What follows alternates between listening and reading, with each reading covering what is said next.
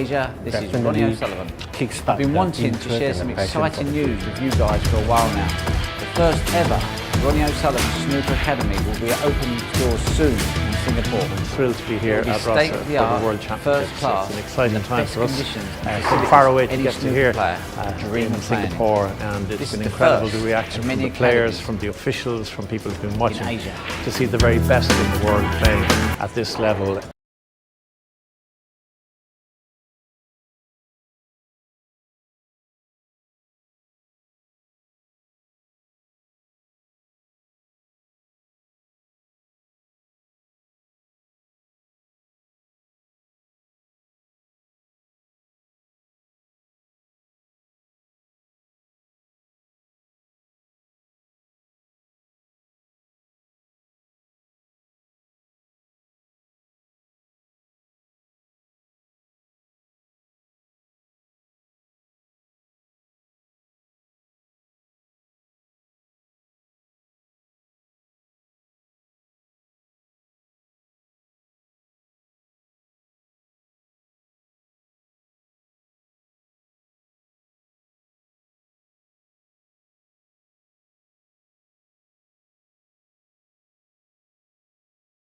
Feels so good from inside. This is the right place to any international tournament can be hosted here. I don't remember being in a better venue than this, honestly.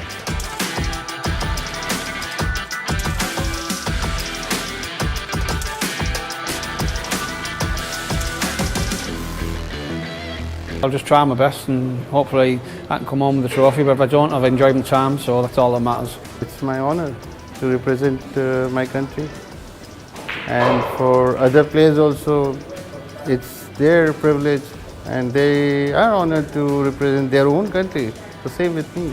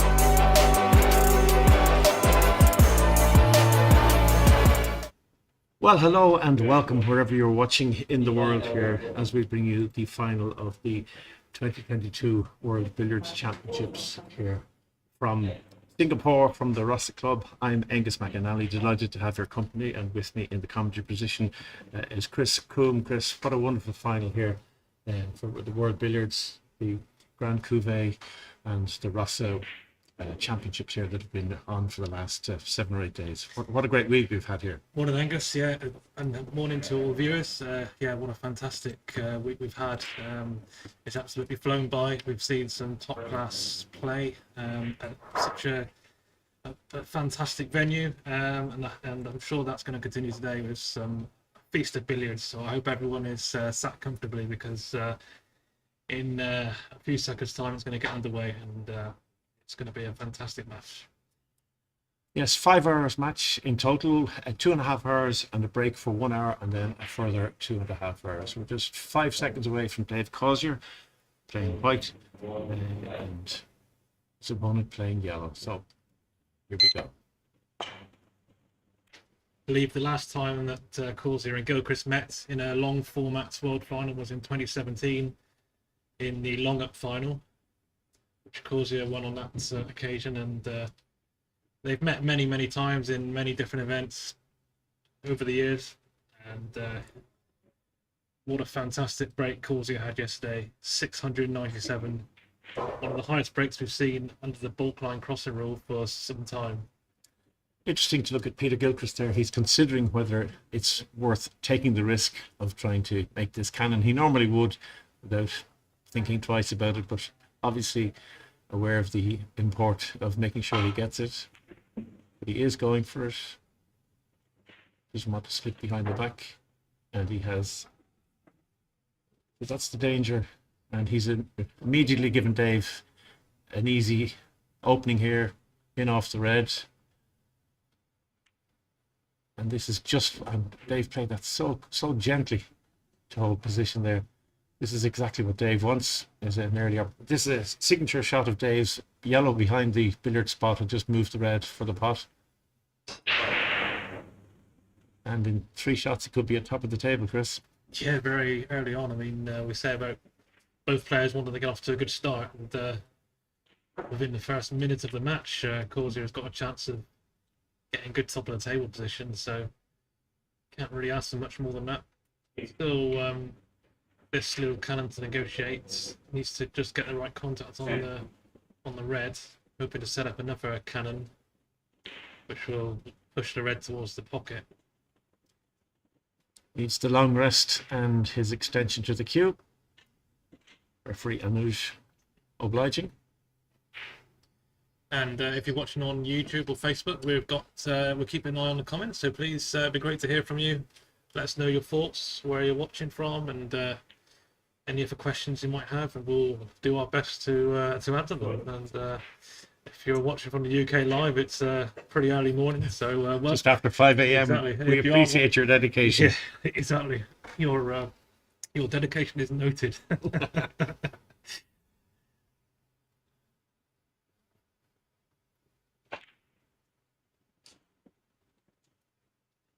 And there's nothing Dave would like more than to knock in a century or a double here. He continues from where he left off last night. This would be a perfect opportunity. It was interesting just to watch Peter slightly hesitating just for a nanosecond as to whether to try and play the pot yellow, pot white, rather than go for the cannon. And in fairness, a little unlucky just to come right round the edge. And if you're watching the semi-finals yesterday, you will probably have noted that Causier did play on this table in the semi-final as number 1 seed during the group stages. Following the group stages, he has the he's earned the right to play on this table in his semi-final match. Gilchrist played his quarter-final on this table, and it'd be interesting to see whether that's is a slight advantage. I mean, the tables are as close to identical as you're going to get, really, but I'm sure having finished that match with that big break, he must be feeling good about it. And now a chance for Dave to send the yellow off the side cushion in behind the billiard spot and just move the red ever so slightly. Get them together for perfect top. Doesn't want to cover. A little bit covered there so I can go left-hand side off the yellow and onto the cush. I was able to go cushion first. So this is a tough red now, just not as easy as you might think just cutting back, not exactly a blind pocket, Chris, but the care and attention needed on this pot is huge. Yeah, you've got to be so accurate. And any contact with the first jaw or a slight graze into the top cushion normally means that it hangs in the pocket.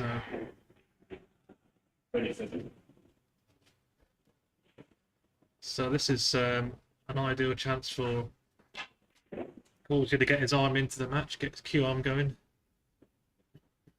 Be interesting to see if we see a lot of postman's knock in this match, because the 6-9-7 break that we were talking about from Causier yesterday did feature a lot of that style at the top of the table.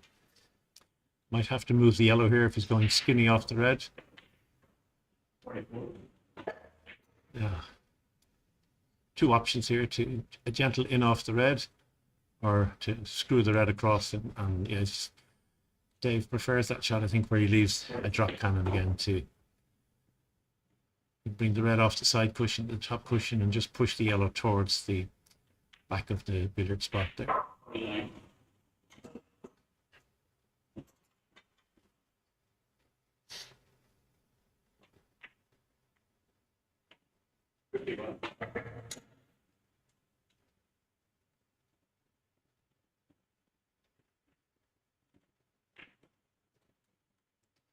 And he's set up a little, what we call a mini drop cannon here. I think he's not quite gone far enough looking at this camera angle. He wanted to be a bit further to the left as we look, and that would have enabled him to play a yellow to red cannon. He's just trying to pop the red and screw back to set up that angle now. He can get the cannon easily enough, but he may not be able to push the yellow exactly where he wants it. Had to play a pot and a cannon as well there. That was a second pot off the spot, but because he got a cannon at the same time, the red stays on the spot.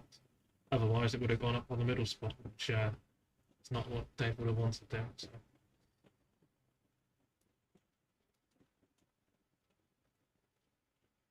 And it's worth remembering that Peter Gilchrist has had one shot so far in this match.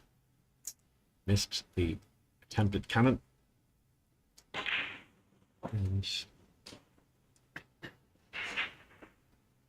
And this is Causier's first visit to the table, so I know it's a long way to go, a 5-hour match, of course, but this is already going to give Dave some confidence as he gets going, and he's already pretty confident as it is going into this match, but so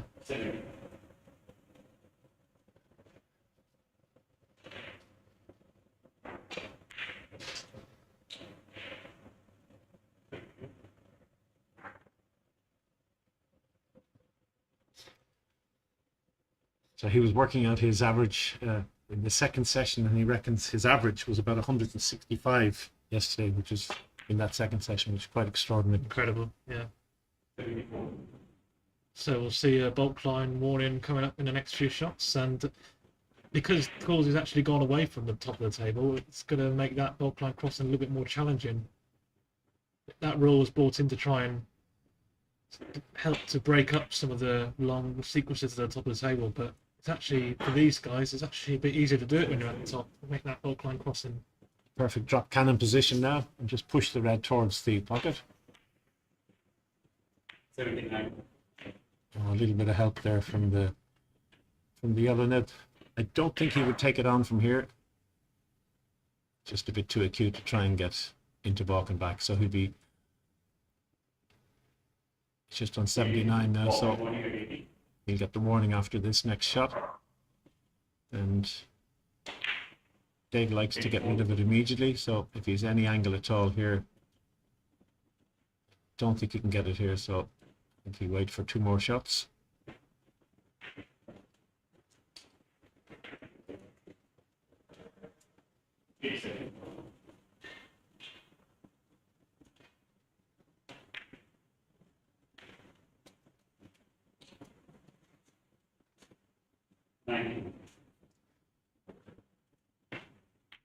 And again, that trademark shot, bringing the yellow back towards the billiard spot.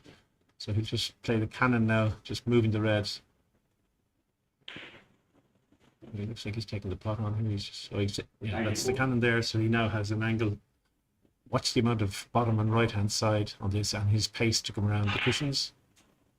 Doesn't want to giant. Oh, that's not what he wanted.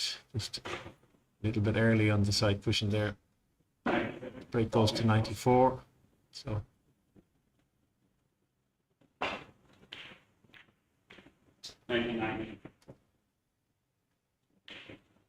we've spoken many times, Chris, about Dave's ability to recover the situation, and that's certainly going to be tested here now. Yeah, he just pulls out so many recovery shots, and he's looking to pot red now, and then he was also looking at to go half ball off the red and cannon onto the yellow. Even the speed at which he sees the recovery shots is just it's remarkable, really. But, so the break crosses 100, 101, so the first three-figure break of the match. It's taken 10 minutes, slow by his standards. And now wanted to leave the drop just a bit wide for that, so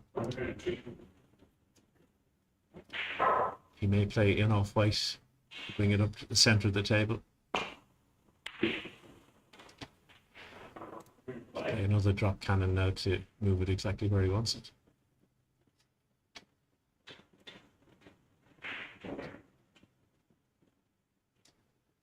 So wanting to push the red down towards the right-hand corner pocket as we look at it. It's gone a little bit far, but he can screw in off. Bottom and left-hand side. Doesn't want this red to go too far. He's going to hit the gunk. Oh, he's got... Now, he didn't want that pot. This looks very narrow, actually, and he's got to get lots of left-hand side, check side to help narrow this angle even further. Plenty of drag. And that was really quite a lot of check side needed and a thick contact, but nevertheless a great start there for Dave Causier. I'm sure he wouldn't argue with that at all. 100 break first visit. Not the best lead for Peter now, because he's faced with a screw into the left-hand centre pocket, which is tough when he hasn't had the arm flexing at all. May just pot white and play safe off the red. I'm just playing safety. Yep, he realises that Dave's in top form, and I think Dave may just leave the white where the yellow is and push the yellow to the middle of the table.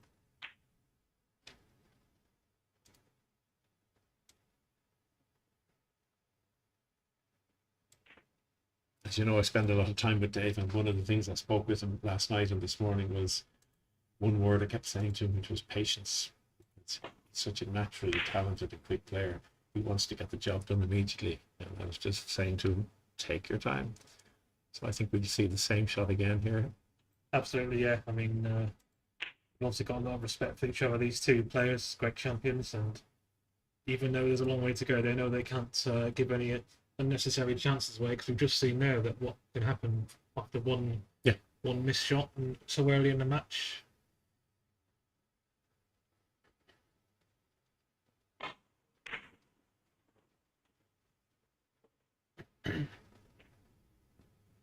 It's always interesting, these safety exchanges, who goes for the first attempt at a cannon, or normally it's a cannon.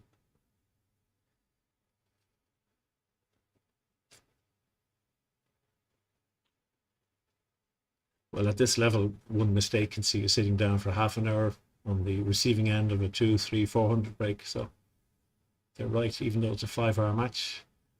But what actually they'd be trying to do is to play an aggressive safety, leaving the ball safety, but dangling sort of a carrot there as to, is it worth one little safety? And Dave staying to the game plan at the moment.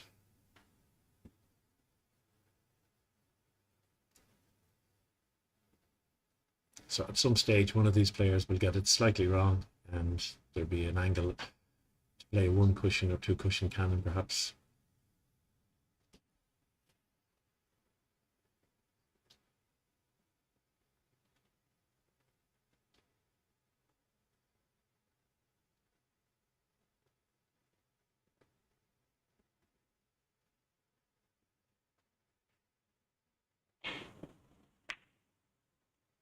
A bit like snooker, when players looking to put the cue ball in the most difficult position for their opponent. I think Peter was just weighing up there, and instead of just rolling full ball onto Dave's cue ball, just trying to see how he can actually put him in a little bit of an awkward spot. So almost forcing Dave to attempt the cannon, and that's a great shot. But Now, if he gets the yellow out, he can rescue it out of balk. But there's a couple of factors really on those type of cannons. It's not just getting the shots, but Peter knows that position for Dave, if he did get it, was never guaranteed. But as you said, a difficult part in the middle here. But if he can get it and possibly leaving enough yellow in a few shots' time, then it could be another opportunity for Causier. well, he's held it nicely on the half ball line, so he can play the gentle in off to the right corner and just bring the red up to the centre of the table. That half ball line, as you say, is the imaginary line from the red spots to the middle pocket. And if the cupid's on that line with the red on the spot, then you've got a natural half ball and off with both centre striking. So if you've not tried that before, set it up and have a go at it. But Dave attempting the cannon, the red's not gone far enough for the off, so having a go at the all-round cannon, great shot. Be disappointed now that the yellow has gone forward, but he may be able to just get the stone cannon out. Just missed it. Has he Well, fluked? it's not finished Has he yet. fluked it off? He has, and that could be a turning point even at this early stage. Well, yeah, not just got the fluked off, but actually set up enough yellow to continue with. So that's the thing at this level, and it's not just the shots, but it's what it leads to, and that certainly is the case here. Nice drop cannon, yellow behind the billiard spot, red towards the corner pocket, and off he goes again. 16. And I mean, certainly Peter won't be worrying at all at this stage because he knows full well what Dave is capable of. But I think that Peter certainly just wants to get to the table and get a chance. But he could be a fair bit behind when he does get that opportunity. 21. And both players are fully aware that over a 5-hour match, the run will ebb and flow. So you might be lucky on 1 or 2 shots, and it will balance out. I always get annoyed when I see players who feel that the world owes them a living when they get rid of bad luck. And just in the background now on the other table, you can see the John Roberts Trophy, which is that magnificent trophy that the players are playing for here. It's such a huge amount of history, dates back to 1870, the oldest World Championship trophy in any sport. And it's just a magnificent trophy, and I'm sure both players would really love to have their name on it for this year. 33. Well, our commentary team this year is truly multicultural and multinational. I'm going to make way for Mr. Peter Tankard all the way from Australia to join Chris. Thank you, Angus. Thank you, Angus. Morning, Peter. How are you doing? Well, Chris, how are you? Yeah, it's very good. This Very should be a exciting. great match, shouldn't it? Exciting to be at this stage and after what's been a great few days of billiards, isn't it? Yeah. Fair to say that it's all gone pretty much according to plan in terms of the seedings. Peter, the reigning world champion. David, the world number 1. Nobody was anticipating a final that didn't involve both of these guys.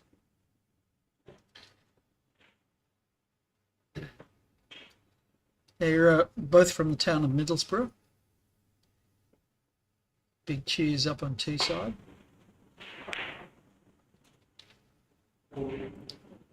But there's a little bit of age difference between them. I think David is about 6 years younger than Peter, so late 40s now.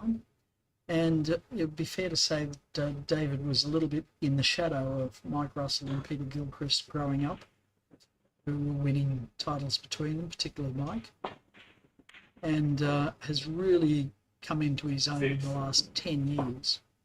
It's funny to talk about a sport where you come into your own 20 years after you started playing.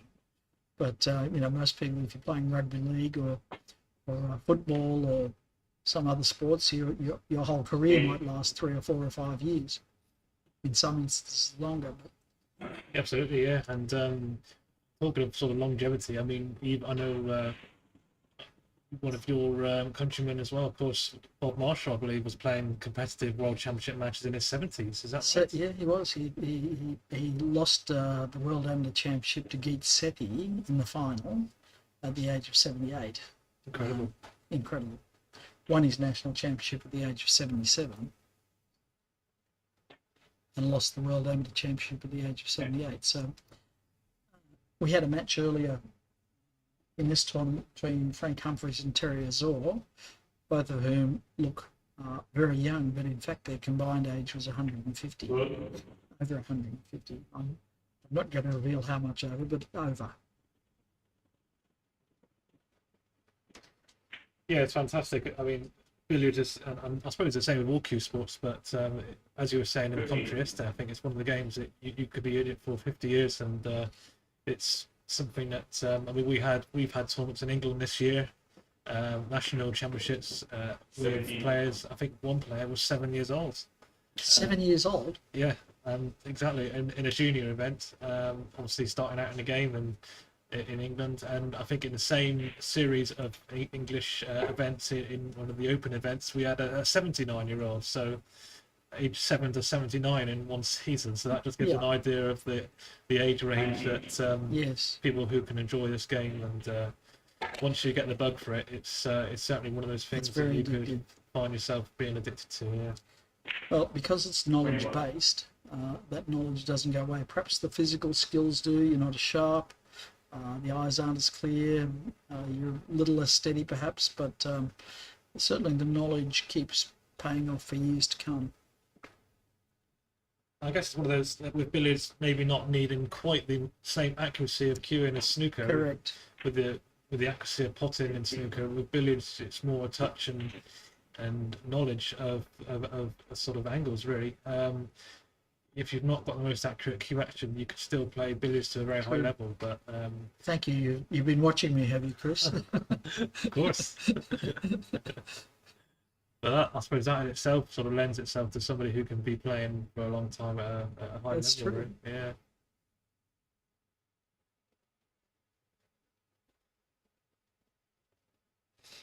So left-hand side on this to bring it back. Needs the red to come all the way around, but got tangled in the jaws. It's okay, he's got a bit of a saver on the white, but needs to create a cannon angle after this. And if Peter Gilchrist wins this match, not only does he defend his title, but I believe he also goes to world number 1. So that's Okay, a little bit on the line here then. £5,000 to the winner. If you're looking to make a living at this, think again. £5,000. If you worked it out on an hourly basis for the amount of practice time that you have to put in, you'd be better staying home and watching TV.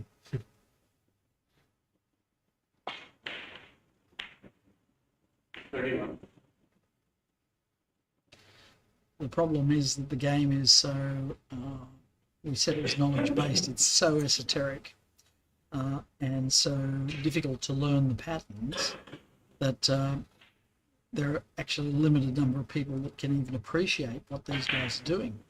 So that being the case, it's not really going to have a big television audience or spectator base, but certainly the people that play it just adore it. It's a player's game, not a watcher's game. So thank you to those of you who are actually watching. Yeah, it's not sort of, I suppose, for cue sports, perhaps like pool, maybe it's a bit more obvious to the viewer. Yeah, you can follow what's going on. I mean, pool, they actually put numbers on the balls and you say, well, this is the order you hit them in. I mean, you don't have to figure a thing out. In snooker, pretty soon you can learn the values and the patterns in snooker. But here, it's a big empty table with 3 52mm balls occupying 72 square feet of space. He says, proving that he can speak both imperial and metric.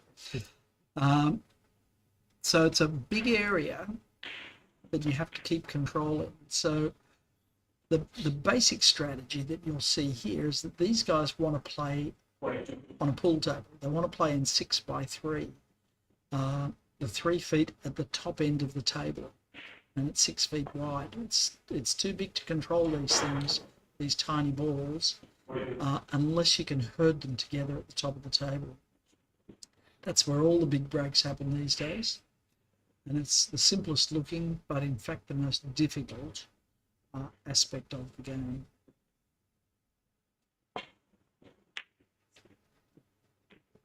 46. So you see these gentle shots that just group the balls together this end of the table.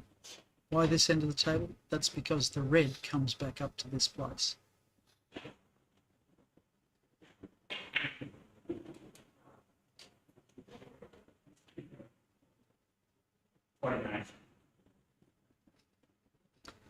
Yes, congratulations to Anuj, his first World Championship final. And he was very excited, Chris, at the prospect of being the youngest referee ever to referee a World Championship final. But then I mentioned to him, well, I don't think you'll beat my co-commentator here, Chris Coon, who refereed his first final at the age of 21. Yeah, and I think he's top class referee, isn't he? And we're certainly in the top two, so at least you were very kind to him. We're flying for the younger refs. you were very kind to him, but he was quite crestfallen when he realised that you'd actually refereed a match as a child. Yeah. Oh, he's a great guy. That's okay. He's got the cannon angle. He might not have had it, but he does have it. So he's still got to play this with a lot of control. So Peter likes to hit this low with drag, so he hits it firmly, but the ball decelerates on the way. That helps it hold the line. 62. Lovely control over that distance. Might just be able to get a thin cannon here because he doesn't really want to be taking this red on if he can help it. Hell no. He doesn't want to move the white too far either, so thin little cannon there. Don't drop. Leave the red over. That's okay. But even this one, you can sit. Look at the attention that he's paying to this. Now, in your club table, you just bang that in and not think twice about it. But this is missable. Okay, in tight now. He's got the balls grouped together tight. So he'd be expecting to put something together here.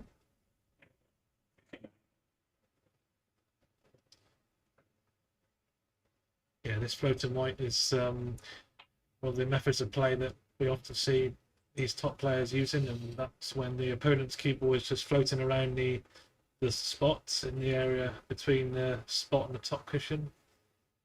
And there's a lot of little recovery shots that may not even seem obvious, but little touches aside can keep this sequence going. And this is one of them. So the gentlest possible little stun shot there to widen the angle.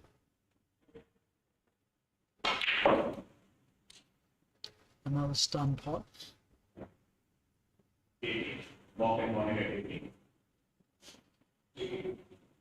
You could screw back here and leave a cannon underneath to go underneath the whites, or you could stun up. I think a few different options there, really. Yeah, that was a perfect shot. And I think that's one of the shots that I think Peter was talking to one of the other players about. That angle was precisely he can either, like I say, screw back as he's done to leave this recovery cannon, or he could have potted it and ran it to the other side. So we've got plenty of options. So did you see the check side on that ball? Ever so gentle, but it turned the yellow ball on top cushion so that it made a good connection with the white ball, which is now just below the spot. So this must be a balk line crossing. Breaks on 85. So that was a balk line crossing there. So he set that up to create a wider angle than usual, and he's still got them tight. So red cushion white here.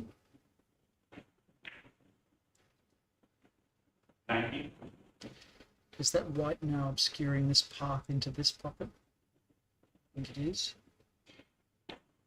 Yeah, the balk line crossing rule, for those that are maybe not familiar, is in World Championship events, it's the rule that's applied where the player has to cross the balk line of their cue ball between 80 and 100 points in every 100 break. So between 80 and 100, 180 and 200, 280 and 300, and so on. Just to try and add an extra element, really, because these players can be rooted at the top of the table for long periods. So that's why that was brought in, really. Yes, I was rooted on a couple of these tables earlier this week. We've got a question from James Brinson. Hello from Lincoln City, Oregon. Welcome, Americans. I'm new to this form of is this a billiards table or a snooker table? Well, it's a billiards table, but here's the thing. Snooker is played on a billiards table. Billiards predates snooker and was invented afterwards by about 50 years. So this table already existed for this game before snooker was invented. But snooker caught on largely because this is so difficult to follow and esoteric. Snooker was much more obvious how to learn how to play and focused on the one skill set of rate cueing. There's no doubt that the snooker players amongst all the cue sports disciplines have the best and most accurate cueing. Pool players typically more creative, using more bank shots, more doubles, more kicks. Billiards players usually made eccentrics. We welcome eccentrics, by the way. More the better. It's interesting. There's not been many players really over the years that have played at a really high level of snooker and billiards at the same time, is it? I mean, Robbie Joe Polgari Davis, springs to mind. In the modern era, Robbie is perhaps one of the few that's won a ranking tournament in snooker. And in fact, and here's an interesting fact about Robbie, is the reigning USSR snooker champion. Why? Because they dissolved the USSR after Robbie played there. Not because he played there, or perhaps it was, I don't know. Not related. not related. But coincidentally, they dissolved the USSR after Robbie played there. Yeah, of course, Joe Davis is from Joe Davis is the another classic. one, and Fred Davis, of course, played in that area, played snooker and billiards Rex at a very Williams. high level. And I'm sure you'll be aware of this, but one of the players, well, probably the player who came the closest to becoming world champion in both sports, snooker and English billiards, who didn't actually achieve that, was Eddie Charlton. Yes, despite Eddie's press, he never won a World Snooker Championship and he never won a World Billiards Championship. He used to claim 63 World Championships, but some of those, and I mean no disrespect to Eddie, or do I, Eddie was always very kind to me growing up, but a lot of the Australian players of the age felt that Eddie was more interested in Eddie than the game.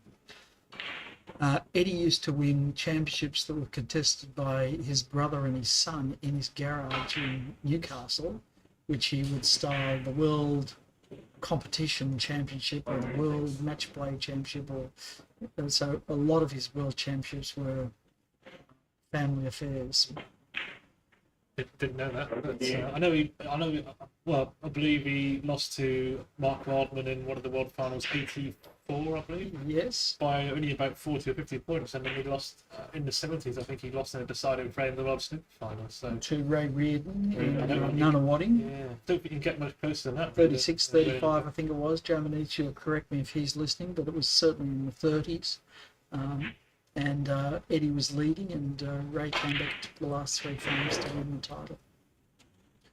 John Squires has tuned in. Morning, John. Great to hear from you. And I know it's pretty early morning in the UK. I think about half five, I believe. So good effort for getting up early. And one of our great referees is John, and hopefully we'll see him in one of the forthcoming events soon.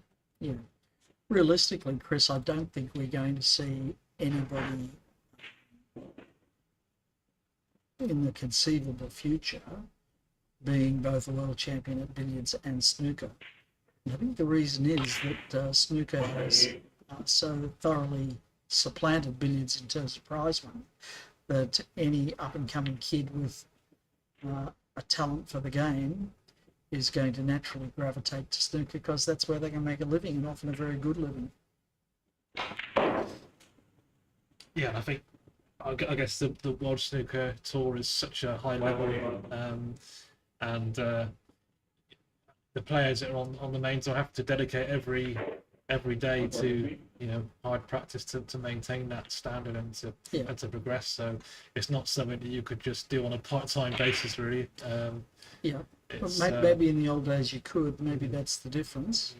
So Peter making a tremendous comeback here, scores almost level now, despite David getting away and then playing a series of cunning safety. Peter's now got the high break of the final with 148.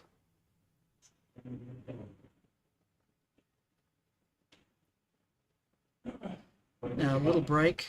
This is wise on Peter's part. I'm not sure whether we're stopping the clock or whether we're just cleaning the balls.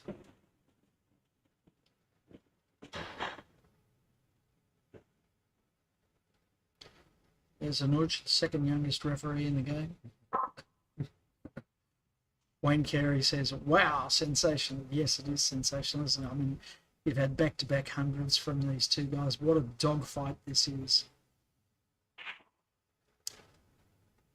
Two of the modern masters that you're looking at. We've got great players from the past, but these are two of the modern masters. Peter Gilchrist, of course, holds the current world record break under the current rules, 1,346, which he made in New Zealand in 2007. Hamilton, New Zealand. And I played on that table about 6 weeks ago, Chris, and it's a nightmare. I don't know how he made 100 on it, to be honest.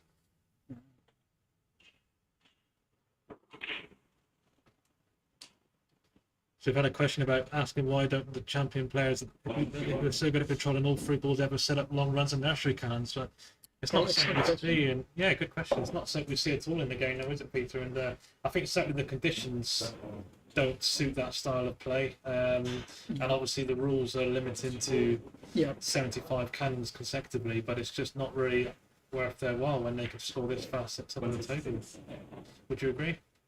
I do agree, but I think also since that change in the rules, and the rules were set to limit what they called the Big Four back in the 1930s. Walter Lindrum, of course, but Clark McConaughey from New Zealand, Tom Newman and Joe Davis were all masters of nursery cannons, something that they imported from the continental game, from the pocketless tables, which is where it's the only form of scoring you can imagine. If there are no pockets on the table, you can forget pots and in-offs. So it was entirely a cannon game. So those guys became absolute masters of that. But our tables are more difficult to play nursery cannons on. There are a couple of reasons for that. Firstly, we've got pockets. They get in the way. We've got rounded corners in the pockets. So you've got to calculate the rounds off that. Thirdly, and perhaps most importantly, we have a square face on our cushions.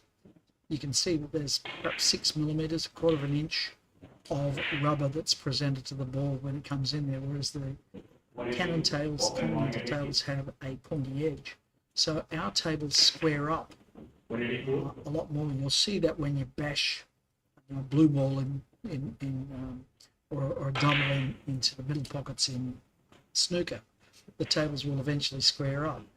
When you are playing the nursery cannon game, you want a truer bounce than our cushions typically give.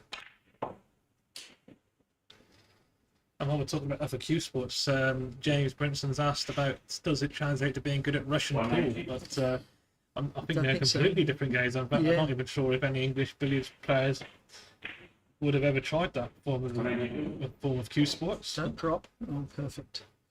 Russian pool has the tightest pockets of any cue sport. The ball barely fits in, and you have to be. Now that's the second balk line crossing. Breaks at 192, comes down. Now he's played that the way Sawyer plays. Didn't attempt to get all the way back down again. Just attempted to get on the right side of the table. The correct side of the table, I mean. No, I don't think the skill set translates to Russian pool. 197. So this break approaching 200 now, and it's a good response to Causier's earlier 100 break. But this one's tough. Now this is a pot along the rail. I don't know whether he'll take it on and play the run through or the screw cannon.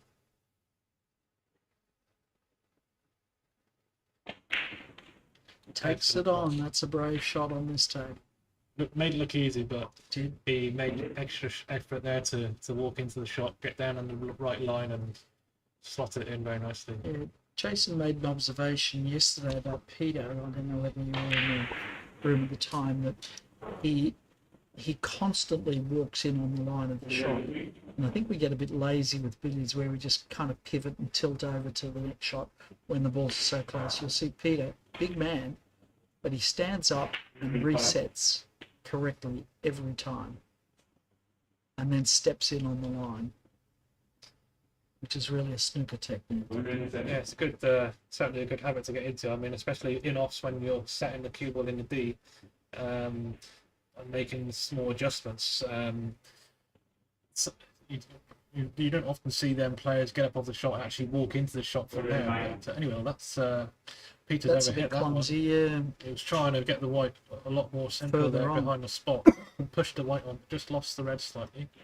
So red cushion white here. I think he can. Is he going to play a delicate screw? I think he can hold the red out of block.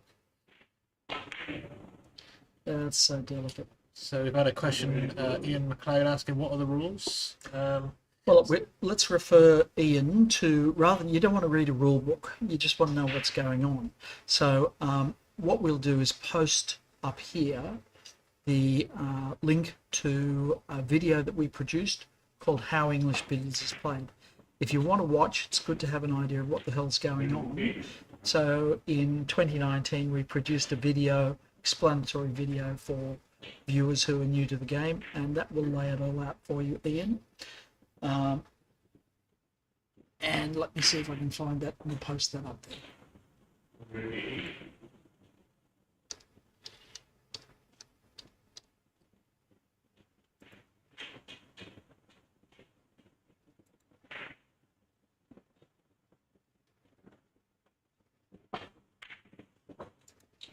So Peter Gilchrist just playing some in-off reds here, just trying to bring the red back far enough for a pot in the middle. He knows he's got the whites in the right place for top of the table play, but just asking for the ball to be cleaned here. Just maybe spotted a bit of chalk.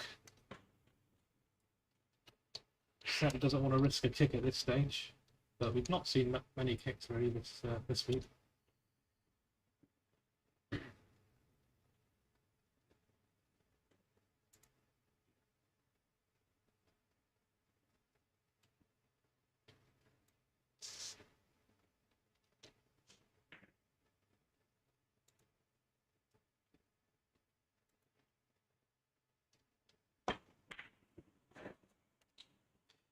Okay, we've just posted the link to the YouTube video on How English Billiards is Played. This is a 5-hour match.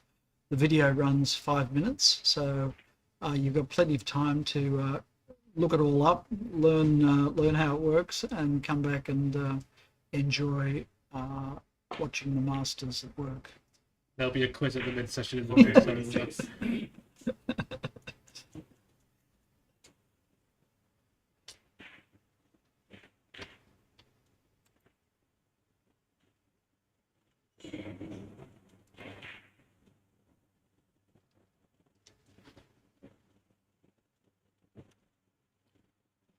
Okay, we've posted that to both the Rossa Facebook feed and also the World Billiards YouTube feed. Enjoy.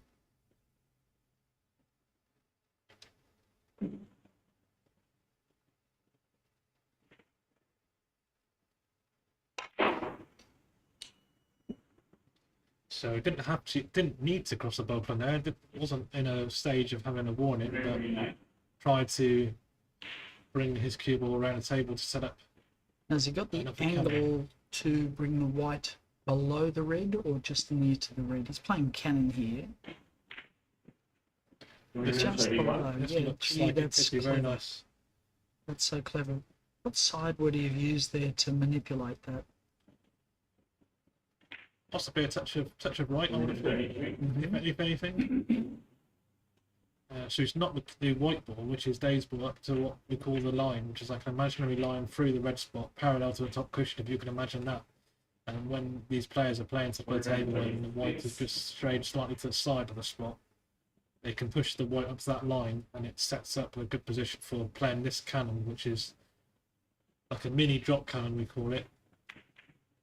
Matt Bolton calls it, I think it's a good name for it, he calls it the correcting cannon. You're correcting the white back behind the spot, so you have to be outside it coming back towards the red to do that. And now a little cannon white to red to push the white back into the perfect position. Watch closely, with the dots on the balls are meant to reveal the secrets of the masters. So watch the subtle spins that are on these balls to both change the line of the pot and change the line of throw of the cue ball, but also to turn it off the cushion. Yeah, I think the balls were introduced about 10 years ago now, and 2012. 2012, I believe, yeah.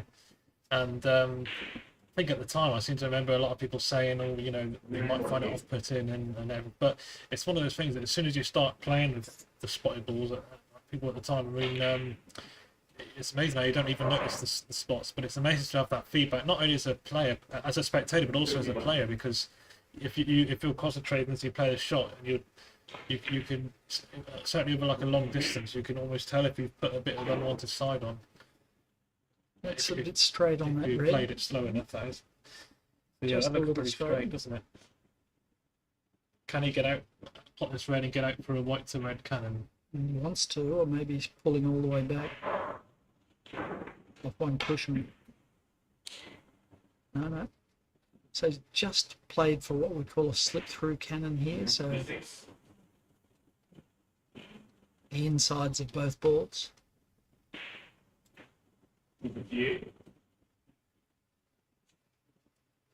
John Metcalf finally got to work so I can watch in peace. I want your job, John.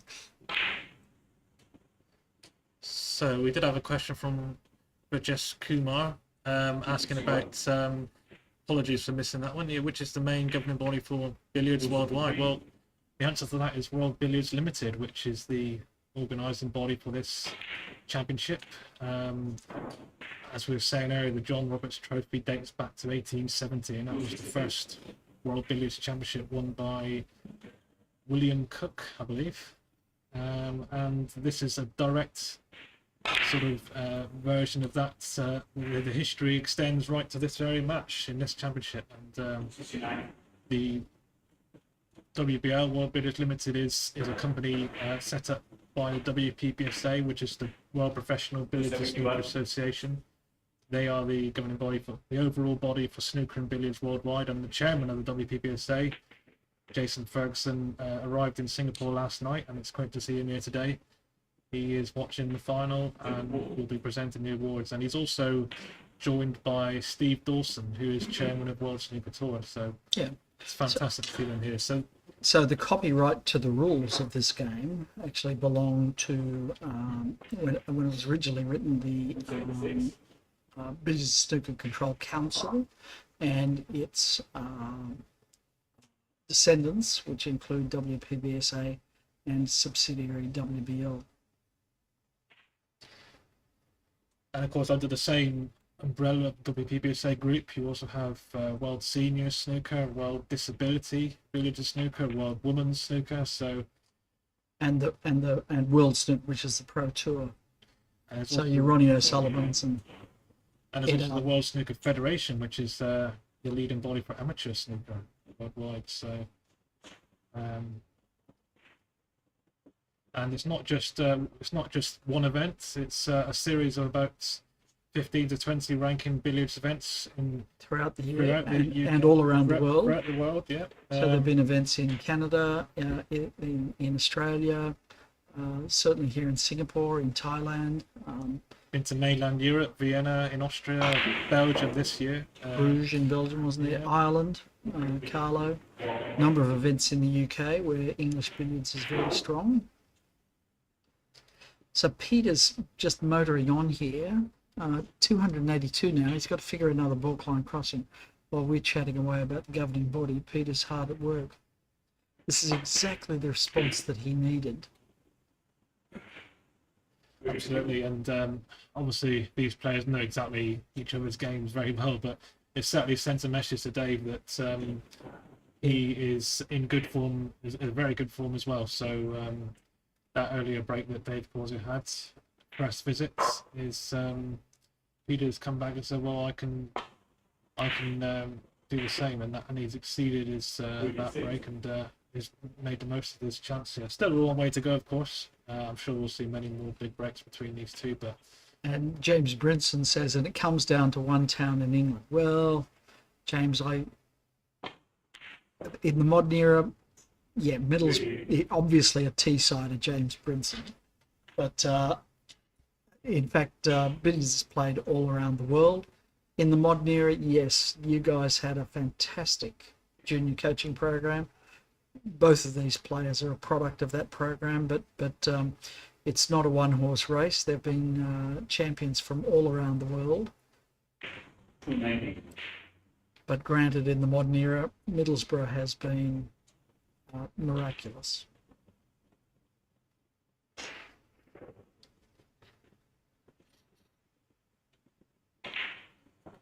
Yeah, it's incredible, really, when you think the amount of players, top-class players that come out that of the boys' Billiards League, and It's crazy. it's crazy. and I believe the volunteers at the time just gave up their hours to provide coaching to the young players, and it's just produced a whole list of top-class players and who've gone on to become world champions. And what a great legacy for the game that was.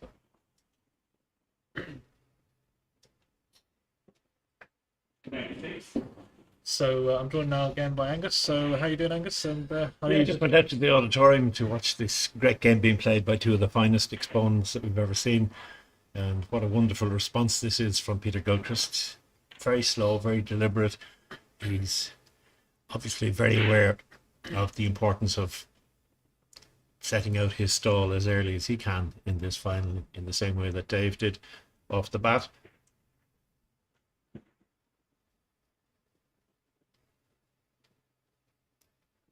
Looks to be slightly off the half-ball line there. Just wondering about, does he need to play a bit of...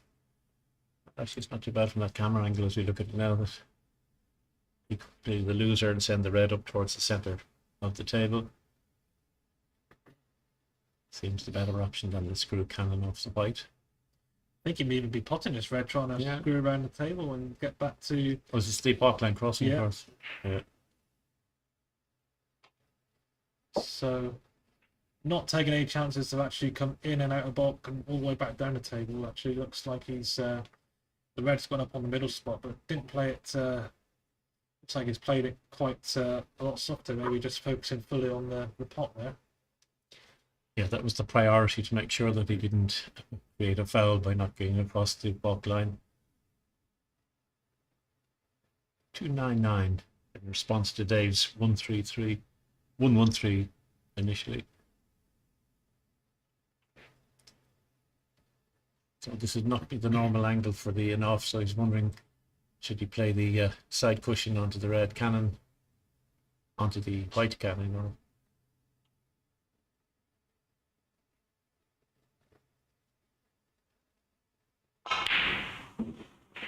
That's where he's gone. Trusting to fate a little bit as to what he's left with. It's a kind of a lineup now. Has he got a... Don't think he can get in off the white. Would need very accurate cueing if he's to play the run through off the white here. So break goes to 301. Decision time for Peter Gilchrist.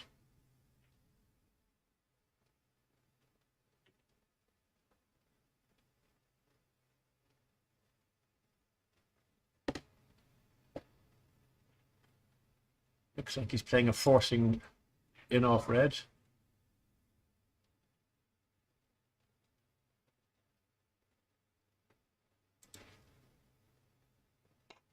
And I think the in off red was the intended target, but he managed to get the pot. So we're 53 minutes into this first session. The countdown clock is just in the corner of the screen there by the banners if you've not noticed it, and that gives you an idea of the clock. There's 2 sessions of 2.5 hours and 1 hour 35 minutes approximately in this session to go.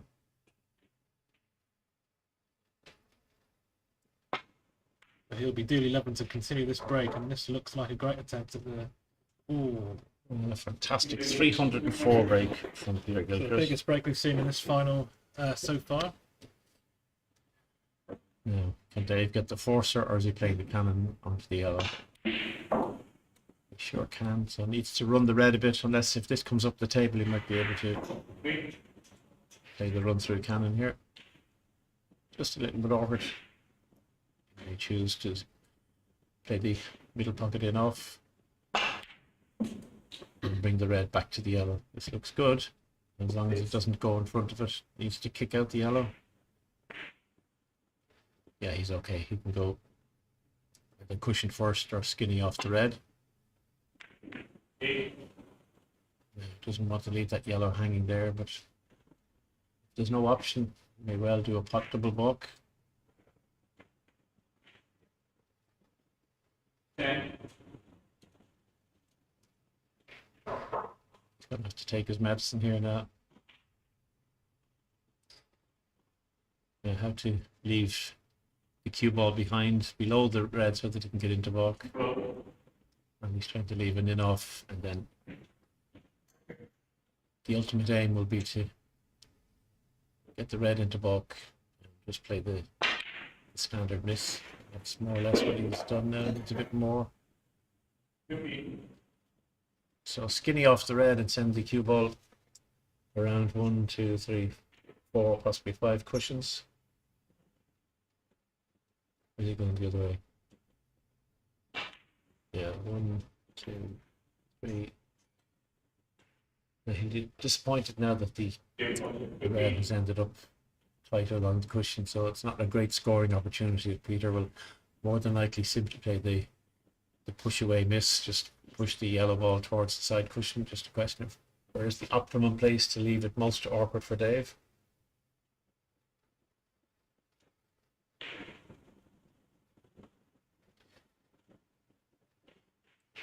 Yeah, like I say, no benefit in Peter attempting to disturb these balls because he knows that Dave has not got a very good opening on the red. So a miss, and this is allowed in billiards when you're in a position when you're in hand with no balls out of bulk. You can just play a miss to the side cushion, or to any cushion really. Normally it's the side cushion that's 2 points to Dave, but he has to play from that position. So.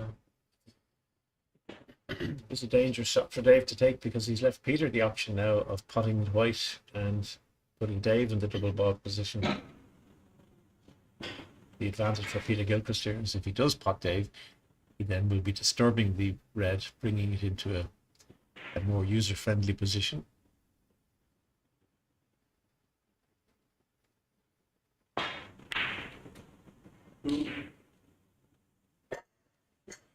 So depending on the leave, will Dave be tempted to try and do a swashbuckling rescue shot? In this shot, Peter's not simply just attempted to hit the red, leave him anywhere behind the bulk line. He's actually playing this in order to try and leave a shot off the red, and that it's not easier with that pace.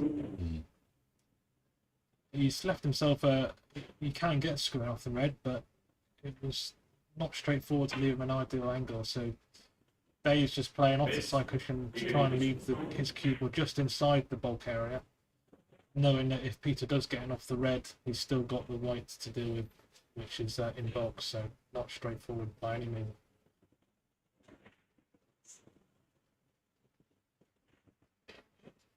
A lot of screw on left hand side if he's trying to go in off here into the corner pocket.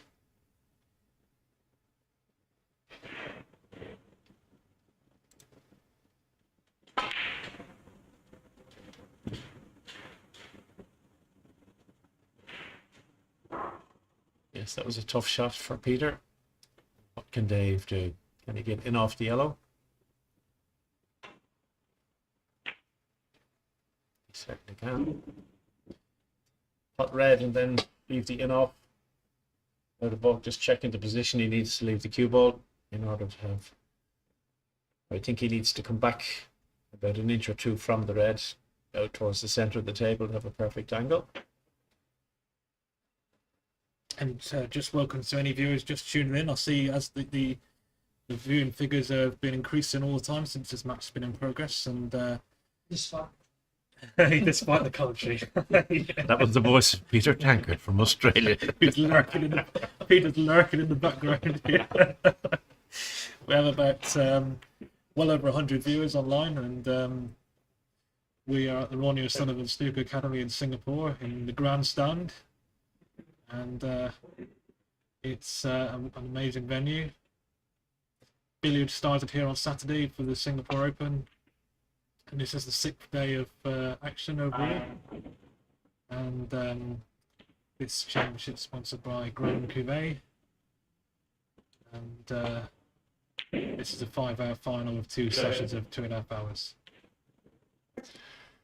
So Dave will be playing a little drag shot with right hand side just to get the cannon on the yellow without disturbing the red too much.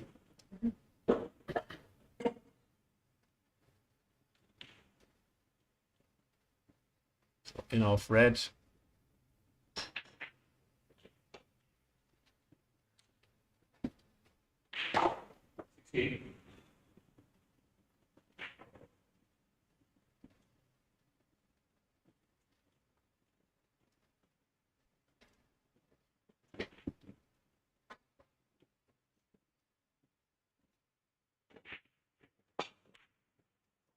So Peter Tankard, this is important now for Dave, having sat out for the best part of 25 minutes, Yes. very patiently, in a very good place, very silent in his chair, eyes closed.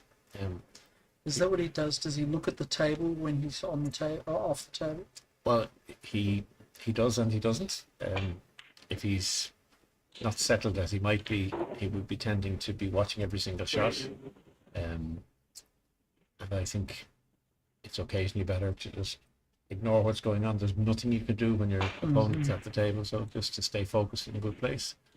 I remember playing against the great Gig Sethi in 2012, and on the very few occasions when Gig wasn't at the table, and that wasn't often, where he was forced to watch me, he didn't.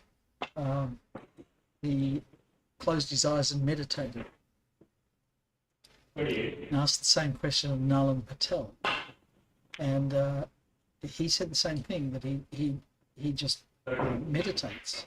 In fact, he meditates on Ganesha, the elephant-headed god, while his opponent's at the table.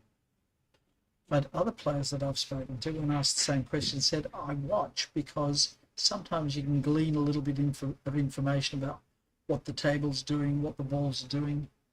I have to say, I always watch because I'm always trying to learn a little bit more, and the best place to learn is while you're playing. That's a miss we weren't expecting, and there was David. Yes, a surprising miss there from Dave. A good opportunity there atop the table, but I noticed that that's 2 drop cannons he's played where he ended up getting a fuller contact on the Yes, red rather hasn't been than quite sending right. it. So just not quite positioned the way he Now, would like it. John Squires is asking, how long is the mid-session break, please? 1 hour, John, and hello to you. Hope you're well. Hope to see you at a Now, tournament soon. Alex K, is any chance you could fix the focus? Well, we think we're transmitting very clearly. In our feed it looks okay, but please Absolutely. tell us, is it just Alex's computer? Perhaps Alex needs to fix his focus. Pags 1955. Is it possible to transfer side from one ball to another? What a very, very interesting question, one which has been a source of debate for a long time in all cue sports. Well, I absolutely believe it is possible, and It it is does, possible. because how often have you seen, particularly in snooker, somebody has a mad bash of the ball, hitting it very, very hard, and the red would go across to a cushion and suddenly check unbelievably, and that is the transferred side. And it does transfer because when in billiards, when you're playing the drop cannon, you can put running side on your cue ball so that the object ball will release from the cushion with a bit of running side itself. So it does have. I absolutely believe that it does transfer. Yes. And this is a debate that goes all the way back to 1930, when billiards journalist Riso Levy contended that you couldn't transmit side. And Walter Lindrum, who was the leading player of the day, said, well, you can transmit side. So Riso Levy, to prove his point, employed the new technology at the time of slow motion photography and showed that there wasn't transmitted side that he could detect on the camera. But Walter replied and saying, I care not one jot for what you think. I know that I couldn't play the game unless I was using transmitted side. Now, later on, there's been some more precise measurements of that. And I was of the school that there was no transmitted side until somebody showed me a few videos from Dr. Dave in Colorado, who's a professor of physics using slow motion photography, where that he proved that there was a small amount of transmitted side between the balls. Rajesh Das has been on to say, letting us know that he says the feed is cleaner in the Facebook feed than on the YouTube one. Okay, thank you for that. So the Facebook feed is the Rossa Singapore feed, and the YouTube is the World Billiards YouTube channel. Michael Boyne says YouTube is fine for me. And Bob Jewett makes the point you can easily see transferred side at pool with the striped balls, similarly with the dots that we have on the balls. Bob Jewett, I've met Bob. He might not recall, but I certainly do. It was one of my highlights. He's one of the experts in the American game. In fact, was president of their US Pool Association for many years. One of the most respected voices in the United States on pool and cue sports. And if Bob says it, I believe it.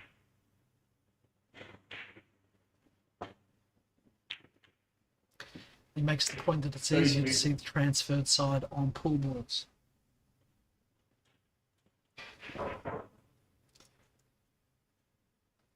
Very hard to tell on snooker balls. It's just they're all the one colour. Bit easier to see on these dotted billiard balls. Peter was just having a look there to see whether he should snick off the side of the white onto the red, but this pot is just slightly harder than he would like, given that he's behind the angle. Just has to be careful because these are unforgiving pockets. If you catch the jaw early, it simply will not go. Yes.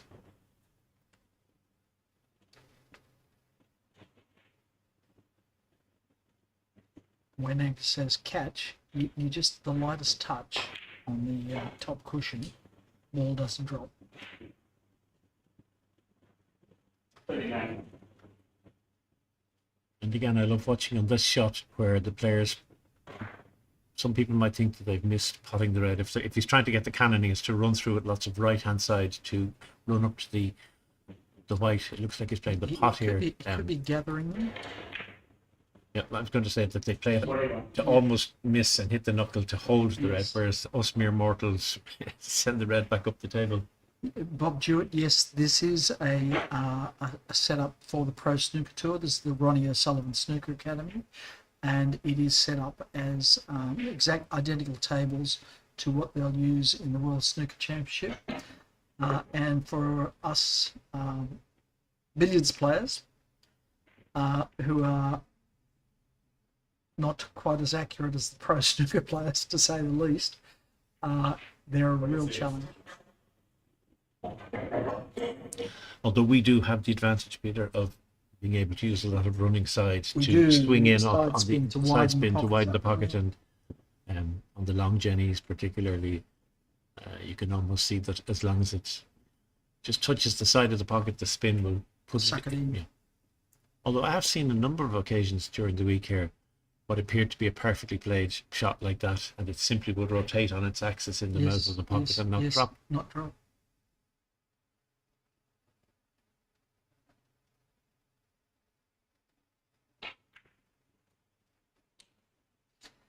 Has he managed to sit the cross loser line, or is he going in off the white? Hard to tell from this angle. Okay,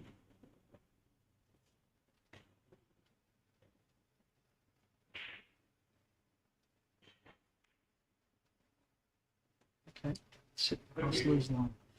So he's left drop cannon coming back or screw cannon into the middle.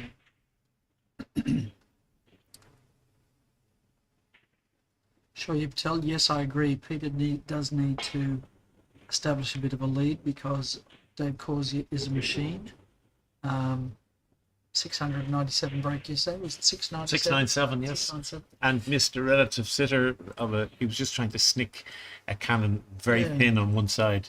But you know, some of those things I'm sure are concentration issues. Like if you've made 697, you've probably been at the table playing consecutive shots for 30, 35 minutes, maybe more. And one lapse in concentration in 35 minutes, and you end up with a miss.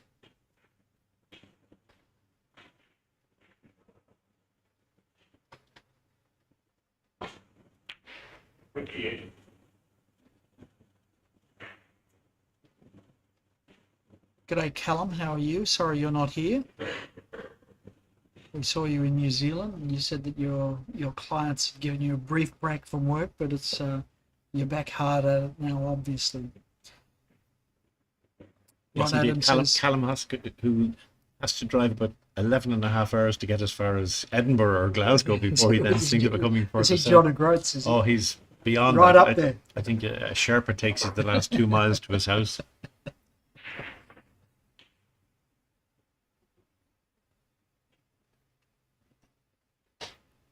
So we're reporting that the Facebook feed is video crisp and clear here. Thank you, Ron Adams. And Charlie Lowe, welcome back. You've been watching this a bit. Great to see you on board. And to Mark and Tracy Hurst, watching from England. Looking forward to seeing them again soon. I think Tracy's losing her touch. I haven't seen any pictures of the food they've been eating out for the last 3 or 4 days. They're the most prolific posters of foodies. Barely with that red. Barely. I jest, of course, Tracy. Looking forward to seeing you at the next tournament.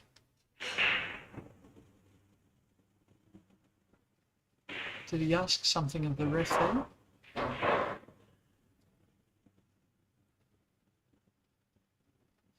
Peter is all business here. Normally, in the round robin matches, certainly, you'll often see Peter joking and clowning around. He is all business today, and he'll have to be. What a wonderful shot that is, but it hasn't left all that much. Yeah, so decision time now. Chip the red for the cannon. Outside of the red, 2 cushion cannon. Don't think he's got much else, unless it's a safety. He'd never take the cross in off the far side middle pocket. I don't know. He was sizing up what looked to be a long Jenny, but I don't think it's on these tables.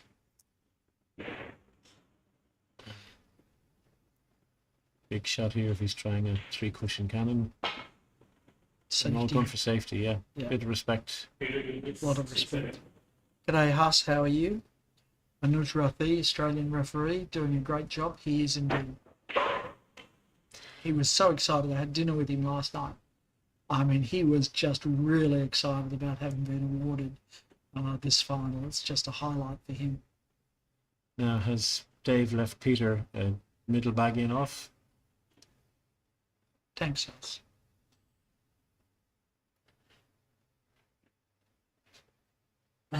It would be Dicky. These middle pockets are even tighter than the corners. I think he's trying it, you know. Oh gosh, that's just wobbled in. That's the shot of the match, in my mind. And now a chance to get the red back in open play, skinny off the red and make the cannon onto the white and push the white down towards the corner pocket. So Angus, you are friend, supporter, mentor, spiritual advisor to Dave Causier. Tell me what's in his head right now. I'll have to say Dave's in a very good place today for the final. He's really up for this. He knows that Peter will be up for it as well, because Peter has been on the receiving end of several beatings from Dave over the last few tournaments. He has. And Peter has a huge amount to prove here on his home territory, his own back garden. You know, normally Peter's had to fly halfway around the world to compete in Europe. So it's very, very important. I mean, I would think that if anything, there is more pressure on Peter today to perform than there is for Dave. Dave, of course, wants to win his 9th world title and will be well up for it. And based on how he was playing yesterday, he knew that he had a very bad first session and a fantastic second session or whatever. So he's well up for this. Yeah, I mean, but both players here are playing absolutely top flight billiards.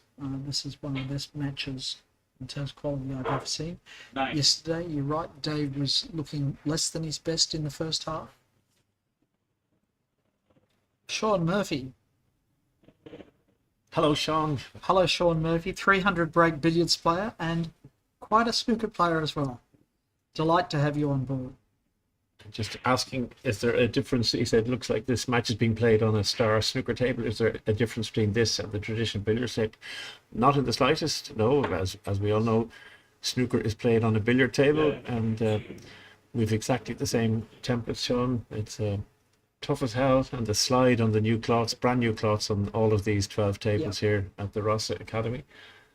And looking forward to enticing Sean to have a game. One of my things I've stated publicly, I'll state it again. Good morning again, Sean. And what we want to see is Causier and Murphy against Gilchrist and Ronnie O'Sullivan. How about that for a match? How would that be? So calling all benefactors, multimillionaires, anybody who would like to sponsor such a match, get in touch with Angus McAnally. WBI, thank you. No, I mean, it should be run as a charity event, shouldn't it? Well, that's a great shot now from Yes. Peter, by the way, leaving himself the perfect drop cannon position. Oh, Actually, that's a great idea, Peter. Yeah. Wouldn't it be lovely yeah, to do it as a charity do it event. as a Angus. charity event? So, yes, Sean, these are pretty much your standard star tables. We haven't changed any of the details for billiards.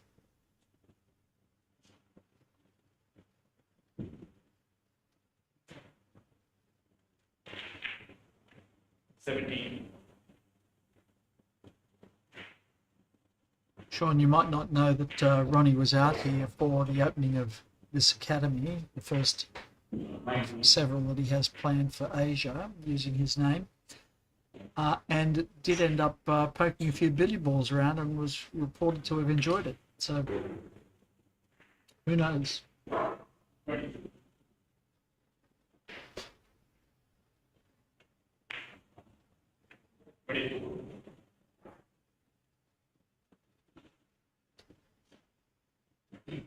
Look at the way Peter steps in there. He's just not sliding across. We all get a bit lazy playing billiards when we're in tight. But every time he stands up, has a look, chalks the cue, and then steps in. Another look. Watch the step. There it is. I think that's a combination of perfect technique and also damage limitation on his very sore back and neck. And Correct. he needs to adopt a perfect posture coming into the ball to minimize the problems that he was having. He's looking to see whether that spot is occupied and whether the ball can be crammed on there. He wants it to be. But if it can't be, he'll have another plan. Come up higher.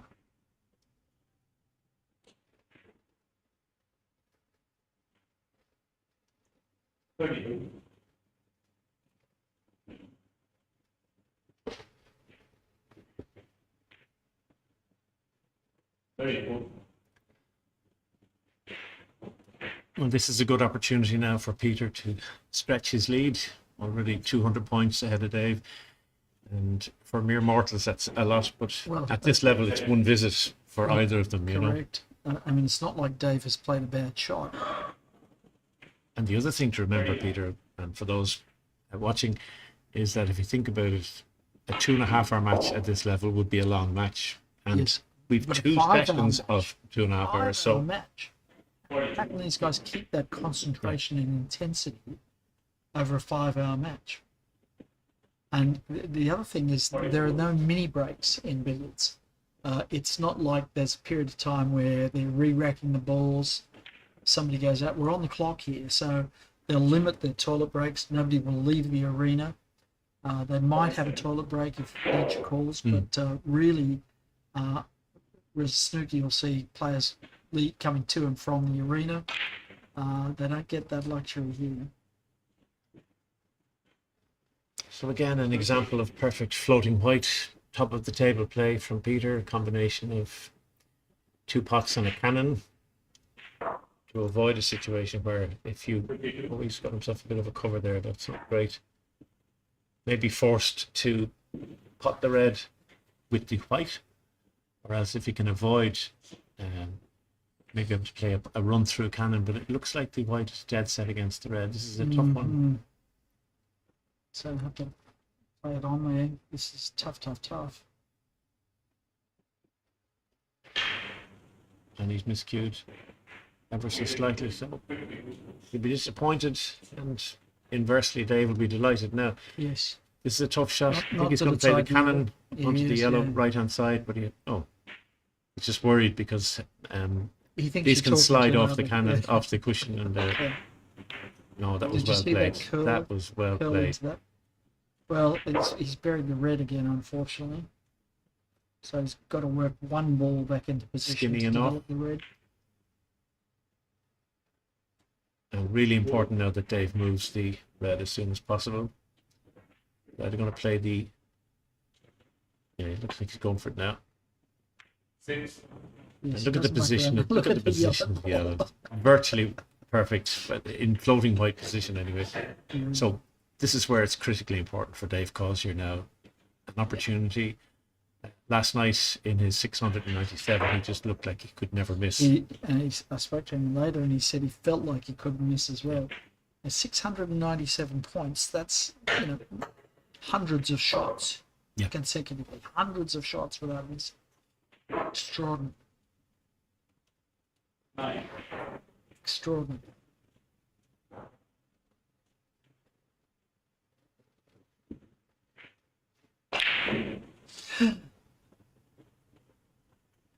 Goodness me, what happened there?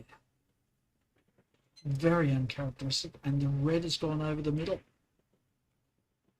It was quite extraordinary. That was extraordinary. I mean, he's just walked out the back there, head in the hands. I don't know what's happened there. Have they had a toilet break? Have they stopped the clock? Well, that isn't where the toilet is. The toilet's up the other direction. Might be the medicine cabinet he's heading to. I don't know. Well, I don't see Peter coming to the table, so No, he's not. So they must have. They've got a break on now. So we'll try and time that break to add it on to the clock. The match clock is still running, I see, but that's not the official clock. You'll see in the background on the table there a yellow screened laptop, which tells us the elapsed time. But the official match clock is actually a little timer sitting near the referee's desk.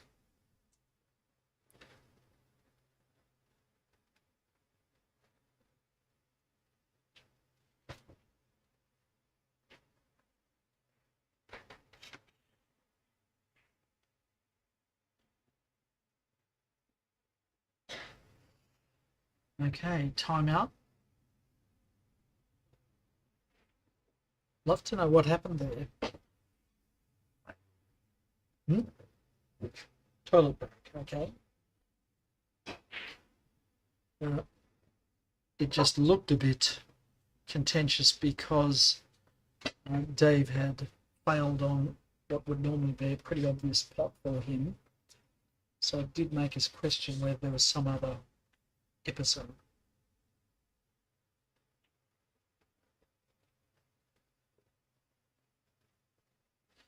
John Metcalf says, despite being a 5-hour match, this is brilliant and tense. Absolutely. Bob Jewett, are the other players required to be present during the other player's turn? It's considered good form if you are, but no, it's not absolutely essential.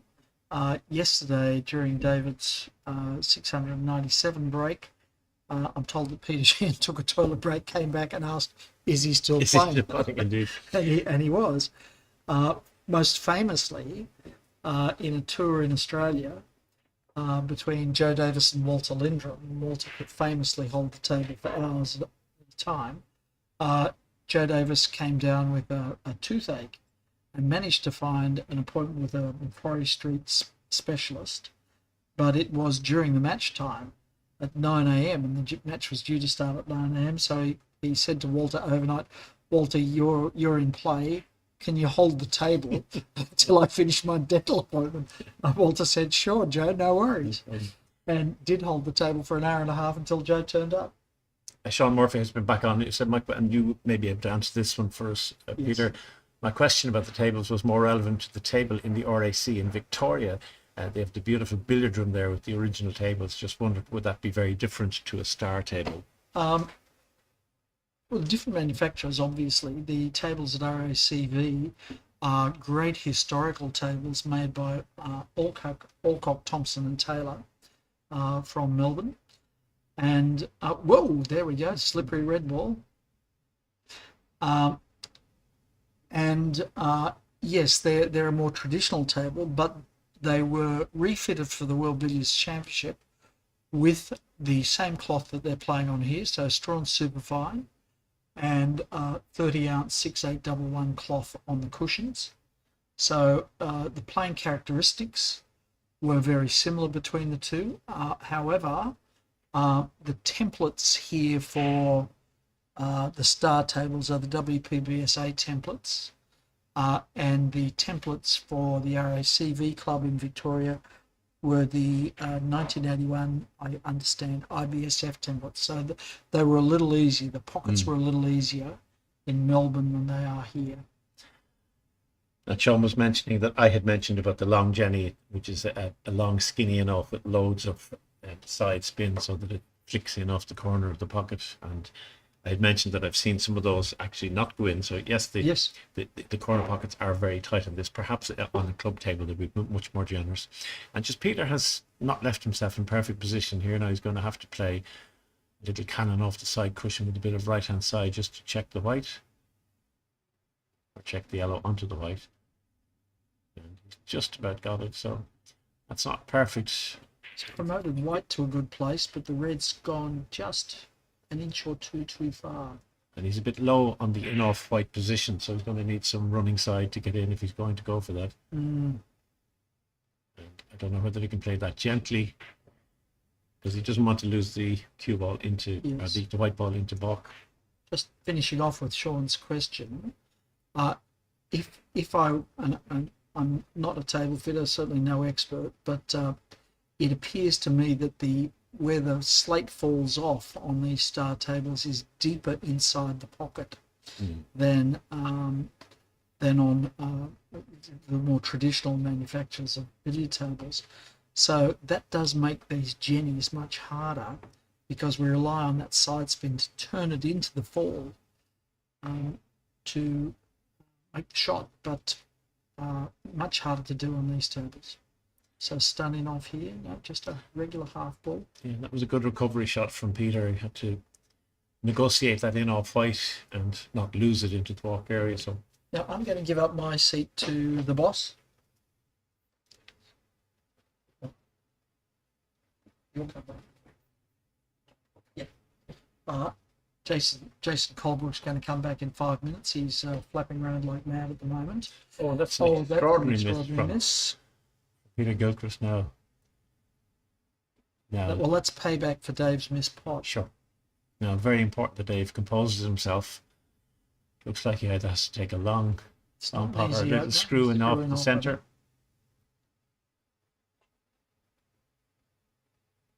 Oh, both. I think he played the 6 shot. Good morning in the UK to Peter Stanier, who has moved to Carlisle in the last year and a half and very active at the wonderful club there. I trust you're well. Nice to have your company. Indeed, everybody who in the northern hemisphere, as you call it, who may have got up early. It's not me, Angus. Everybody calls it the Northern Hemisphere. That's what it's called. Us Irish never get out of there. You need to get out more. The so-called Northern Hemisphere. I love it.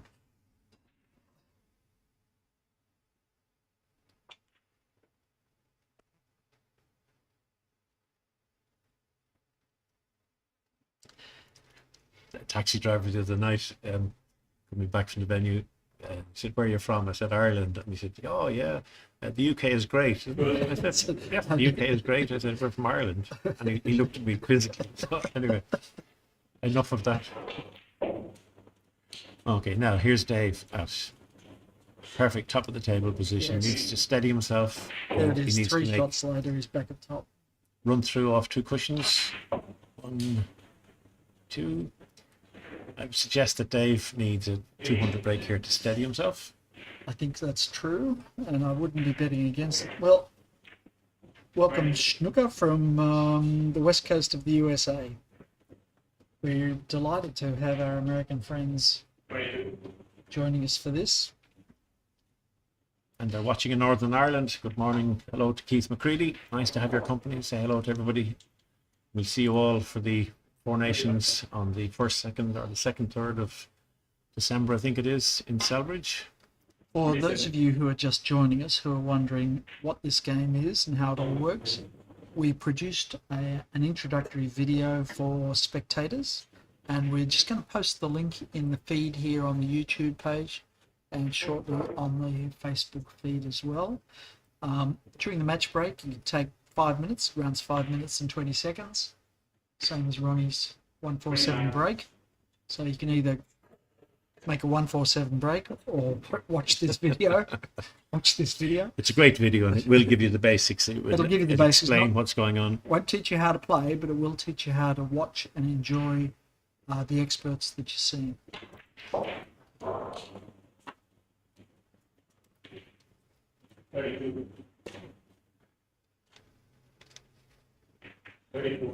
So this is where Dave has got himself into a position where his postman's knock that worked so well for him last night with the 697 break. You'll see the white ball just nestle onto the yellow, and the yellow should not move. It's trapped there. So it's called postman's knock because of that rapid double kiss, that tap tap that just holds it in place. Now, if you think this is easy, and these guys are making it look easy, if you think this is easy, set it up at your club and try and do it. And it's important all the time, as we call it, to get high. You can see the angle. It's kind of a half ball off the red, and Dave may be using a little bit of left-hand side as he sends the red, or the Cuvee, just onto the yellow. Just moved it ever so slightly there, so it's slightly left of centre from where he would ideally want it. However, in 2 or 3 shots he can create the angle now. Again, he'll just stun slightly up from the red, yes, and he should be able to correct the yellow. He's on that line where he could either stun or screw. But he's making sure to get high again. Yes. Most players make the mistake of being too straight on the red. Yes. So now he's going to lose the yellow into open play, the floating white position. But normally now Dave would come off the side cushion and leave the perfect angle coming back to promote the white back towards the billiard spot. And he's got that there, so thickish on the yellow. Lots of right-hand side. It just helps. And there's a perfect example of where we talked about does side transfer. I certainly believe it does. So a little bit of drag and right-hand side just to get the cannon. See it there, just reacting off the cushion. So you're seeing the little subtle spins off the balls and off the cushions that keep those balls in tight at the top. And why this is deceptively difficult. That's a wonderful shot from Dave there to judge the screw back. Similar shot now, I think he needs. That's beautiful. That correcting the angle. So he's got again this correcting. So he's come a little lower on the red, so he can. So the yellow will be right behind the billiard spot now, and he's in absolute A1 position. I think those 2 shots were so subtle but so good. Yes. And now, bit by bit, as he plays these little cannons, he will send the yellow gently towards the top cushion to get it back into postman's knock situation. There's one cannon. Just has to be careful here now. That's a better pot than it looked. Sure. And I would expect Dave again here will leave himself high on the red and will gently just be moving the yellow back into the postman's knock position, ideally, because that was his. So is he not going to try and get under it and develop it? I don't think so. My instinct is that he's just pushing it closer and closer to get postman's He knock. did that last night, didn't he? He broke it down 3 or 4 times.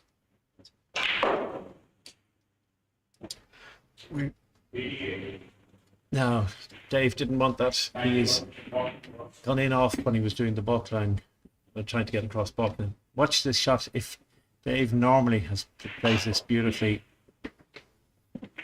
yeah, and he's got away with that.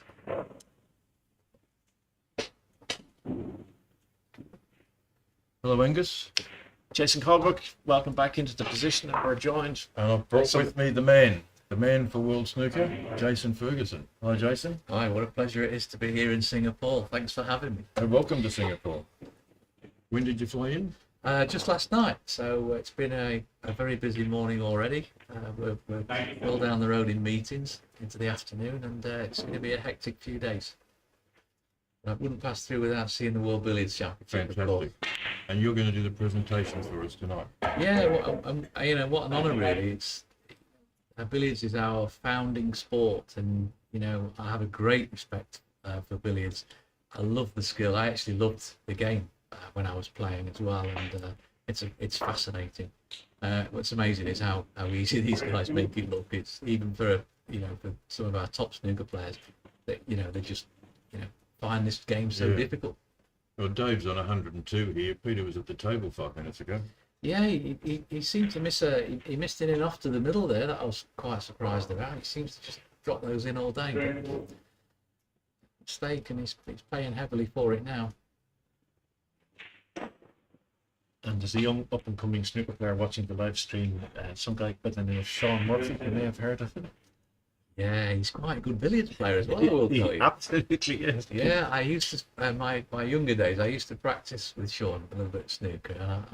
He was obviously a resident at a great billiards players club, the great Mark Wildman. Indeed. And who, of course, was my predecessor as WPBSA chairman as well. I mentioned a couple of days ago in commentary that I was very fortunate during either the end of play at the Irish Masters in Duffs. When we would finish, we'd go back to the hotel where the practice table was, and Mark would give me tuition in billiards, and we'd play this shot about to try and help me get a century break, with him helping and correcting my bad positional shots. So it was wonderful. What a knowledgeable man he is. Oh, What a yeah. lovely man. Very quiet sport. Lovely man, and not only knowledgeable on the table, he was knowledgeable off the table as well. He was instrumental actually in helping the sport of Q sports develop, not just snooker, not just billiards. He was instrumental at every level. Great respect for him. Myself and Mark used to be one commentary team, and a lovely, deep, rich voice, John Skeen, and John Pullman used to be the other team. And I think it would be fair to say that both myself and Mark would have a higher pitched voice. But the production team in RT used to speak about the two commentary teams, saying, who's on today? Is it the highs or the lows?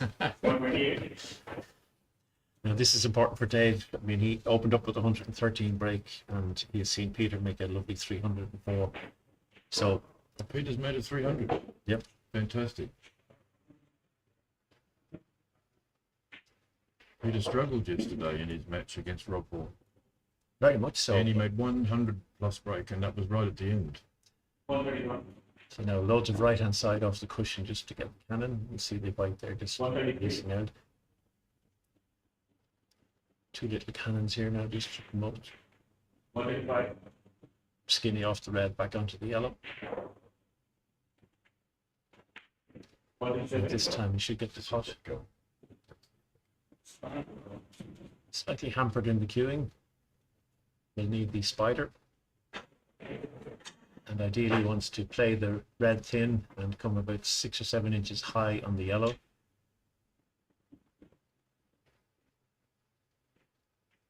He's going to be. He's left it for the 369. 369. The in-off thread. One of the foundations of break building for any beginner billiards players watching. 369 in the middle pocket loser, you can start to build breaks. So that's the first in-off. And David normally free the yellow next.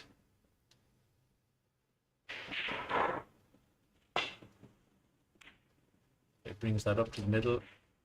And if he's the right angle, he will play the in-off yellow, sending it behind the billiard spot.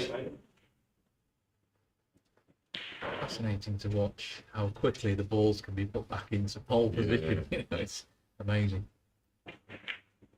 Yeah, the speed of which. So Dave, that's perfect. He's left the red on for the pot. So now it's skinny. The yellow will head straight down towards the billiard spot. It's just about perfect. And now, if he doesn't like the skinny pot, he can play in off and bring it off 2 cushions for a pot the next time. So the 2 cushions back up, leaving himself either the drop cannon, or if he's far enough up, he'll take the pot. That looks a bit skinny yet, but just depending on how he sees it, may go for another in off. Yeah.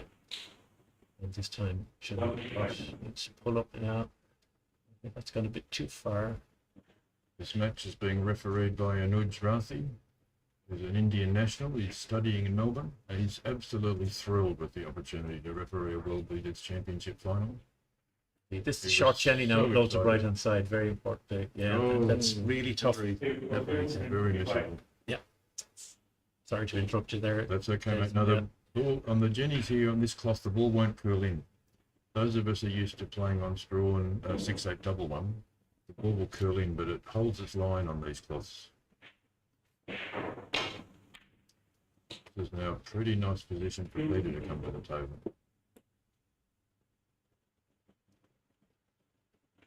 Only about 80 the difference at this stage. About 50 minutes left in this first session.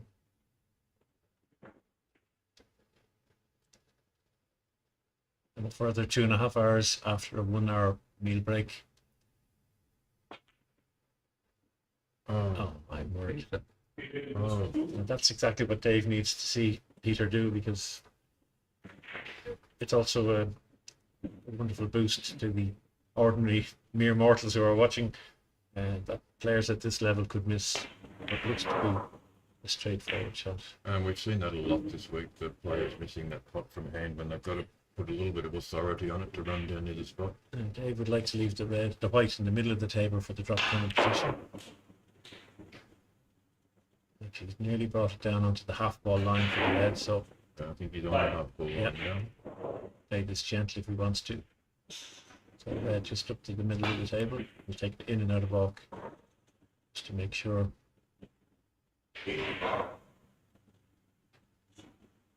So half ball in off the red, put the red this time behind the billiard spot, and then play the drop cannon off the white the next time. These are the drop cannons. We don't want that red too close to the cushion. That's perfect. You want it up off the cushion. There's less chance of your cue ball finishing on the cushion. You don't leave the red on the cushion. That's just nice. You'll be very happy with that. Beautiful. Little drag shot with bottom and right hand side just to get the flick cannon. And I love the way they play the red off the knuckle and to hold it. So thin cut on the red with lots of right hand side. How long since you've had a game of billiards, Jason? Well, must be I don't know, maybe 15 years. I would think. Okay. Yeah, it's been a long time. Yeah, but I did used to enjoy a game of billiards. I played a little bit. I tried to just play a little bit each day as well. It's a fascinating skill, and it can give you a different perspective on some of the shots you play at snooker. Absolutely. You know, and I would recommend any snooker player to play a little bit of billiards. The way a cue ball throws wide with topspin and a little bit of authority is something that sometimes is handy in snooker for breaking the ball off the cushion or lunging a couple of reds out of the pack. I also think it's very beneficial for both laying and getting out of snookers in the knowledge of the angles. Yes. And Yeah. while I accept that I think of somebody like Mark Allen who plays these beautiful stun shots around the black and pink.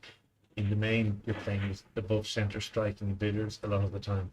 But certainly the benefit of knowing the angles, knowing snookers, knowing how to. I always imagine when I'm playing snooker, if I'm trying to escape from a snooker, I'm just trying to make a cannon to that other ball. That's all you're going to do.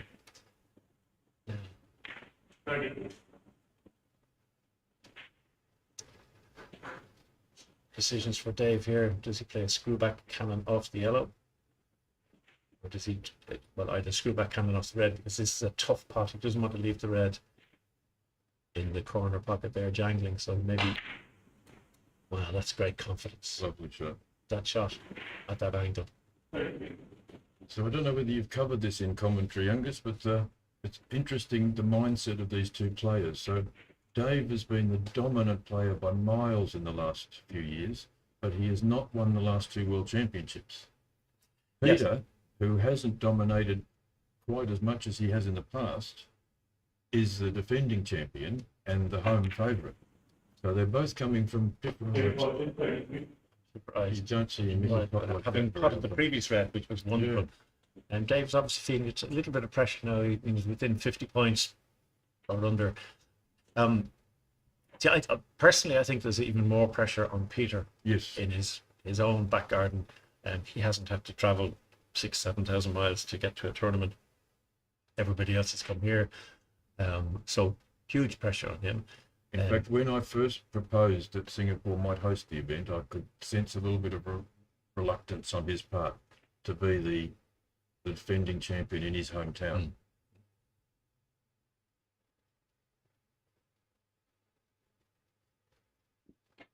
So what's next in professional snooker, Jason? Well, you know, we're building up quite rapidly post-COVID, I suppose, and it's great to get back out to Asia. We're on shall we say, a diplomatic mission of, you know, starting the process of opening up events and potentially new events as well. But you know, it's a funny time. It's a funny time really, because you know we haven't got the China events back yet.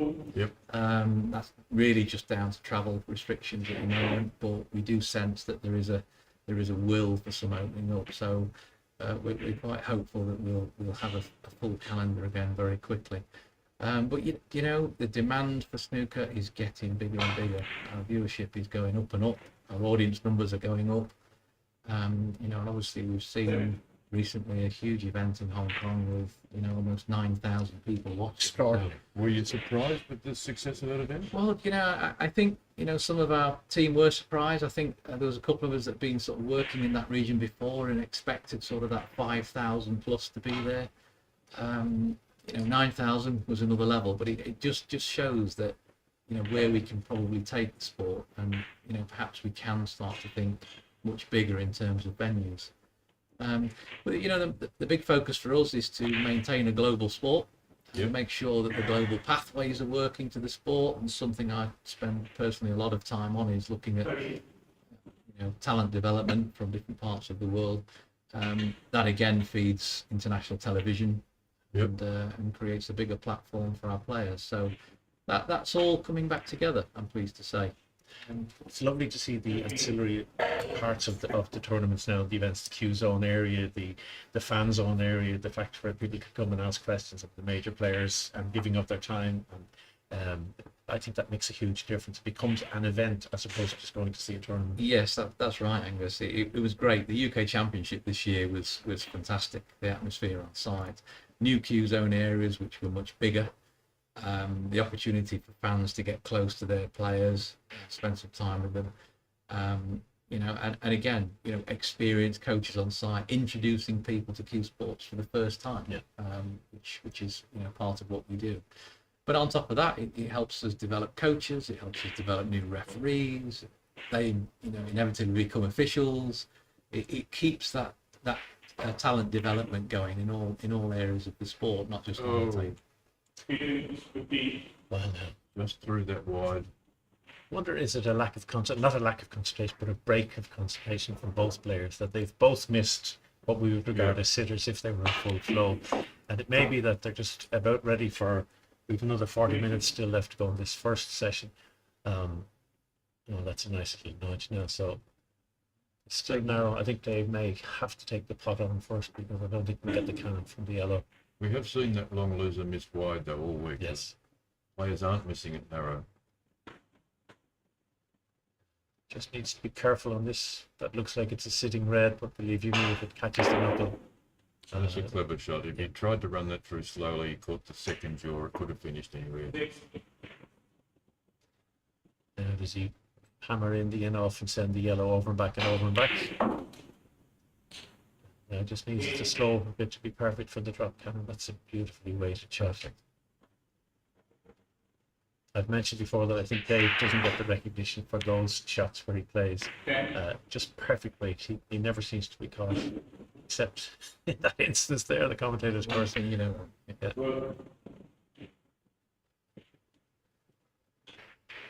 I have to say, watching David here, he's surprisingly quick, isn't he? Yeah. Very Yeah.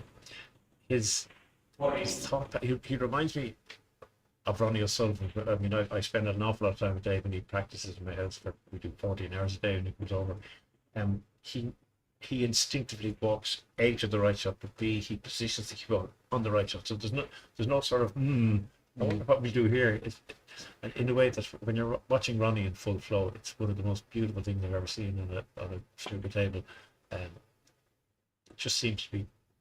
There's no other option. Walk straight in. And you can see his frustration waiting for a referee who's only taken a half a second to spot the black. He's kind of going, what were you waiting for?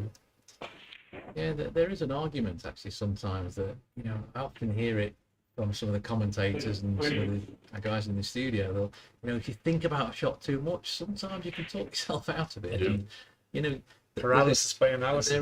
There is an instinct amongst cue sport players that, generally speaking, if you're playing at this level and so many hours a day, the first shot you see is generally the right shot and the way you want to play it.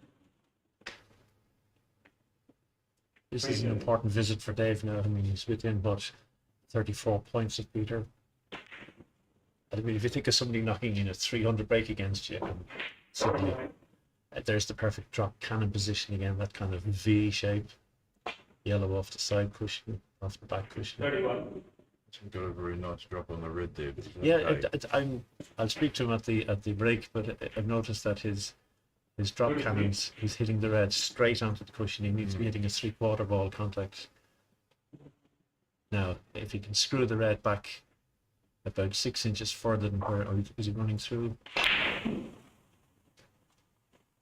Just about got that cannon, I think.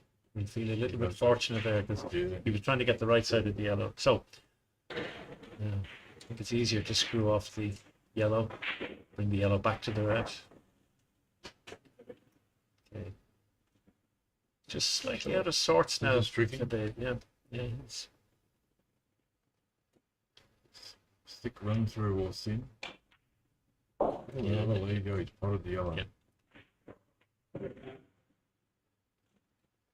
Now he's giving him the yellow, not realizing that he's playing the white. An easy mistake to make. Just be careful. He's trying to get the in off and put the red in back.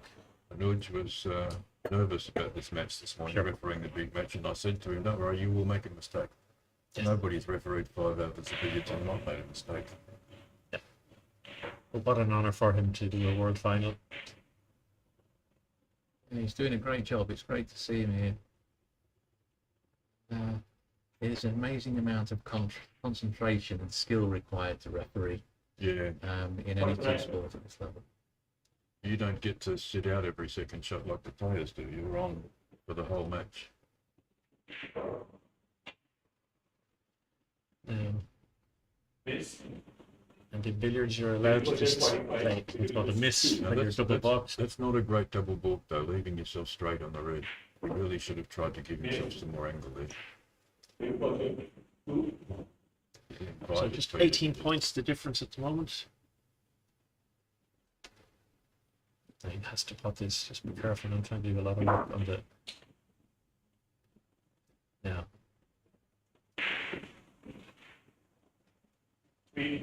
Skinny and sort of pot side. The red. And, oh, he's going. Wow. Wow, That's wow, to that's a force wide that in. corser. The skill set to do that. To the balls here as well. Wow, that was way beyond where you'd normally go to force it. Sure.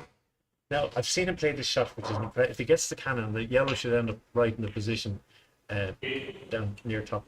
It's exactly the shot that he played in the semi-final against Rob Hall, where he was 450 behind with about 35 minutes to go. He managed to get in, make it 3-8-5 and a 200 run finish, and won that match. Great recovery there. Needs to play. Yeah, so he's in good shape now. Choice of yellow for the left hand side.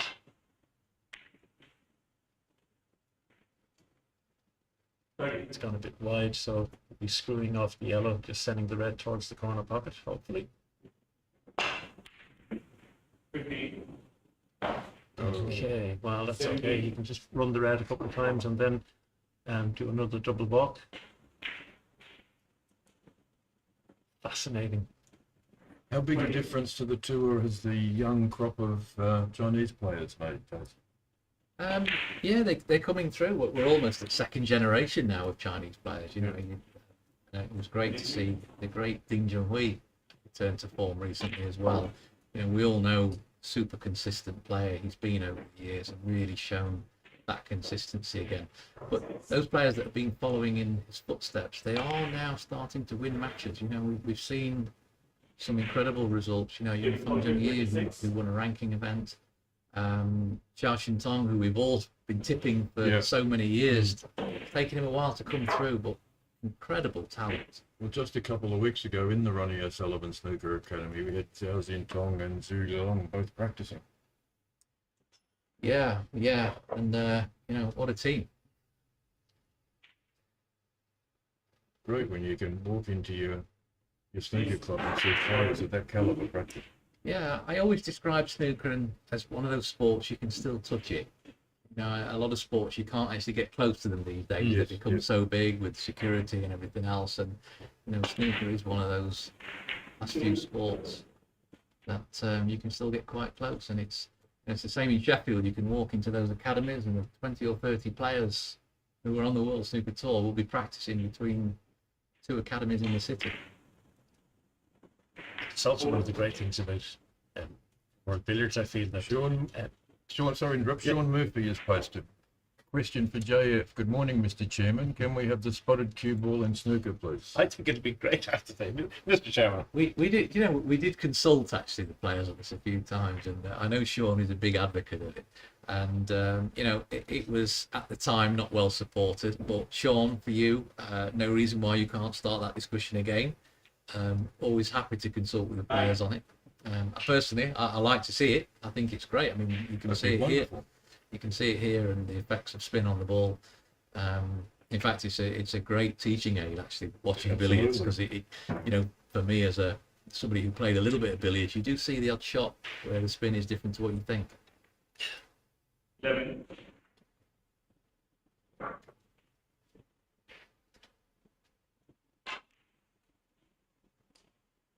So Dave, 30. back in the lead again. We're pleasing greatly, and again, so many times you'd recognise this position, what we call the drop cannon position. Yellow off, two cushions in behind the billiard spot. There's that bad contact on the red again. But he can play a thin shot off the red into the yellow, promote it. 17.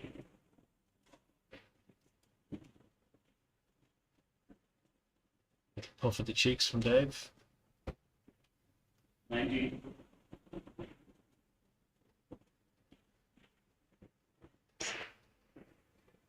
Twenty-one.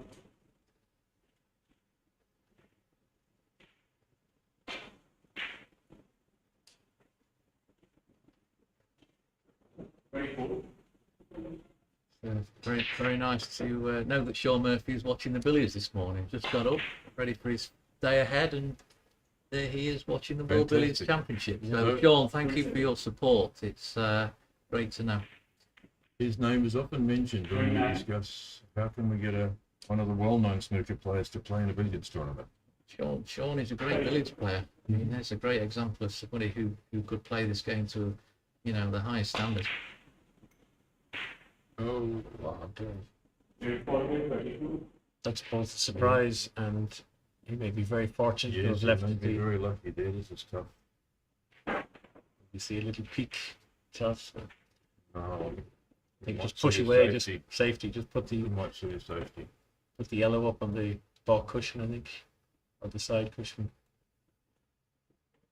44 points behind now, Peter. It's the first 2 hours of the match through.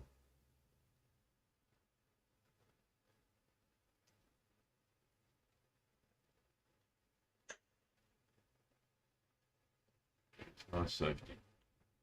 I think the guaranteed money for the players in snooker this year is a fantastic idea, Jason. I think it's been so tough for many of the younger players to, it's easily costing them 20 grand to play in every tournament. So it's a wonderful addition, I think. Yes, it is. It's been a long time coming, and I think the question was, how do we do it? We'd looked at, do you pay players for losing their first match? And something I'm against is paying players for losing the first match. What I'm not against is player support overall, which is done in the right way. And I think the system we've got, whilst we will review it at the end of the season, it seems to be a good answer, and the support is going to where it's needed. The best thing about it for me is about talent retention, and it's about aspirations of those players around the world. It's okay having all these feeder systems, but if they can't survive on the tour when they get there in that first year, then we need to do something about that. So I'm very pleased to see it, and I think our players board as well, chaired by our friend Ken Doherty, has been very instrumental in that decision as well. So it's I think it will. We're already seeing improvements by some of the overseas players making it to the UK to play in the qualifiers quite early this time, whereas historically we've seen some gaps.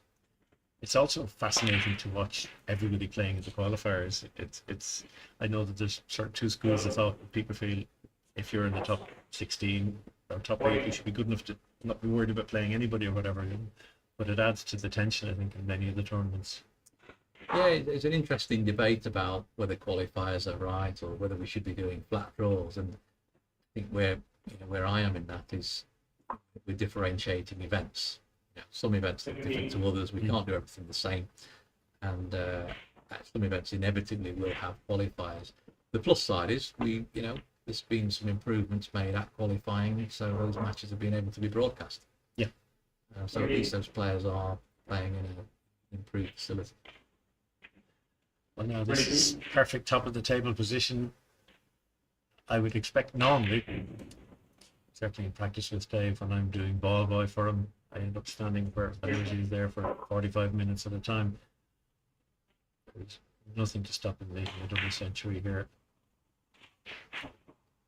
So, Jason, I know you probably can't say much, but I won't forgive me if I don't ask you about the political situation and the bans. What are your thoughts on that? Yeah, we're quite clear. We operate an open sport from top to bottom. Our World Amateur Championships, our feeder systems are open to everybody.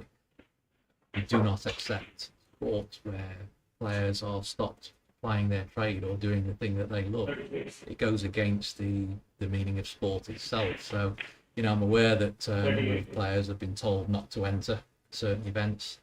I'm aware that a number of players were told not to enter this event. Personally, I think those players that did that should stand down immediately and resign their office. The administrators should stand. Absolutely. Yes,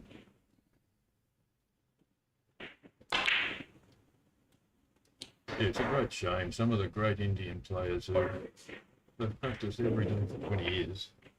48. And you're told, no, you can't play. Yes, it's not. It's certainly not. It's not looking after the sport. It's looking after individuals, as far as I can see. And like I say, we are very strong on the subject of open sport, and we are pushing everything in that direction worldwide. And that's proving, because we're seeing increased numbers. We've seen an improvement in the number of young players taking up the sport. Yep. And if you're a young player watching snooker on TV and you see those players walking down the steps at the Crucible Theatre, why should that not be you? Yeah, exactly. Is what I always say, and everybody should have the same opportunity. For me, just one of the things that upset me was veiled threats that weren't I mean, if somebody wants to take a stance, let them have the courage of their convictions and sign their name to a document saying this is what we're doing and this is why we're doing it. But it's like trying to have mercury between your fingers or whatever. If somebody's saying, well, if you do, we're hearing that this is what will happen or whatever. Anyway, let's get back to the match in hand here now. And Dave just suddenly a break of 72, another 5 points, and he will get the balk line warning, which means he's going to have to take the cue ball in and out of balk in the next 20 points. He's been doing a pretty good job of the balk line crossing than any of the players. Yeah. 78. Probably also had more practice opportunities. 80. Walking one eight. He's going to have to play either the forcer in off, but normally what Dave plays here is the very gentle bottom and right hand side. Just gets the cannon without losing the red. It's very tough to get so much side on it. There you see it there. And he's very good also at most players have played this in off red with bottom and right hand side, and the red would go hugely off. Oh, he's going to play he's gone for the balk line. he's crossing it there at the first opportunity. 85. Walking one. Red off the top cushion back out again, and might even go the far side of the yellow after this shot. Less than half an hour in this first session of 2-session final. Red cushion yellow with a bit of side, just like that last one.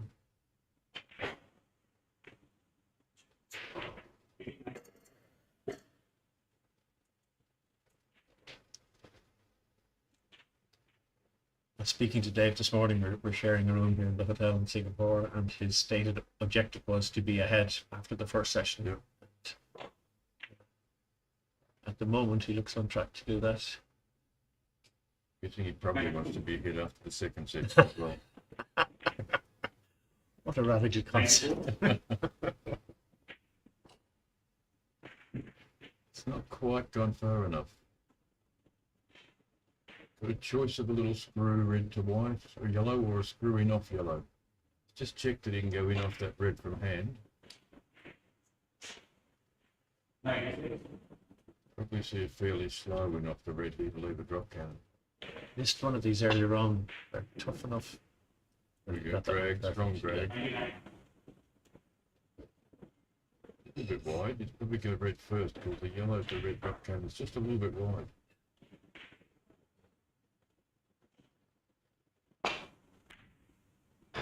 Oh, that was a surprise.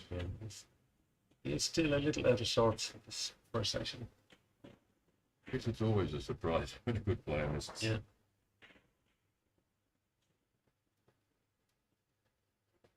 Did Peter ever have a go as a professional snooker player? Peter was a very good snooker player.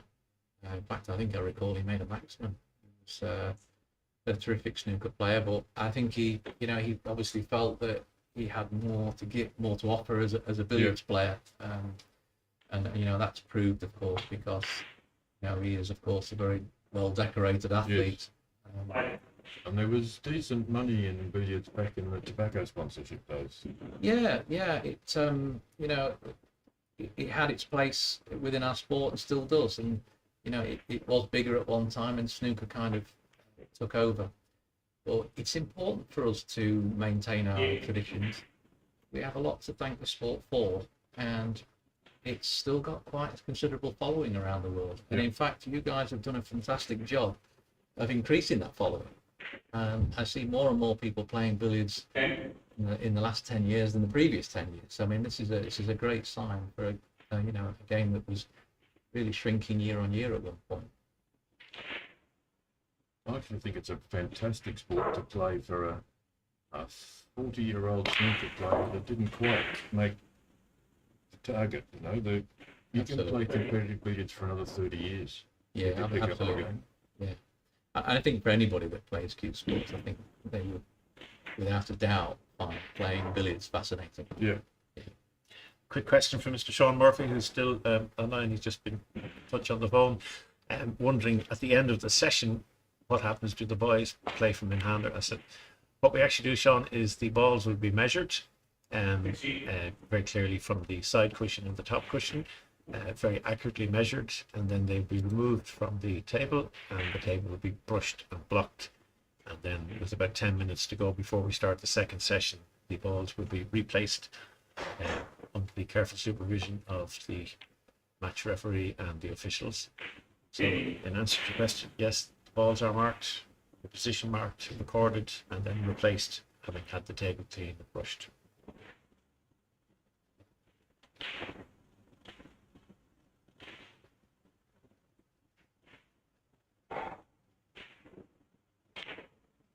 Oh, That'll show you how tight those pockets are. I suppose when the guys are in full flow, it looks like they're buckets, but And that's- believe you me, they're that's that little So- bit of throw you get. Yep. Even with a thin contact, not too much pace. Screw cannon here onto the Cue ball red. just threw a little bit too wide. look at the control of that, even at that. We're a bit unlucky there with Yep. this cue ball chasing the red. It's pretty good at these screw down the rails with check side, but he might play the thin cannon.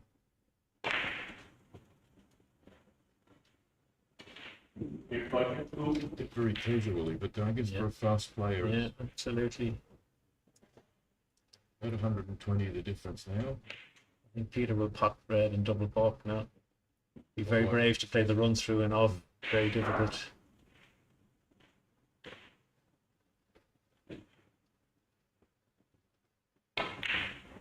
He's tried a beautiful with the run. Luckily for Gorgeous shot.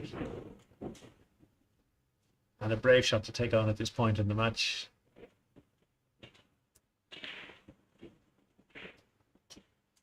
Nice little cannon leaves the red hanging over the corner pocket and just gently moves the white. Has he gone behind it? No, he's okay. playing that off the side cushion, which reduces the chance of pushing the white down into the jaws if you get it wrong. Much higher probability of a nice result playing it that way. 6,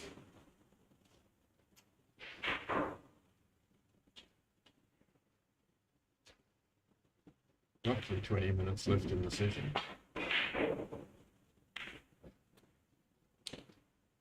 There's certainly a game ahead of these guys tonight. Yes, it's Not a lot in this for a game of billiards.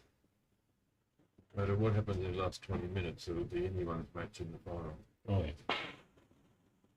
Well, considering they can do a ton. Oh, look at oh, wow, Peter. this is 9. I'm surprised at the misses I'm seeing on both Yeah. fronts. I'm going to let Peter Tankard join in now. I'll go out and watch my man outside to see how he's getting on. Jason, a pleasure being commentary with you, sir. Pleasure to be here. Pleasure to see you. Welcome, Peter. Thanks, Jason. You Thank you, guys Jason. probably not met Peter Tankard from Australia. I have met Jason before, Peter. yes. In Leeds. 8, But this Peter group- and I served together on a body called Billiards Australia, where Ah, we're we promoting do. billiards event in Australia. Of course. Peter's got a great little exhibition fundraiser thing coming up in Sydney next week. Yes, at the Royal Automobile Club, one of Sydney's more exclusive private clubs, where great Peter Gilchrist is appearing with some of our local superstars. Oh, that's fantastic. That's fantastic. There's a great tradition in the RAC clubs. There is a Still great a billiard. tradition. Yes, there is. Yeah, I often I'm in the RAC club in Pall Mall in London, Okay. and it has to be. They're reciprocal with It, Sydney. it is, yes, and it has to be one of the most beautiful old billiard rooms, preserved Mm-hmm. perfectly. Mm. And I still see players playing billiards in there. 19, So the one in London has agreed to host an event for us. We just haven't quite nailed down the right format. The RAC club has? Yes, so possibly an invitation, a small Okay. field invitation. I find it strange that we don't have any events in London. That, That- you know, Yes. Mm. Yes. It's an Is interesting. it economics? Is it? No, well, do you know, it surprised me spending a lot more time in London these days working, just how many snooker and billiard tables there are in London, in central London. It's really opened my eyes, and that particular square mile of where the RAC club around Pall Mall is, there are a number of private clubs in that area, all with really nice billiard rooms. Mm. And they're clearly well used as well, so it's quite encouraging actually. Oh dear, thrashed at that a bit, didn't you? Got a fluke. I think that's at this stage. Yeah. Oh yeah. Yeah, a fluke and position. He's going to be able to develop this. A fluke can be heartbreaking in billiards. Absolutely, especially I when know. it's by Causier and you Fluke know he's can going to lead- go on. Snooker can lead to the player clearing the table, but then you come back to the next frame. It's only one frame, Yes, but a fluke can lead to a 600 in billiards. yes, Can be game, set, and match. yes.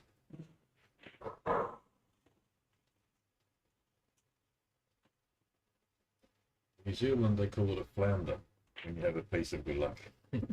Flounder. I think I've heard that one.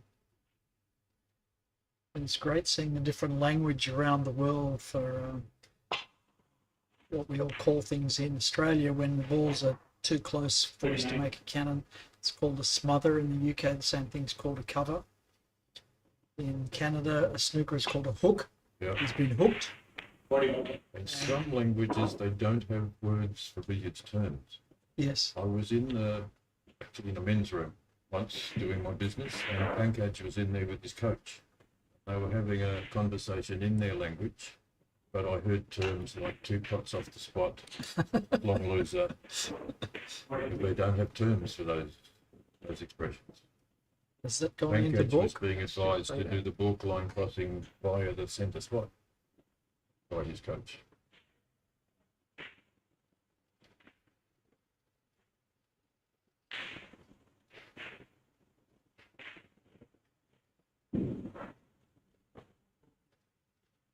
The danger here is the red catching the yellow if he plays the forcing off. I think he has to play before It should be okay, but that's what we'd be concerned about. Good call, Jason. Showing your knowledge there, Jason. It's always a 50-50 call in billiards. We don't get them all right, I can tell you. Because it's so creative. We had a bit of a golden patch earlier in the week, Jason, where we got quite a few calls right Yes, in a row. I that predicted didn't- disaster. And You I was did. right. You did, and it worked out that way. But then I live with these tables day after day, so I know which shots That's are right. especially difficult. These guys have only had 5 days to get Yes. used to that.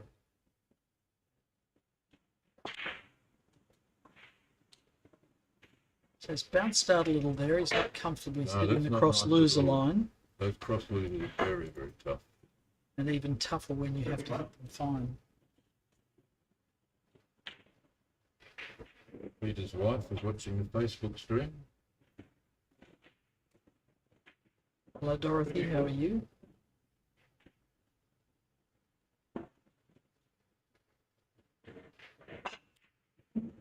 Oh, he's overcooked that too. Just Has he flipped another one? Oh, Yeah, yeah. it's very interesting. Dorothy, I understand we're going to see you in Sydney in 2 weeks' time. We look forward to showing you around the beautiful city. We were talking about the speed of these players the other day. Peter's also quite quick, by standards. Peter always walks in on the same line, right line on his pots. Those of us who play billiards and not snooker players, we're hunting around for the angle once we get down. I know we should get up and walk in again, but Peter, he just always walks in on the right line from having been a good snooker player. Yeah, That's you can less see than it. ideal.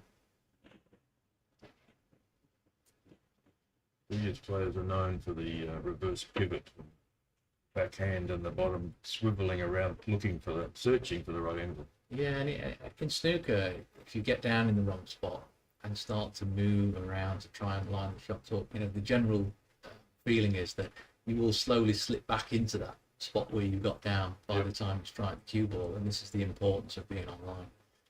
As you see, over many, many years, players stepping back, walking into the shot of snooker. Yeah. You can see the snooker technique in Peter still, quite clearly. Yes. So we're setting up the 2-cushion cannon by the looks of things. He likes to play that off the 2 cushions rather than the 1 cushion. Well, it pushes it out in the middle, doesn't it? It Pushes does. the red in the middle. There's a little bit of work to do here still. Plenty. Now 160 behind. He'd really like to make a break here.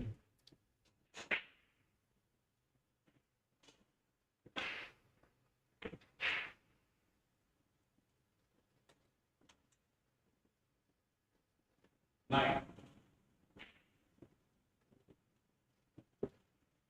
Jason, you were telling us about shot times the other day. Do you want to just repeat that Yes, for no, I was- our audience? We're talking about how fast these players play, and how in snooker I read the stats, that you guys post, and I see the average shot times for the players, and I know that if you're 20 seconds, you're considered fast, or they call you the rocket. And I was in a billiards tournament where I was the tournament director, and the players complained about this one guy as being terribly slow. And so I timed him, and his average shot time was 11 seconds. And everyone complained how slow he was. That's a very interesting comparison. Quickly first.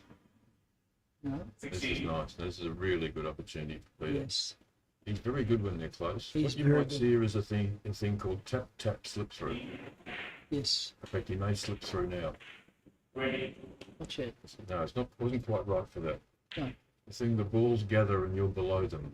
You go tap, spread them a little bit. You go tap again, spread them more, and you slip your cue ball through the gap. So he's giving this pot due Kieran's consideration. 20. Roughly 10 minutes to go. He would love to hold the table. Yes. Yes, you do feel that Peter should make this count now. Absolutely. Got himself into a very good position here. Taking due care, he could make about 150 points. In 10 minutes, yes. We've got a break. Another toilet break. Now, there was a break earlier, Jason, so our clock is not going to be accurate, and nor is the yellow screen in the background. The only official clock is the one sitting on the referee's desk, and we can't see that without disturbing the players. Well, we've got a minute. I'll just say what a pleasure it was to walk in here today and see everybody again. After the last Yes. few years we've had, Absolutely. and great to see that this beautiful game's still going, and also to see the John Roberts Trophy sat there on the side. Isn't that Right. fantastic? Here, within our group, it's our most historic trophy of all time. 1870, and you may or may not know this, but it is in fact the oldest World Championship trophy for any sport in the world. It's older than the Ashes urn. It's older than the claret jug for golf. It's the oldest World Championship trophy for any sport in existence, and we are incredibly proud of A it. couple of events have older trophies. One's but they're not world championships. Yes, the the America's America's Cup Cup. is 4 years older, I think. And the British Open Golf, I think. Or there's No, another the one like British that. Open Golf's the claret jug, Okay. and we're 6 years Oh. younger, 6 years Right. older than that. But the oldest trophy, I think, is actually an archery trophy that dates to the 1600s. But it wasn't a world championship. It was probably contested by Robin Hood and others in Sherwood Forest. That is an incredible piece of history. It is. Yeah. And it is great, of course, to be able to wheel that trophy out for the official World Billiards Championship. Correct. And, we're very proud of the trophy, and we're very proud of this event. And the long history that's attached to it. So while there may be claims of other world championships, they don't This have is the the John real Roberts deal. Trophy. This is the real deal. Yeah, this has been contested, fought over. It's been held by every great champion. It's named the John Roberts Trophy because John Roberts Jr. won it 5 consecutive times. It was originally called the Professional Trophy, Professional Billiards Trophy, but it was awarded to John Roberts in perpetuity, and his family generously donated it back to the association. There's only 2 or 3 of us who've, in the modern era, nervously had to carry it as carry-on on a I remember you did. flight. You had to. Yeah, You had to drive to Liverpool in a taxi, didn't you, yeah, and pick and it up? going through screening at Dubai Airport, they What the weren't- hell is they were this? quite concerned about the shape of that thing in the box I was carrying. Yeah. Yeah, I do love the history of few sports. It is fascinating when you look back. And, and all of our trophies, actually, there's Yes. always a story behind every single Yes. one of our trophies. And, I think we've all had that experience of carrying the trophies through customs. And Tell us about the World Championship Snooker Trophy. yeah, I mean, it's iconic. It's become Yes. iconic for our sport. And It was first won by Joe Davis. Actually, won the World Championship. Yes. And actually had that trophy made. He spent the prize money of winning the World Championships Really? to have that trophy made, which Yes. he gave to the association. I think it was £6 10 if I remember rightly.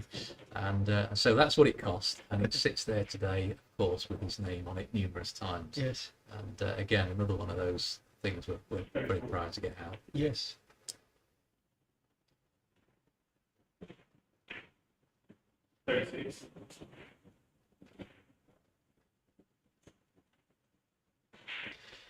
And the lady on the top, who is that? Who is that meant to represent? Do you know, I've been asked this question many times, and it's the famous lady everybody kisses. Yeah, Joe's yeah. wife, perhaps. Yeah, but I don't think it actually was anybody. I think it was something that was fairly, just designed at the time. It's not something I've seen anywhere else. Interestingly enough, trophies these days, we still use one of the ancient silversmiths of Sheffield to make our trophies. There's no substitute for the quality and the history of a real trophy. Correct. Yeah. And it should always represent the prestige of winning that title. Absolutely. So I'm always very cautious of that when we bring new events in. So believe it or not, when the World Championship is won, we actually get the silversmiths to make a replica which is 75% the size of the original, which we give to the player. Yep. And it's made by handmade by the same silversmith families that have been handing those skills down for generations, and now known as British Silverware. Well, Sheffield was the home of silverware, wasn't it? Yes, and as far as the World Snooker Tour still is for us. Yes, indeed. Absolutely.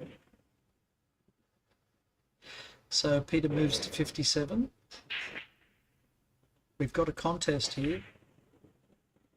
There's a concern by some that David, in the form that he was in yesterday, might run away with it, but Peter's managed to contain him and reply.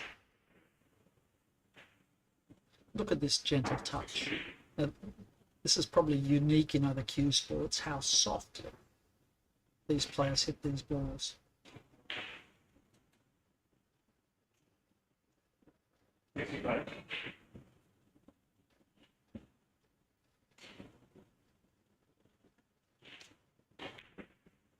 Such a gentle touch for a big man. 6'7" tall. No, 6'5". 6'5", is he okay? 195. He's shrinking. Or perhaps the legend grew too much. I was commentating one of our local snooker tournaments recently. Peter was playing Ross's athlete, Jaden. And I commented that Peter can play from the balk end when the cue ball is on the blue spot without a rest. Yes. 2 shots later, that's where the cue ball comes to rest. And he demonstrated that in fact he could do that. Got another call right. The other thing is the way that his body's built. He's all legs. So like Mark Williams, his hips are higher than the table, which gives him that ability to cue under the body that only a few players can do. And again, in prime position here now. Yes. Once again, you have to think that Peter needs to make this clear. So he's just received the walk line crossing warning. So he's got the opportunity to set the red up here. Oh, he's underhit that. He has underhit that, and he might be covered. Let's see that angle. Might be thinning off. He's not liking it.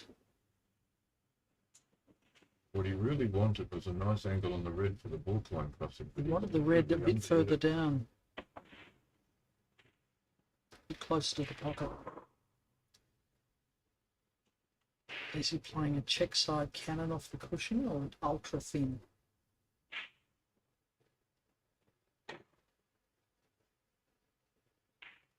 Ultra thin. That's the problem there. Yeah, There's not now much it's he a could do. problem.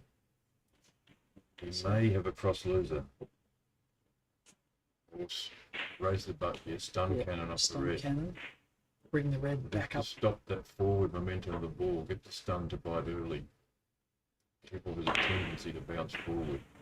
Oh no, this would be a clever ball climb crossing. Set the red up over the corner. He's a genius. He's a Steve. genius. He's a genius. When I play him, he has to cross the baulk line twice every 100. Okay. And some of the times I think he's in trouble. And he just... What a brilliant shot that is to lob that into the jewels. That is And so here's the clever. official baulk line crossing. Needs to be smooth. Very good. Brings it Very, very across. clever. Great shot. Open cross.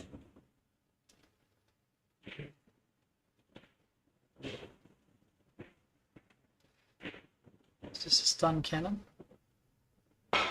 There's quite a few ways to cross the baulk line up, but Peter invents new ones nearly every Yes. match. Yes, it's incredible. And quickly too, he doesn't have to stand back and think, how am I going to do this? He very quickly works out a way to do it.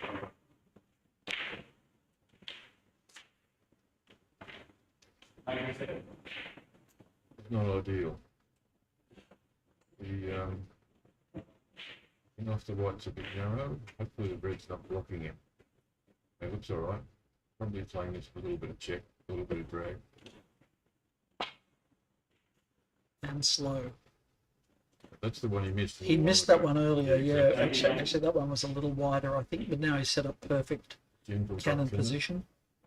Promote the red to the corner pocket. Tap the Call white. these drop cannons because you want the cue ball to just drop gently onto the second ball. That's our official clock going off, but please bear in mind there are 2 breaks which are Yeah, to so be the added on. So Players break are in passes are home. extra time, Injury time. injury time. Three. And 101, Still now under only tight 60 control. behind. He would love to score another 30 or 40 in extra time and be up the table with the score Yeah. level.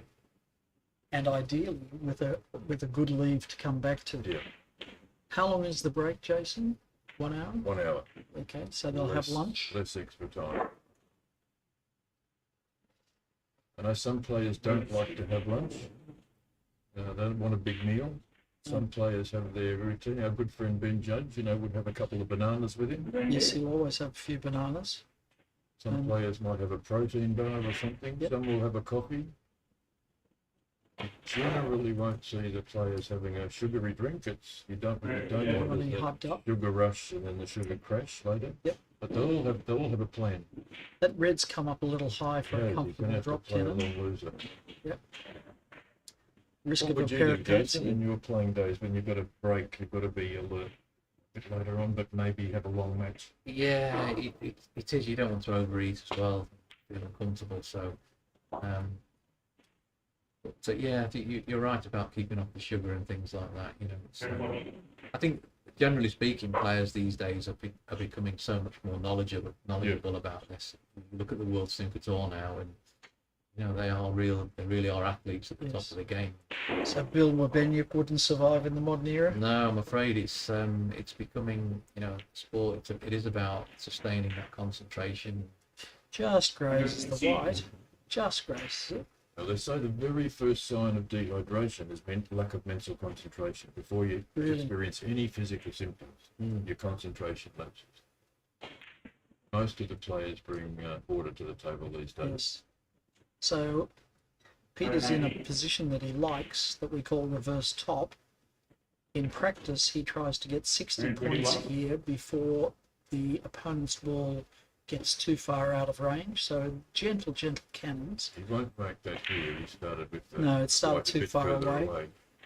But he's definitely not in a rush to convert these to regular top, which most players are in a hurry to convert. Yes. So you can see he'll just play a shot to get below the red and then come back up to play a They call razor this cannon. easy top, or they used to call this easy top, because it's easier. And 29. Less chance of a cover, less chance of making a mistake.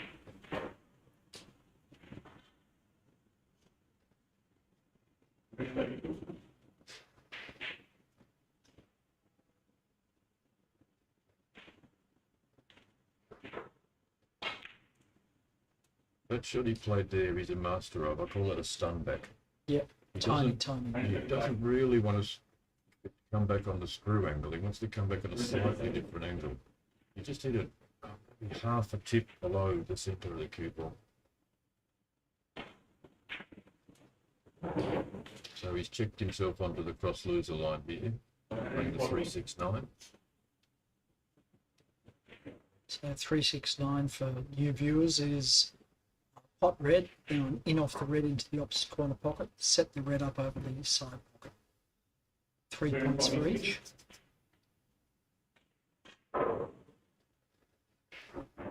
Saw Geet said he make a 500 plus break at Postman's Knot, but he played, I think he played about 10 or 12 3-6-9s in that break. Every time he was straight on the red, no screwbacks, nothing fancy. Well, he was famous for going away and coming back, wasn't he, to top of the table? Very comfortable transitioning. He's a little bit wide here. He is. Maybe gentle forcer, maybe raise the butt of the cue and right hand side. That's what he's done. He's raised the butt of the cue and played that with right hand side. Bite in a little more. And you get a tiny swerve effect. You're essentially buying a little bit of angle.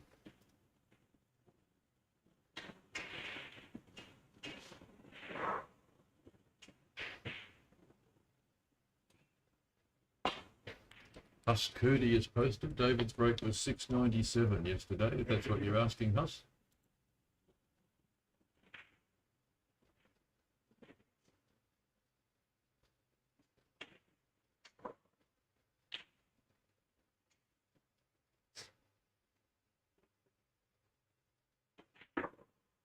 Now on 151 and the scores are getting much closer. This is not an easy long loser. Now, before the break, we will post again a link to a video that we produced which explains for viewers what's going on. It won't teach you how to play, but it will teach you how to watch and enjoy English billiards. This session will end soon. Thanks very much, Jason, for joining us. It was a pleasure. Thank you. And you're going to hand out the John Roberts Trophy later. It will be a first for me, I will tell you. Will it? Very good. Good. Okay. Yes, and very pleased to be here to be able to do that. We'll make sure to share the photo with you. Thank you. One for the office wall, I think that one. Yeah, yeah.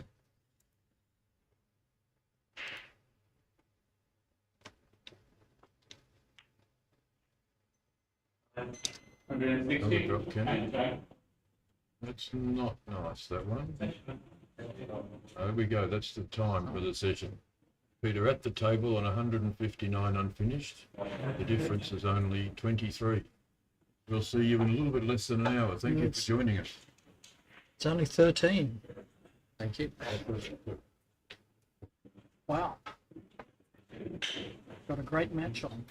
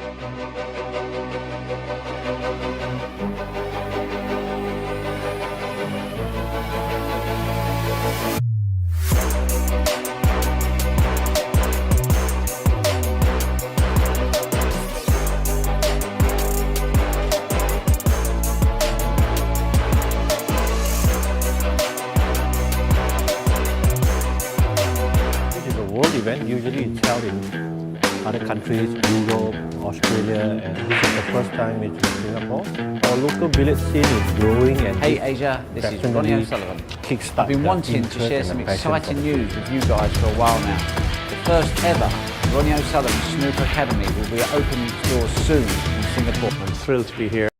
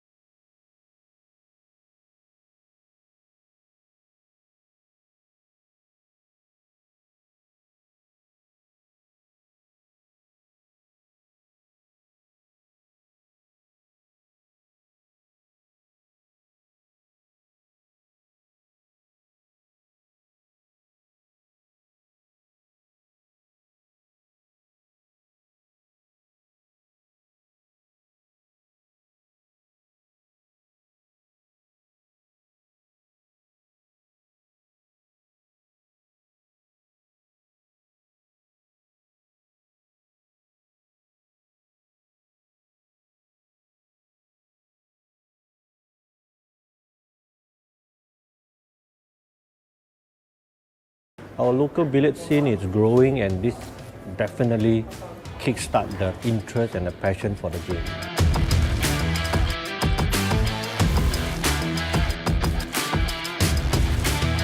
I'm thrilled to be here at Rossa for an exciting time for us. From far away to get to here in Singapore, and it's been incredible, the reaction from the players, from the officials, from people who've been watching, to see the very best in the world playing at this level. It's good to see all the top players like Rob Hall and David Causier, Peter Gilchrist who play and demonstrate such a beautiful game. This is a fantastic 45 people that are playing this game.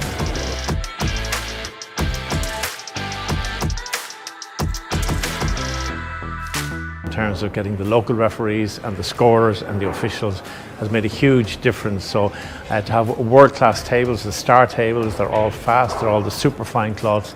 It's a wonderful place to come and to play, and so far the tournament has been fantastic, exceeding all our expectations. A venue like this is fantastic. I mean, this is something beyond imagination.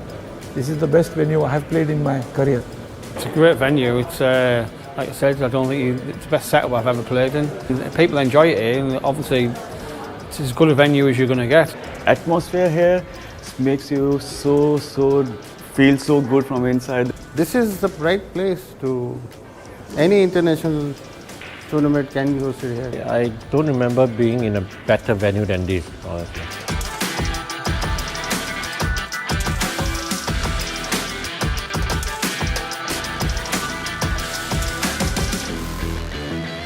I'll just try my best, and hopefully I can come home with the trophy, but if I don't, I've enjoyed my time, so that's all that matters. It's my honor to represent my country, and for other players also, it's their privilege, and they are honored to represent their own country. So same with me.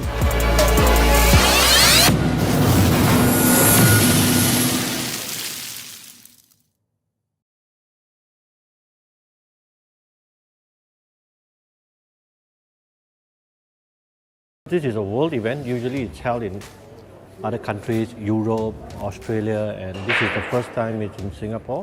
Our local billiard scene is growing, and this definitely kickstart the interest and the passion for the game.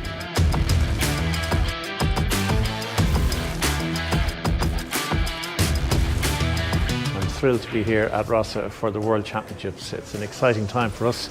From far away to get to here in Singapore, and it's been incredible, the reaction from the players, from the officials, from people who've been watching, to see the very best in the world playing at this level.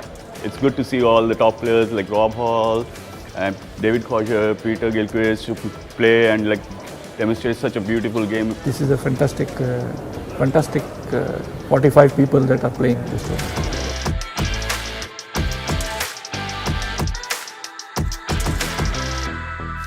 In terms of getting the local referees and the scorers and the officials has made a huge difference. So to have world-class tables, the star tables, they're all fast, they're all the super fine cloths. It's a wonderful place to come and to play, and so far the tournament has been fantastic, exceeding all our expectations. A venue like this is fantastic. I mean, this is something beyond imagination. This is the best venue I have played in my career. It's a great venue. It's like I said, I don't think it's the best setup I've ever played in. People enjoy it here, and obviously it's as good a venue as you're going to get. Atmosphere here makes you feel so good from inside. This is the right place to any international tournament can be hosted here. I don't remember being in a better venue than this, honestly.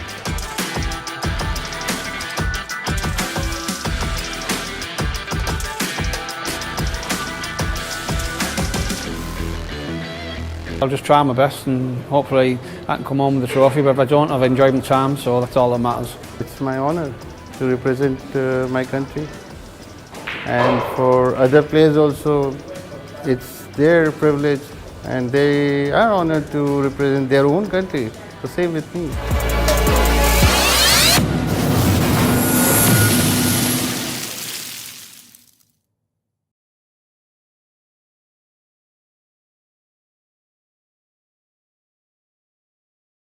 This is a world event. Usually it's held in other countries, Europe, Australia, and this is the first time it's in Singapore. Our local billiard scene is growing, and this definitely kickstart the interest and the passion for the game.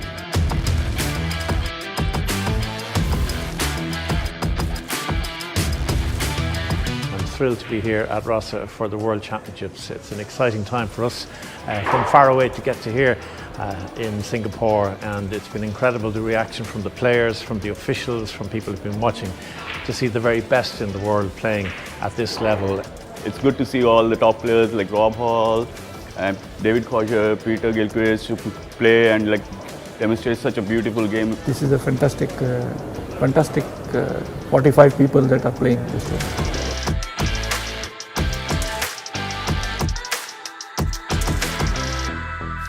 In terms of getting the local referees and the scorers and the officials has made a huge difference. So to have world-class tables, the star tables, they're all fast, they're all the super fine cloths.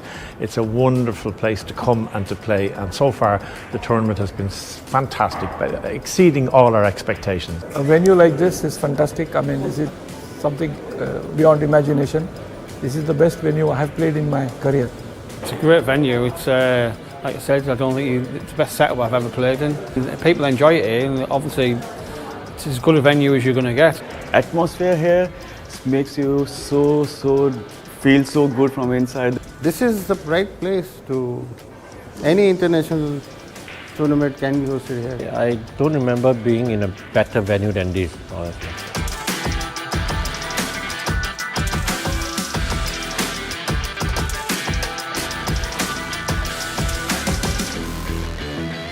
I'll just try my best and hopefully I can come home with the trophy, but if I don't, I've enjoyed my time, so that's all that matters. It's my honor to represent my country, and for other players also, it's their privilege, and they are honored to represent their own country.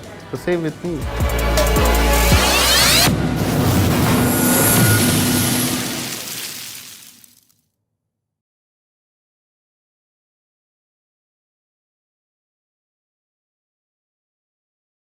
This is a world event. Usually it's held in other countries, Europe, Australia, and this is the first time it's in Singapore. Our local billiard scene is growing, and this definitely kickstart the interest and the passion for the game.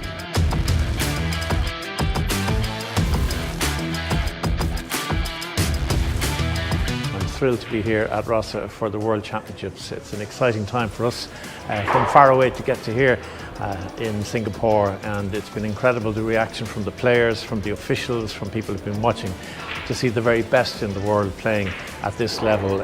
It's good to see all the top players like Rob Hall and David Causier, Peter Gilchrist, who play and demonstrate such a beautiful game. This is a fantastic 45 people that are playing this way.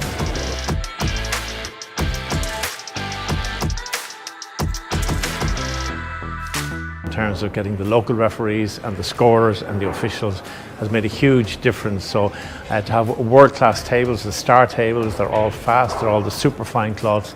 It's a wonderful place to come and to play, and so far the tournament has been fantastic, exceeding all our expectations. A venue like this is fantastic. I mean, this is something beyond imagination.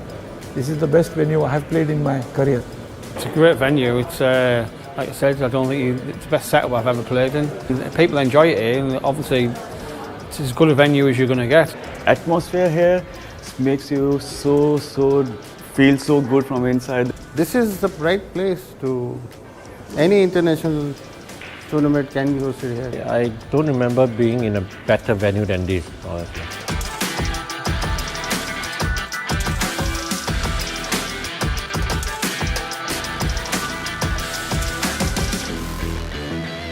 I'll just try my best and hopefully I can come home with the trophy, but if I don't, I've enjoyed my time, so that's all that matters. It's my honor to represent my country, and for other players also, it's their privilege, and they are honored to represent their own country. The same with me.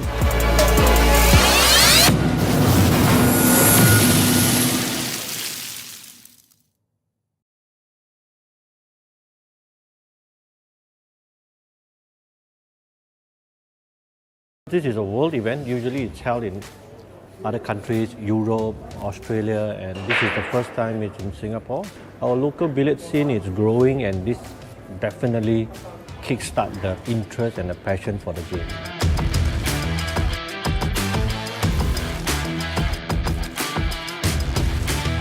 I'm thrilled to be here at Rossa for the World Championships. It's an exciting time for us from far away to get to here in Singapore, and it's been incredible, the reaction from the players, from the officials, from people who've been watching, to see the very best in the world playing at this level.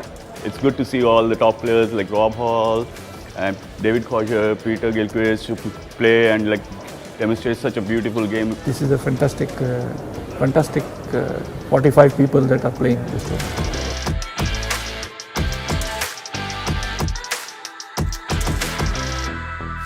In terms of getting the local referees and the scorers and the officials has made a huge difference. So to have world-class tables, the star tables, they're all fast, they're all the super fine cloths.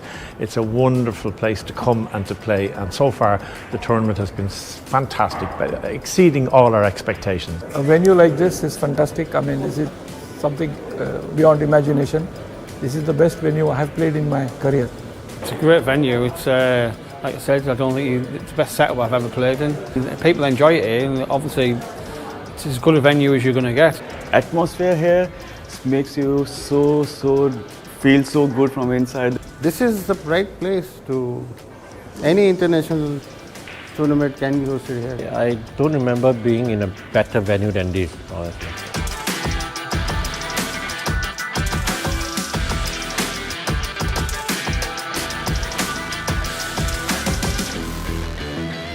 I'll just try my best, and hopefully I can come home with the trophy, but if I don't, I've enjoyed my time, so that's all that matters. It's my honor to represent my country, and for other players also, I'm getting it, baby. their privilege, and they are honored to represent their own country. The same with me.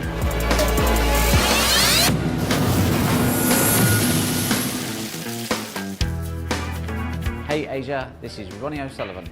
I've been wanting to share some exciting news with you guys for a while now. The first ever This is a Ronnie world O'Sullivan event. Usually Snooker it's held Academy in will be opening its other doors countries, soon Europe, in Singapore. Australia, It will and be this is the state of first the time art, it's in first Singapore. class. Our and the local best billiard scene conditions is to growing, and facilitate this any snooker player definitely to dream of playing. kickstart the This is interest the and the first passion for the of game. many academies.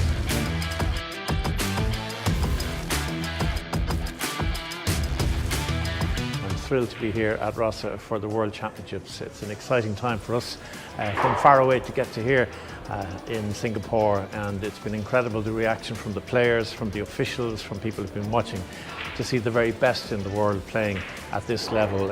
It's good to see all the top players like Rob Hall and David Causier, Peter Gilchrist who play and demonstrate such a beautiful game. This is a fantastic 45 people that are playing this game.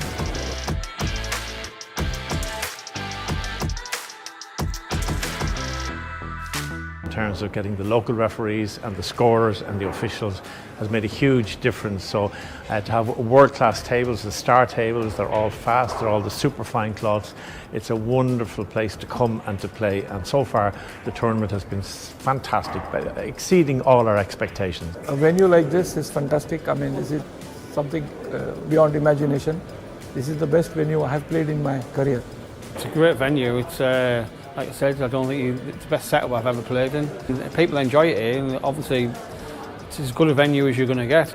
Atmosphere here makes you feel so good from inside. This is the right place to any international tournament can be hosted here. I don't remember being in a better venue than this, honestly.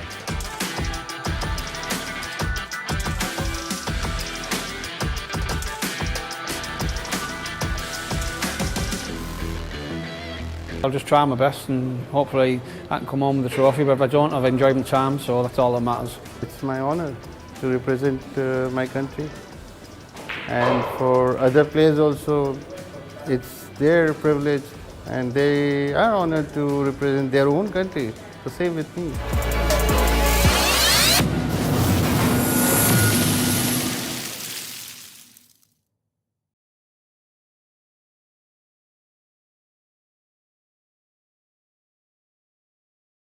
This is a world event. Usually it's held in other countries, Europe, Australia.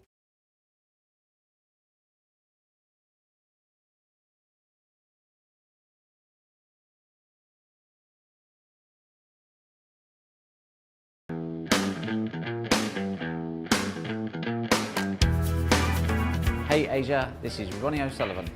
I've been wanting to share some exciting news with you guys for a while now. The first ever Ronnie O'Sullivan Snooker Academy will be opening its doors soon in Singapore. It will be state-of-the-art, first class and the best conditions and facilities any snooker player could dream of playing in. This is the first of many academies we intend to open up in Asia. I'm getting there, baby.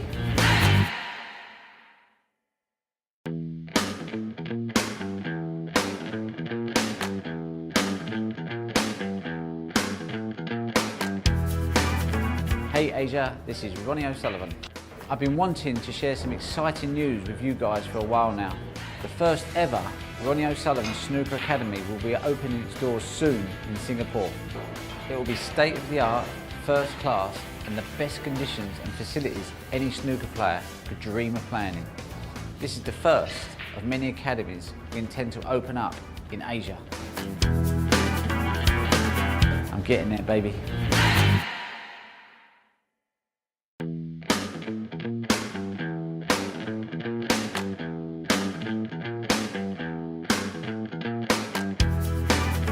Hey Asia, this is Ronnie O'Sullivan.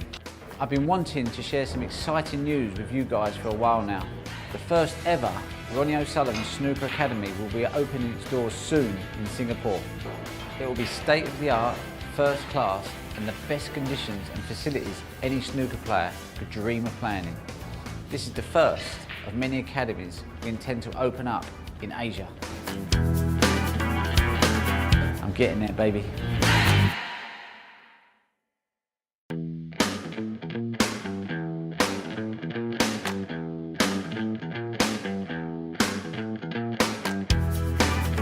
Hey Asia, this is Ronnie O'Sullivan. I've been wanting to share some exciting news with you guys for a while now.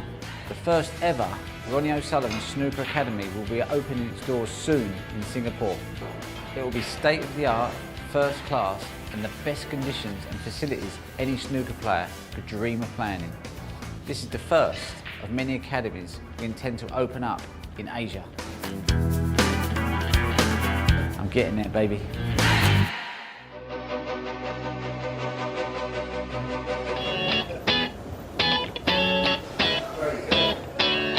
You all right? You all right? Oh, aircon. Wow, look at this.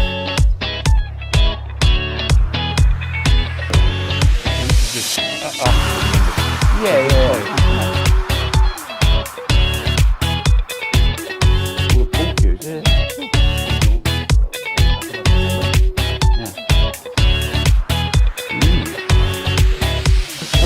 Oh, okay, right.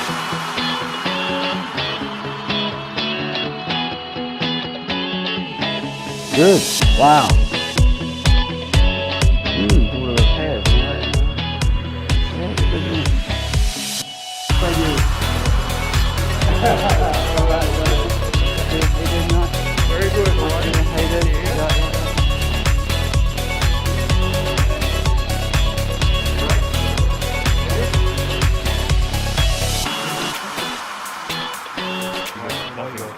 Okay. Right, okay. Yeah.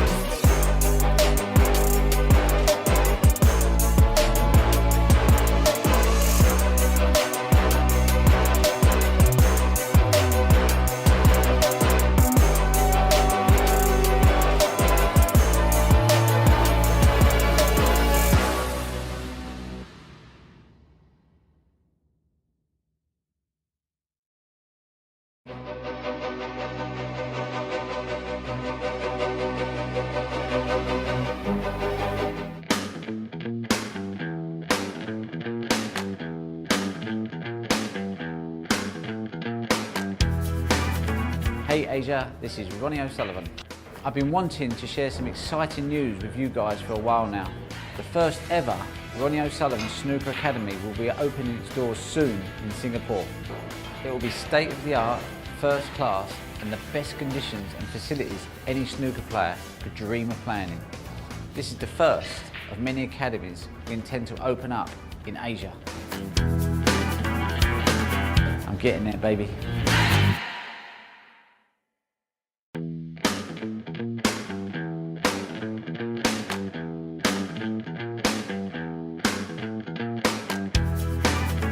Hey Asia, this is Ronnie O'Sullivan.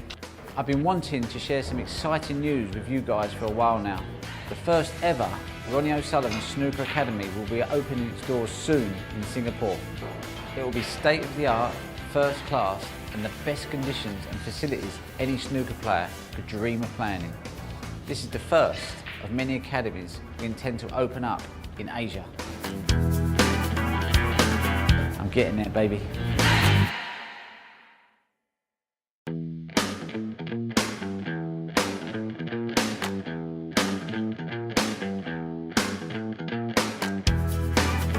Hey Asia, this is Ronnie O'Sullivan.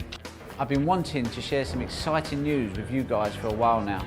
The first ever Ronnie O'Sullivan Snooker Academy will be opening its doors soon in Singapore. It will be state-of-the-art, first class and the best conditions and facilities any snooker player could dream of playing in. This is the first of many academies we intend to open up in Asia. I'm getting there, baby.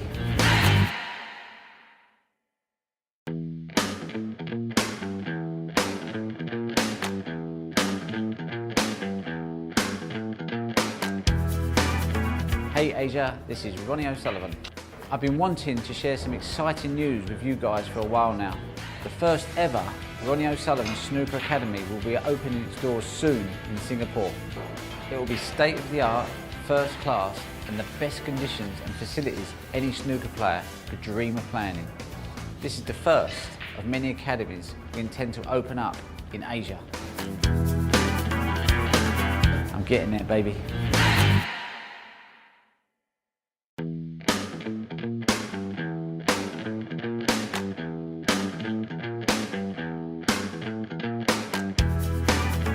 Hey Asia, this is Ronnie O'Sullivan.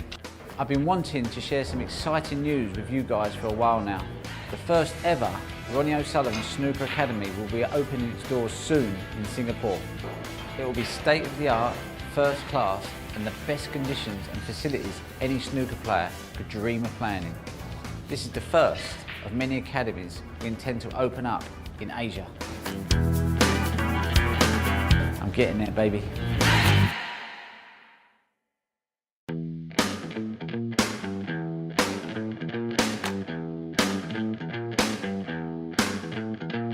World event. Usually it's held in other countries, Europe, Australia, and this is the first time it's in Singapore. Our local billiard scene is growing and this definitely kickstart the interest and the passion for the game.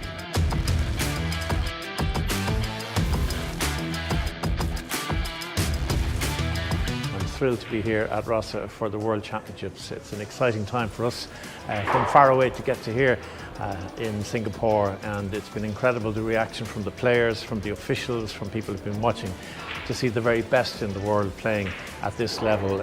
It's good to see all the top players like Rob Hall and David Causier, Peter Gilchrist who play and demonstrate such a beautiful game. This is a fantastic 45 people that are playing this game.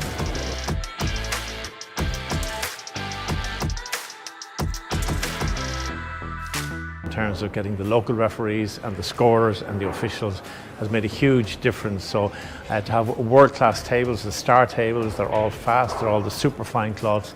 It's a wonderful place to come and to play, and so far the tournament has been fantastic, exceeding all our expectations. A venue like this is fantastic. I mean, this is something beyond imagination. This is the best venue I have played in my career. It's a great venue. It's like I said, I don't think it's the best setup I've ever played in. People enjoy it here, and obviously it's as good a venue as you're going to get. Atmosphere here makes you so feel so good from inside. This is the right place to Any international tournament can be hosted here. I don't remember being in a better venue than this, honestly.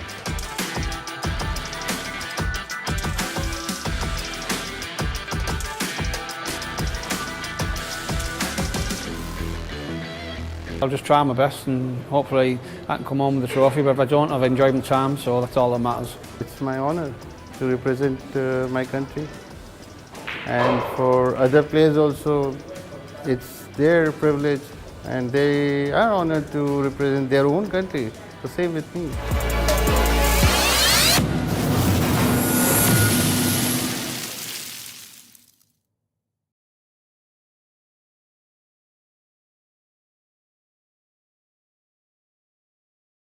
This is a world event. Usually it's held in other countries, Europe, Australia, and this is the first time it's in Singapore.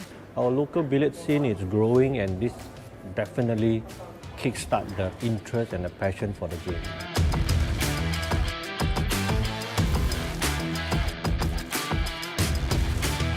I'm thrilled to be here at Rossa for the World Championships. It's an exciting time for us from far away to get to here in Singapore, and it's been incredible, the reaction from the players, from the officials, from people who've been watching, to see the very best in the world playing at this level. It's good to see all the top players like Rob Hall and David Causier, Peter Gilchrist who play and demonstrate such a beautiful game. This is a fantastic 45 people that are playing this game.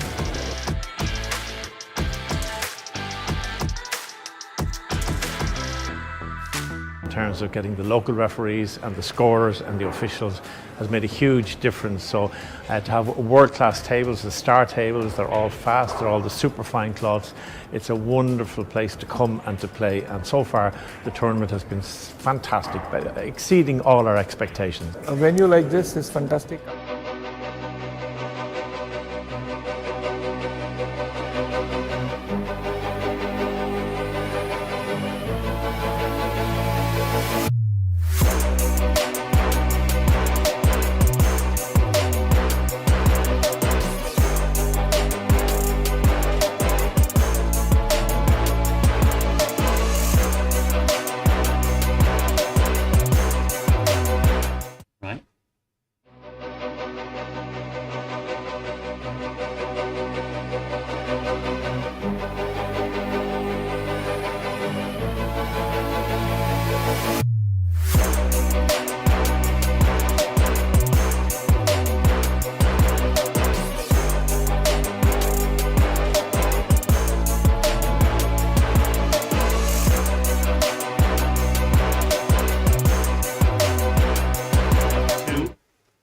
And which one are they seeing, left or right? This one? No, that's the on-air one. That's what it'll be there. That one?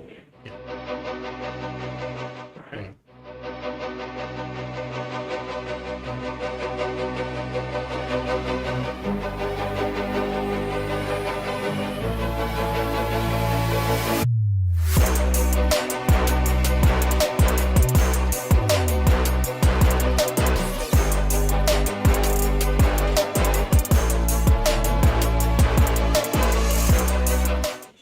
Welcome along, everybody. If you're joining us now for the second session, the 2.5 hours to bring this final to an end here, the 2022 Rossa Grand Cuvee World Billiards Championship. With me in commentary for the first section of this second session of the final is Martin Goodwill. Delicately poised here, Martin. Peter Gilchrist on a break of 159. Trailing Dave Causier by 13 points when they restart. So both players very fluid and also missing a couple of shots they would normally expect to both get. Yeah, I saw that. Peter's got a tricky little cannon to start with. This isn't tricky if you're in the middle of a break, but he's coming into it cold, and a little screw cannon off the red I would expect he would play. Both players will be looking for a good start. Peter will be looking to push on with a big break here to put his authority on the game. And of course, Dave will be hoping he misses fairly soon.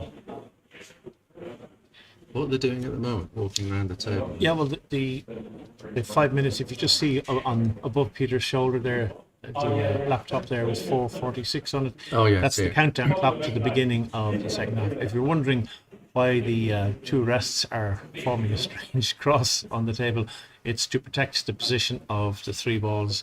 That's how they finished when the bell went for the end of the first 2.5 hours, and the balls were measured and marked, taken off the table so that the table could be brushed and blocked in preparation for the second 2.5 hour session. And they've been replaced in exactly the same position, and the rests are just there as a reminder for people not to go near the table. And Peter will come to the table, as I said, on a break of 159, trailing by some 13 points. And of course, both playing for this first prize of 5,000 sterling, plus the John Roberts Trophy, one of the oldest trophies in world sport. I don't think it's the absolute oldest. I think there's one other one, but it certainly goes back well over 150 years to the best of my knowledge. But of course, Peter playing in his own back garden, relatively speaking, he's always had to travel 6,000-7,000 miles to play in the tournaments in Europe. So nice for him to have, would we call it home advantage, Martin? Yeah, I think he's got that advantage. But, you know, the one thing about Dave is I don't think I've ever seen a player that can adapt to tables as well as him. He seems to get any table he plays on, and, you know, some would say he could play on a carpet and still score. So I think by now, the home advantage, yeah, he's got that, Peter, but it's not much of an advantage. Dave's well in the groove, and I don't think there's much in it. And of course, over a 2.5 hour session with both players at full tilt, you could be looking at up to 2,000 points being scored by either of them. So no cause for concern or panic on either part at this stage. And there's still plenty of time left, of course. Causier had a 697 yesterday. Yes, 697 it was. So we've still got plenty of time for that elusive 1,000 break, should it happen.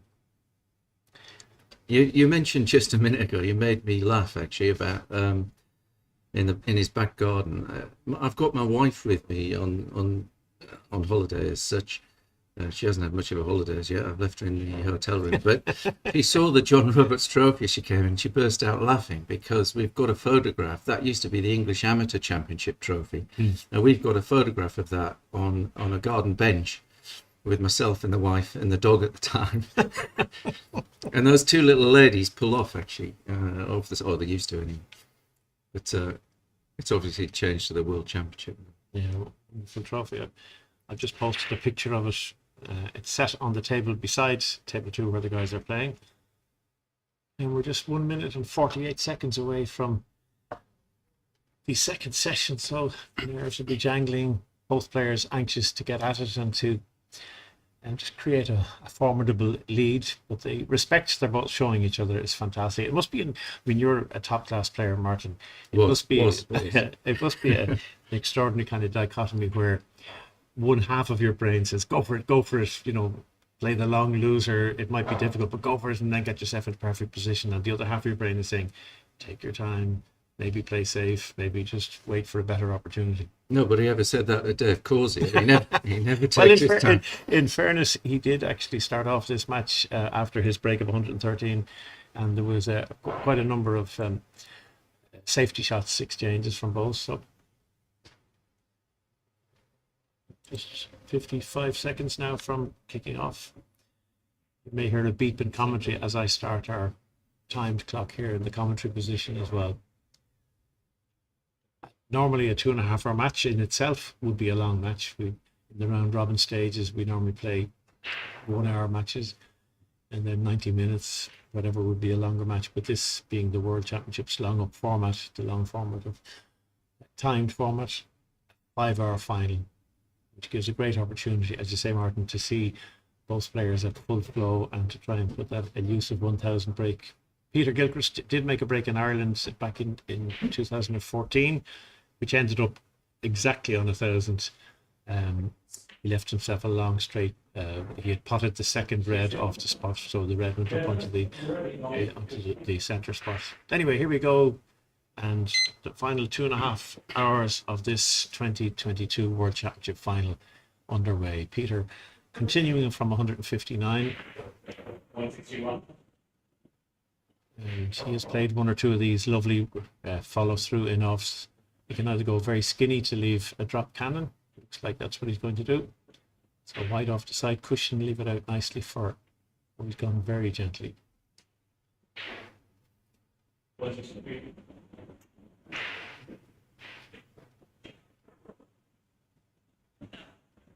A little tester just to start off now. Martin, the narrow in-off at left-hand side. No problem at all.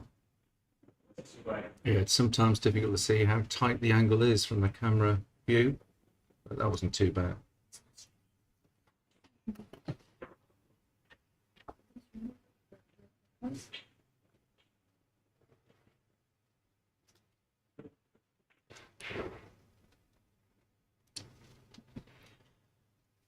So in off the red, I think, this angle.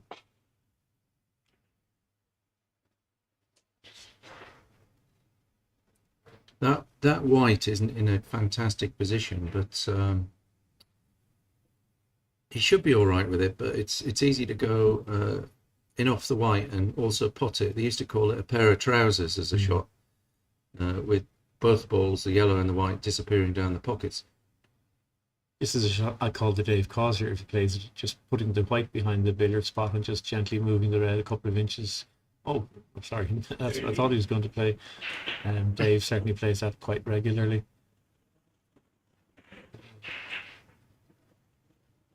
There's the option of the pot red or just a gentle screwing off to the center.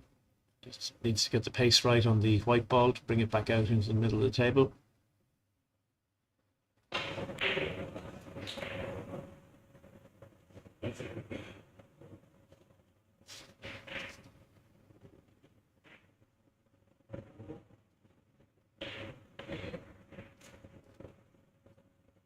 So he's got two options here where he can drop the white towards the red near the top cushion, or he can play the direct cannon white to red. I think he's choosing the former option. Now he's going to leave himself a cannon. No, that's not great. Have to play the in off white now, I think.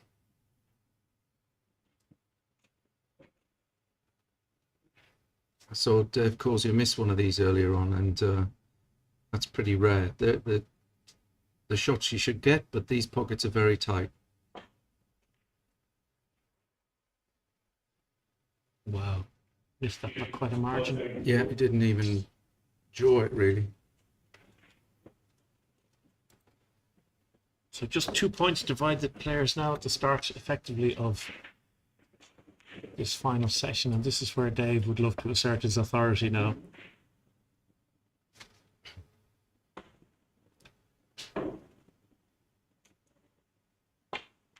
Yeah, so Dave's done the option of putting that opponent's ball near the top cushion. Now he'll play this, what we call a short drop cannon.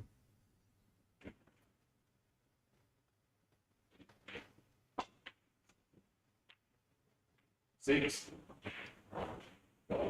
Oh, he's a bit unlucky. I think that white's tight on the rail, but he can get enough on it. Oh, Dave. He'll be disappointed with that. Yeah, that was a chance. Not like him. He was a bit unlucky. That white stuck to the cushion. You know, if it had been a half an inch off, he could have just stunned that, you know.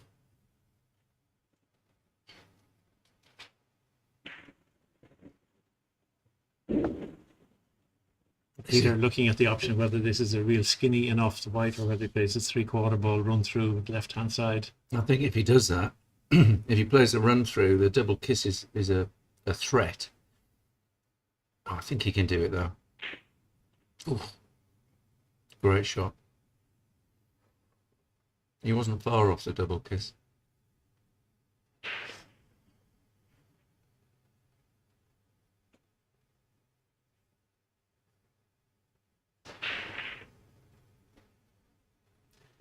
It can be a game of margins. You're quite right, though. If Dave had been a half an inch off the If the push that in off red would have been so much easier. He's trying to hit this red as thick as he can to put it over the opposite middle pocket. And he's hit it not that well, so he's probably going to pot the white here, I would think. But even that isn't all that great, because he's the opposite side of the table to the red, and a double balk isn't that easy, so you'll have to screw back off this pot white. Unless he can play the run through and jaw the white and get it out of the way, but he'd be disappointed with that. Yeah, if he's going to try and move the red into the balk area to make the double balk, he's going to need to have lots of running side on the ball if he's to get over there.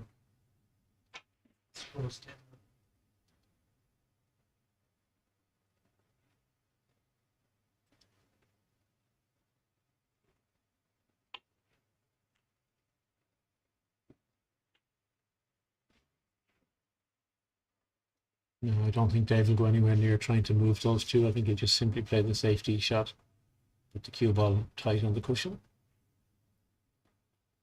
So a little bit of an edgy start for the two of them.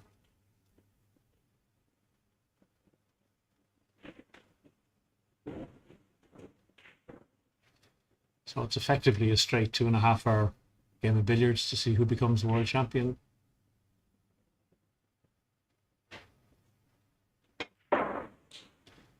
Nicely played by Peter to get himself onto the half ball line and just have a slight forcer. Yellow into the left hand top pocket as we look at the screen. Just has to get the pace right in the red. He doesn't want to leave that red on the top cushion, and I think he has.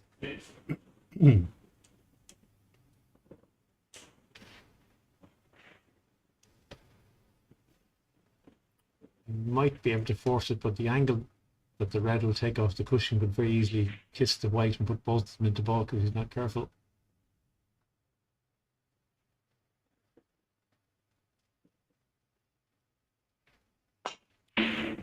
Oh, he's got the cannon, has he? Nearly.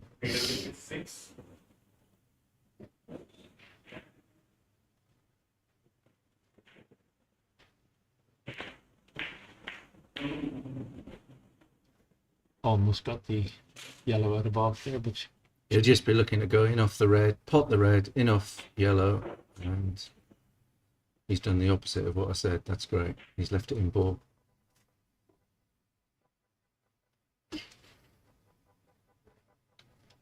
He'll be annoyed with himself with that.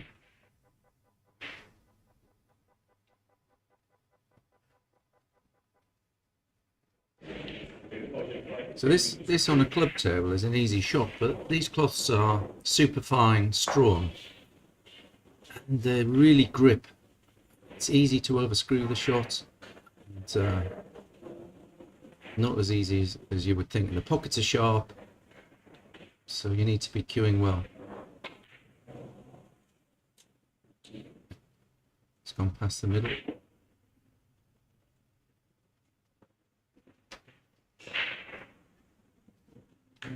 I think Davis left the cue ball out of balk, so Peter can just screw off the side of the white and go down and move the red. Hopefully missing the middle pocket jaw, the top jaw. Which he has. He's knocked it on the top cushion again. And the white's not... Can't see the angle exactly, but do you think he can get in off that, Angus? Well, it looks like it would have to be very skinny.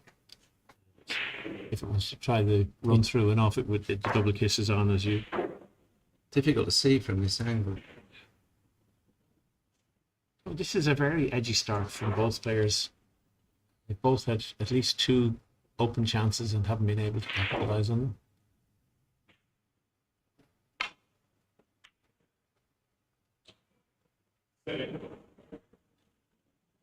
Now the big question, does he try the half ball off the white cannon down? But you can get a spring off that, you can get a double kiss quite easily. I wonder, should he just put the white in the center of the table and leave the yellow on the cushion?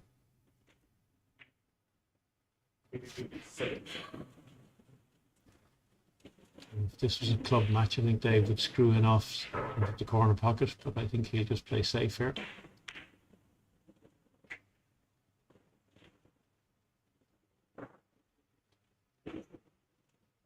Peter with a 14-point lead.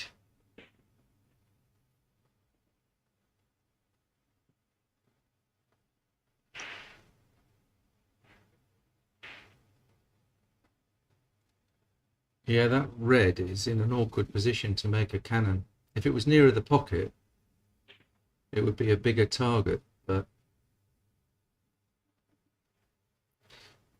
this might go on for several more shots.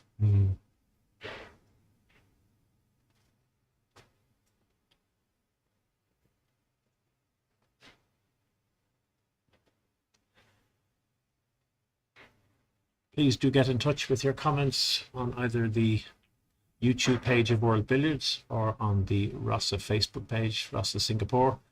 Josh Gooderman says, "What's it first to?" It's to the clock when there's 2 hours and 18 minutes left, and whoever's ahead when that final bell goes off will be the world champion. This is the long-up format. There are 3 kinds of billiard matches we can play. There are a points tally, a timed tally, and the short format then are frames or games of 100 up, so you best of 7, best of 9, best of 11, best of 13.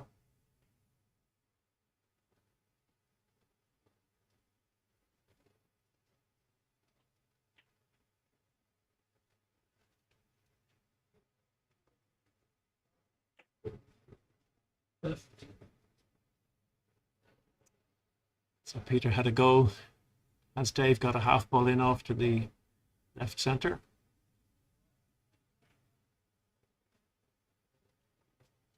And he had a go at the cannon, but he's left Nothing. Nothing. Well, is No. it possible to force in off the red? I think very tough on these tables. I think you'd get the double kiss. You'd have to hit it thick. We'll see. It's going to have a go at something. Yeah, he realises it's not straightforward. He could possibly try the 2-in-1, clip the red along the cushion, hopefully it drops in, and make the cannon on the way up the table. Lots of right hand side he appears to be putting onto this ball. Is he going for the enough? Oh, that was so hard. Now he's going to leave an opener for Dave.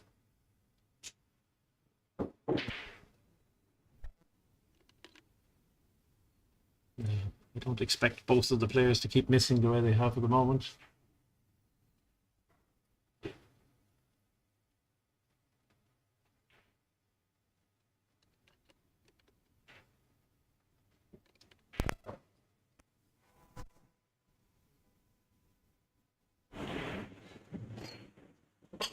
So as soon as he goes in off this yellow, the opponent's ball, he'll be trying to get into position where he leaves a drop cannon.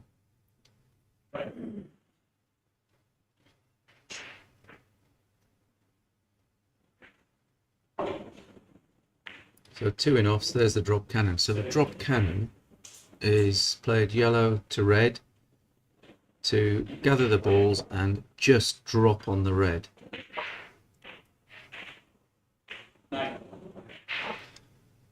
That's a much better contact on the red there.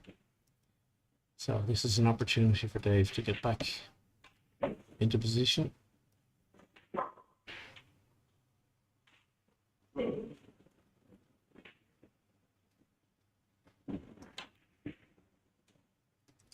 Perfectly positioned now to play a little. No, that's not right, is it? It goes back on the spot. Yeah.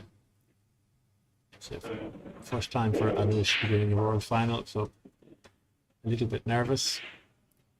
I think this just recomposing himself now because he knows this is a great opportunity. This is perfect top of the table position now, and I think we'll see Dave playing at a slightly faster pace than Peter. He was up top.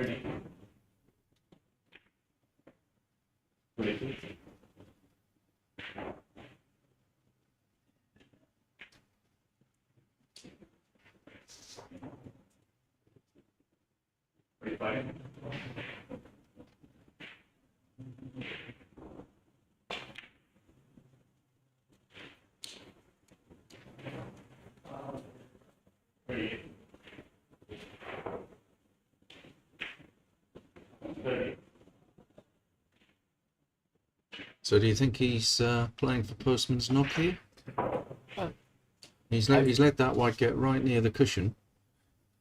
Just slightly to the left of ideal for Postman's knock, so he may take it out and bring it back in.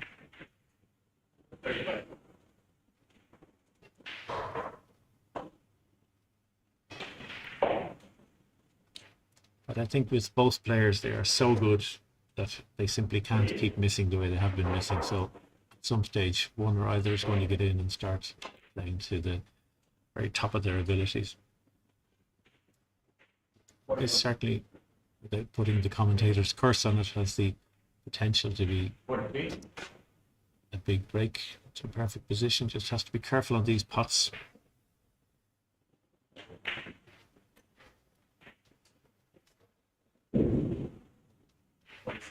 So put the yellow back behind the spots, leave a pot red, and he's bounced it off the top cushion, which is what you want to do. Well, I'd be expecting a 200 plus from Dave at this visit.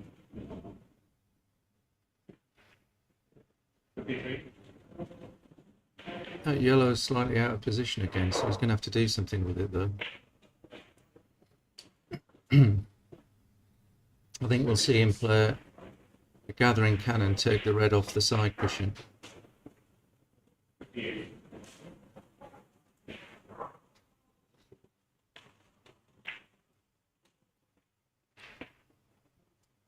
And this time he can get the yellow back where he wants it. It's much better. He's so quick when he gets going. He's The break good is on to watch. 66 already. Yeah. In the blink of an eye.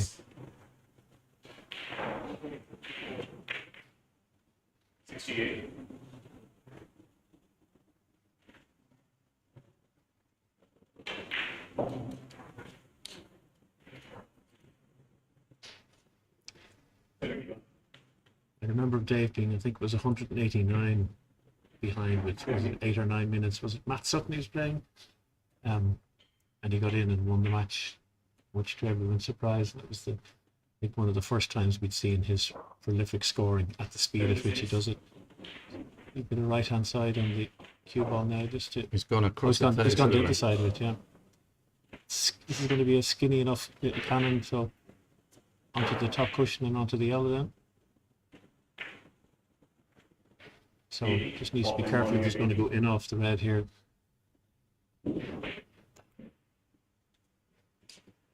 Yeah, opted to play it at pace rather than try and gently just screw in. So does he run the red?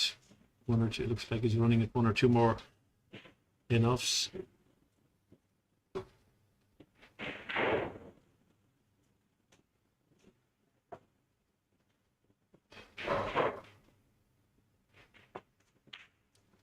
Yeah, he's got the pot, so back in position. Has he had the baulk line warning, or was that? Or is this the baulk line crossing now? It certainly is. Is this a bit light for pace? Bit light, I think, yeah. And in the pocket. Wow, okay. So this isn't. He'll probably make it look easy. Normally, you just line the balls up and you'll get a kiss cannon. Yeah, he's done it. 96.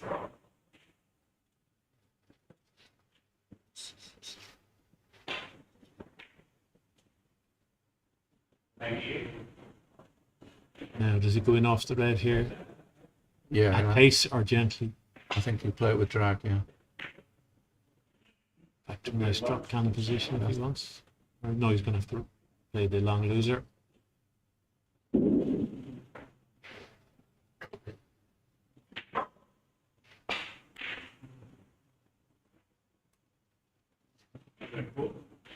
So Dave Causier on a break of 101. It's a good point for Chris Coombe to sit in. And Peter Tankard joining in the commentary. Martin Goodwill, thank you so much for your expertise as always. Thanks very much.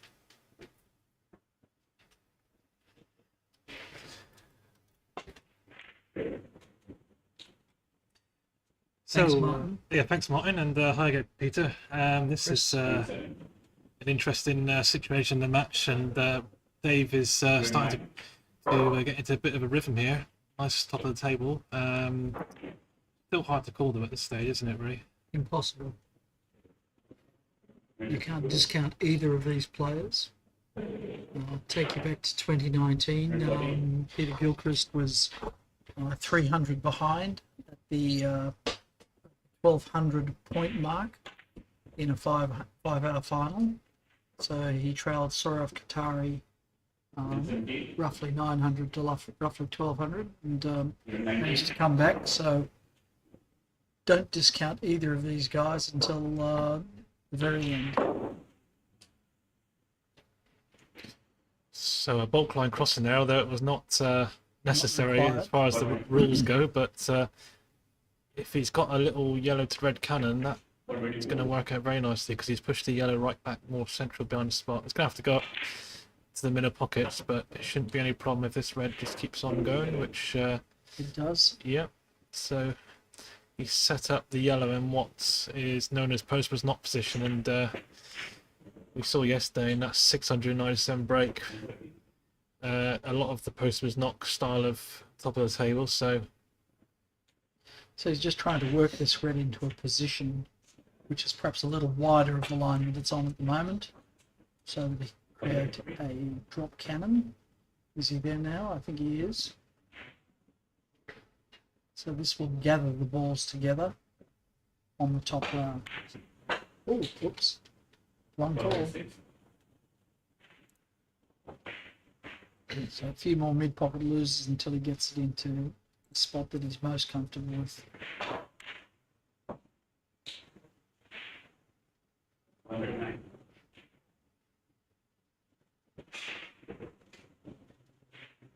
Each of these shots is hit at a different pace. It looks repetitive, but it's not.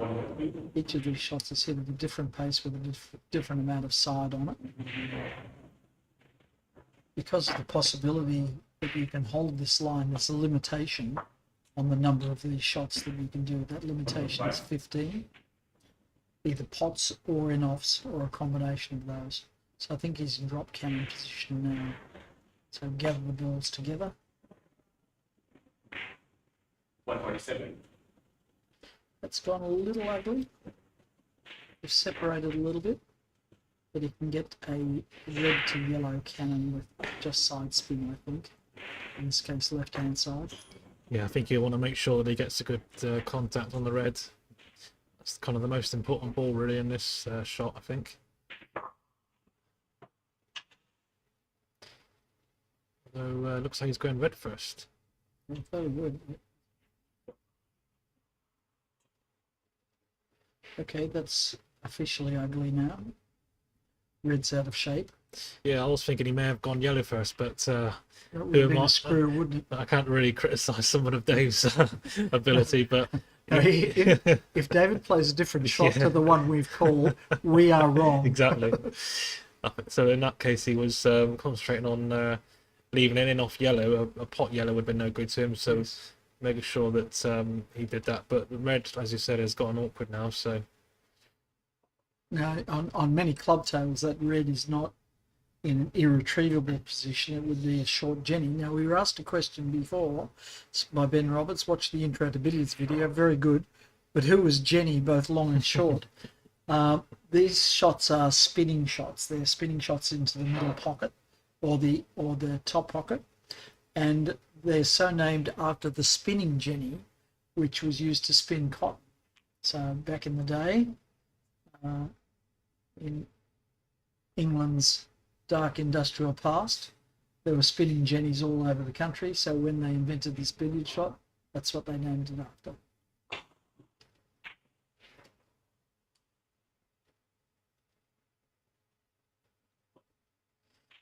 So he's got a wide forcer off the red, bring the red in and out of balk.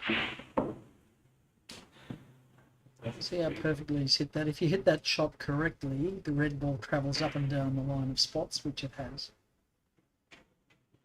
So playing an in-off now, he hasn't set it for a cannon.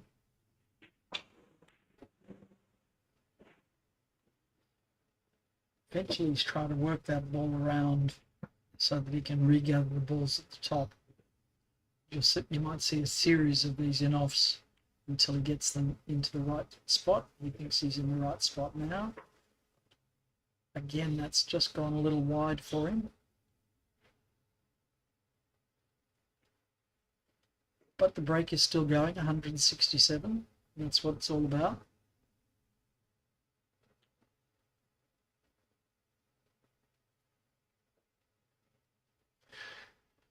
G'day, Warren Ackery from Sydney. I was just in a Zoom meeting with Warren during the break. And here we are back together again.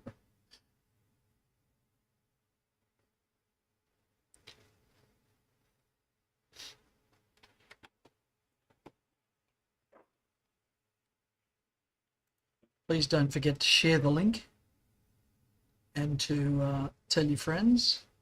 We understand it's different hours of the time, different hours of the day around the world. So tell us what time it is where you are and what you're doing while you're watching the billiards. Yeah, I see Eddie Duggan has tuned in. Morning, Eddie. And Eddie's another regular on the circuit, so He is. Great to hear from you.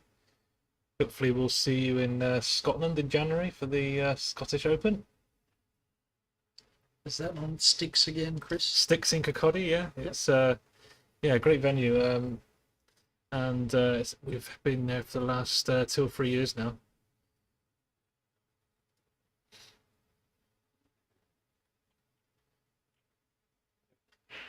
Risky shot that. It required a good connection on the red, which he's got. So Dave's going to get a block line warning, assuming that he pots this reds, and it's perhaps a little bit more difficult now to. He's going to have to think about this a little bit more because he's in open play. He's not actually at the top, so the usual shot where you pot the red and go around the table and back to the top of the table is not going to happen here at this moment, unless he can get to the top very quickly. But it'd be interesting to see how he goes about it.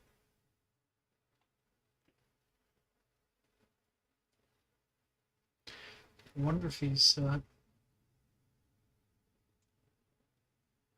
seen how Punko sometimes crosses the balk line by putting the red very close to the balk line and then playing a screw back pot red and crosses the balk line that way.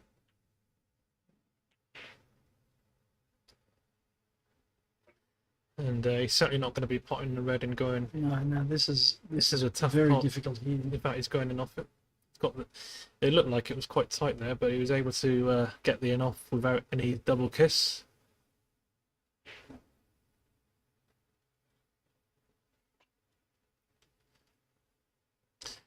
Forcing cannon rather attempted there, but it's gone wrong.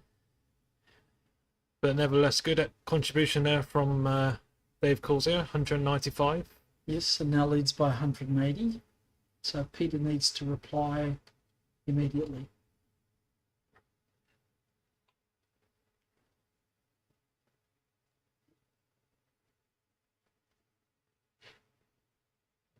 Hello, Serge. How are you?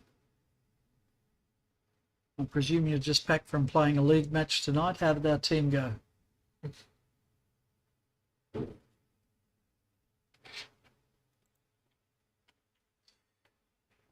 Nathan Mann tuning in. Hi, Nath. Thanks for your comments. And Nathan is very active in the billiards community, and I heard he had a good. Talking of league matches, I heard Nathan had a very good league match last night, making a couple of tons. So well done. Great Nate. to see Nathan playing well as always. And so, is he going to play a thin snick on the white here? These middle pockets are precarious. Yes, a gentle thin snick to set up drop cannon. The white's a little lower and wider than normal, so he's going to battle to get this all the way around to the spot and keep control.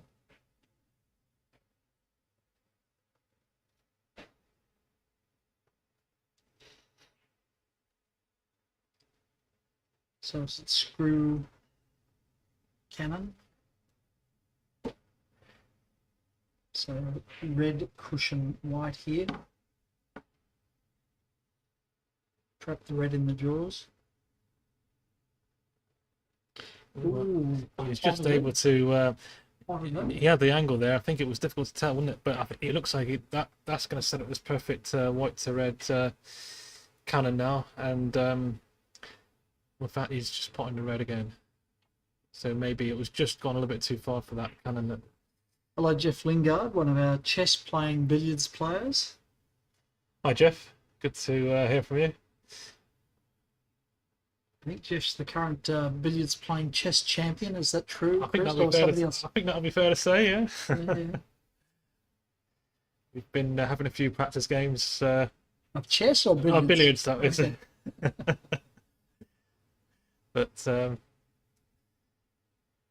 yes, unfortunately, Jeff wasn't able to make this one. But hopefully, we'll see you at the next one, Jeff. And no doubt we'll have a few games before then. But that red's run on a yeah, bit. that red's gone a bit awkward now. And so now we're in a bit of trouble. Only 24 contributed so far. So screw, cannon, white to red, but this doesn't really lead to any natural position. You can try and regather the balls perhaps, but not a lot he can do here. Has he regathered them? Yes, or is it a cover? Hard to tell from our angle. I think looking at that, I think he can just about get a thin cannon. Well, he's a master of masse. This Got a one's bit of view against, from that against angle, I the think. nap. Yeah. If he has to play that. But if he controls his screw back, he might be able to send the white back towards the spot end. Or he can get to it. Yeah, he's probably under hit the red or didn't get into it enough.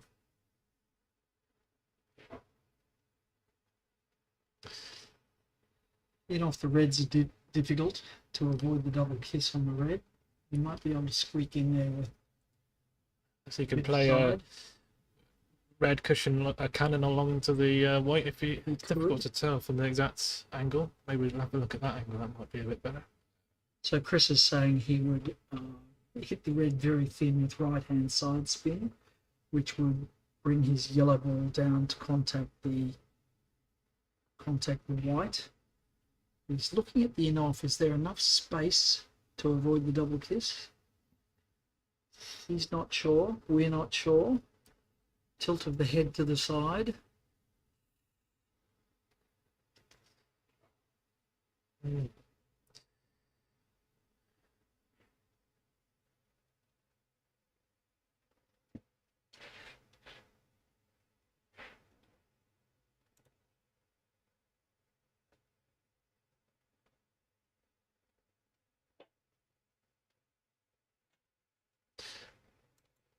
Well, double kiss.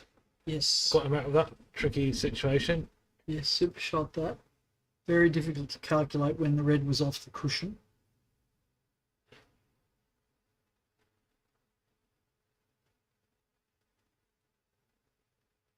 So, does he come out too far for the forcing in off? All of these shots are just outside the comfort zone.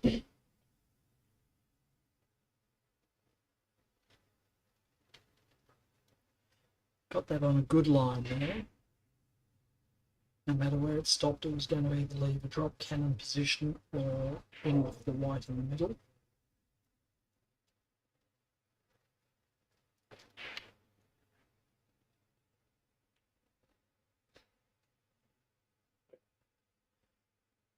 We've just had some volunteers for commentary, who are the two defeated semi-finalists. And so we're going to give up our seats in a moment to get some real experts in here. Peter Sheehan and Rob Hall. Oh, crikey. Yeah, I'll be disappointed with that. They're certainly not easy. He'll be kicking himself. Plenty of time left. Not panic stations just yet.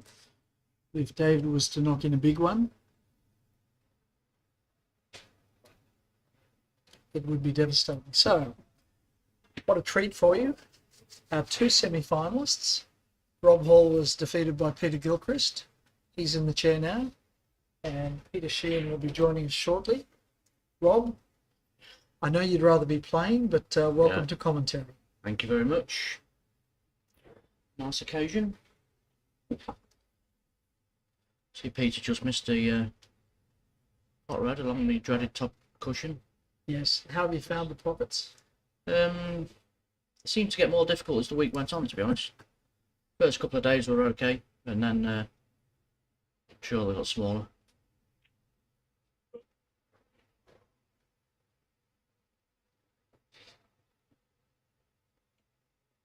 Is the match going the way that you might have anticipated? I think it was important for Peter to stick with Dave over the first session, which obviously he did. He made that one, whatever it was, 180, 190 a short while ago, which is, Yes. he's got his tail in the air again now. Yes. He looks a bit more confident. How much is where you're at in terms of your headspace a factor in these kinds of finals? Yeah, you just want to. I think you just want to get a few easy chances. You know, simple starters, just to get going in a break. And I mean, they both must be relatively confident coming into the match. I think Dave's played the better. He's been hitting the bigger breaks. Made a fantastic 6-9-7 yesterday. 6-9-7 yesterday. Yeah. So Dave's probably the more confident coming in. Peter didn't play particularly well against me. Was that an attempted 6-shot from Dave then? Yellow balls. It was. Yeah. He wouldn't have been bothered if it was a 6-shot. I wouldn't Yeah. say he necessarily played for it, but Like an either if or. it went in, it went in. Yeah. It's good either way. Obviously, yellow here is perfect for the drop cannon. Was Or it perfect. was. For the drop cannon.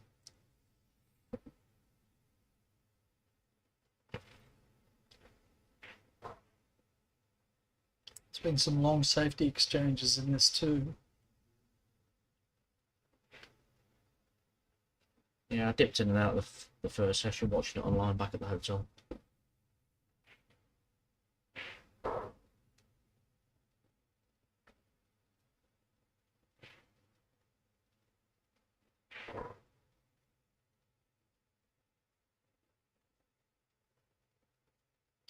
So you've been joined here by your wife Anna.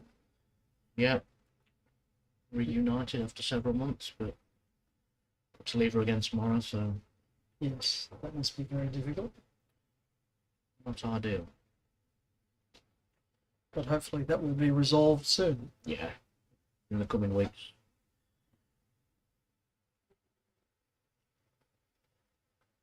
Look at the reach on this guy.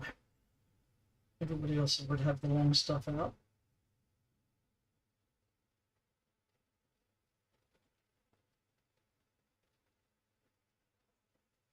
So this is a good chance now for Peter. So drops the red down towards the spot and plays the drop cannon. Is that what you're thinking? Yeah, you won't want the red too close to the top cushion. Ideally, you'll want it maybe 18 inches or 2 feet away. That's perfect. If you land the red too close to the top cushion on that shot, you've got the risk of switching the balls. Yes. By bringing the red to where it has done now, it gives him a lot of room to push the red. It's perfect. Doesn't want the cover or the drop. Gets the drop.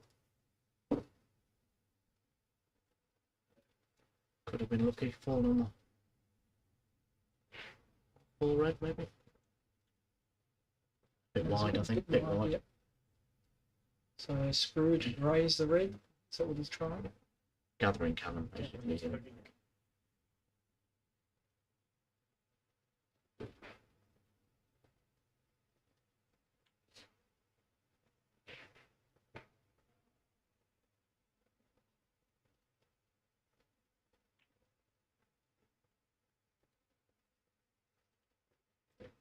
Is anybody brave enough on our coverage to predict the final score? If so, put in your bids.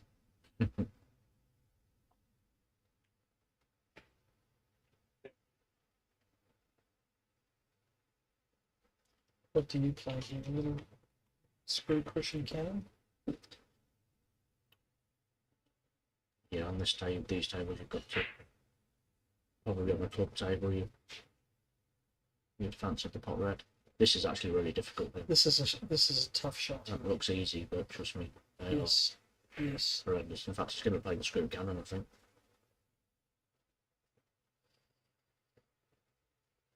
So, Peter likes to play the right shot even when they're difficult.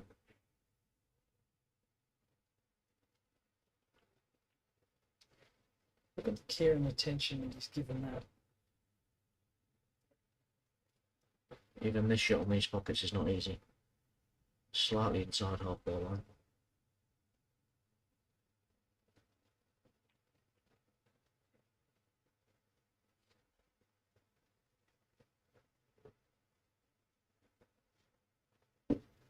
He's scrapping for position here a little bit. He is. Now watch the side spin and back spin on this. So he's playing with right hand side to suck it into the pocket. Just didn't get into it enough. Not an easy shot, but I'd expect him to make it. I think he's left it off yellow by the looks of it. Why wouldn't Dave play that right now if he's left it?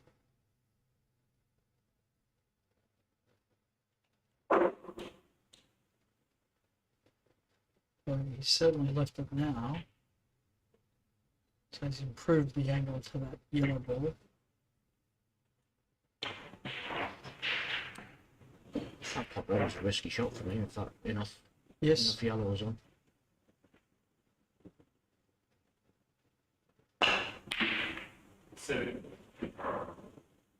Another subtle Causier cannon for you. Yes.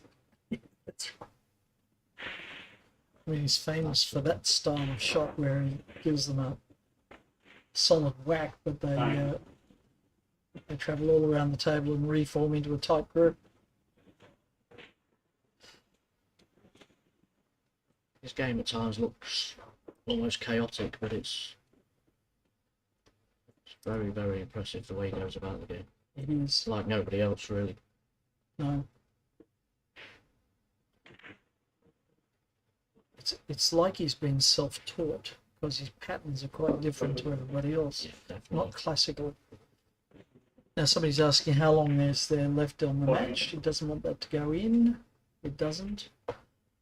You'll see a timer in the background there, the yellow screen, and that's a count up timer. This session is 2.5 hours, so the answer to your question is a little less than 2 hours left to go. It's an absolute marathon, these matches, and it's not like snooker where they're re-racking the balls and get various breaks and long time between shots. Concentration is one of the big issues here. They really came across that red there. He did. But you know, that actually looks like it comes across so often with the head tilt and the little movement. It's a miracle to me that he gets most of the ones he goes for.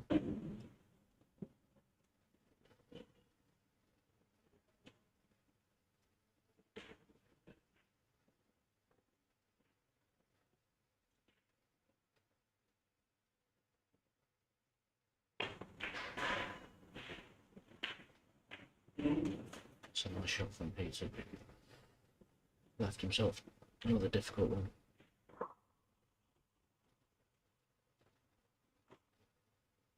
He'll probably just try and roll this red in here because super difficult.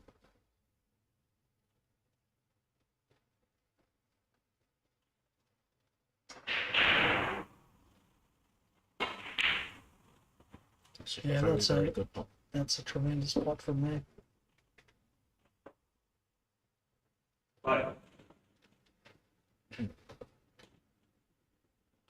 So we've got one prediction, 1658 to 1497 in favour of David Causier. Oh, that's lined up into a horrible position.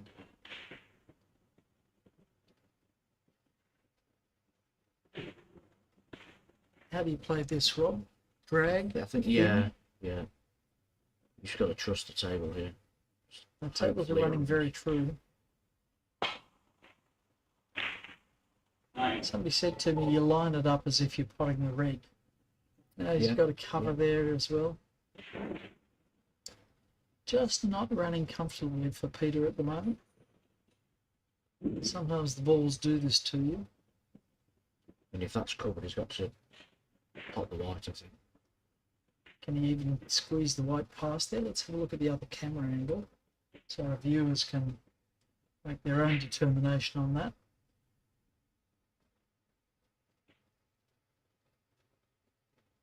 I think he can just off the far jump.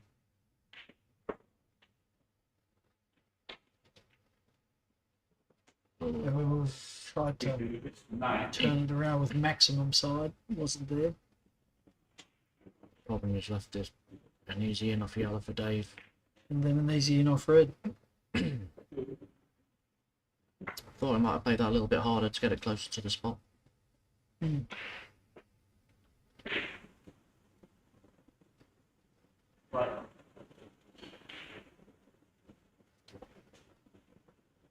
was up out of the chair like somebody bit him. It's like a jack in a box when his opponent misses. He is. He's certainly eager to get on with it, isn't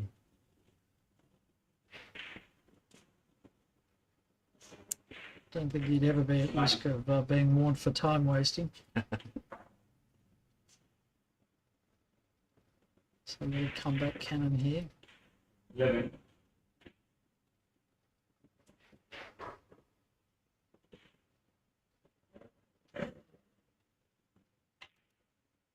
Thirty.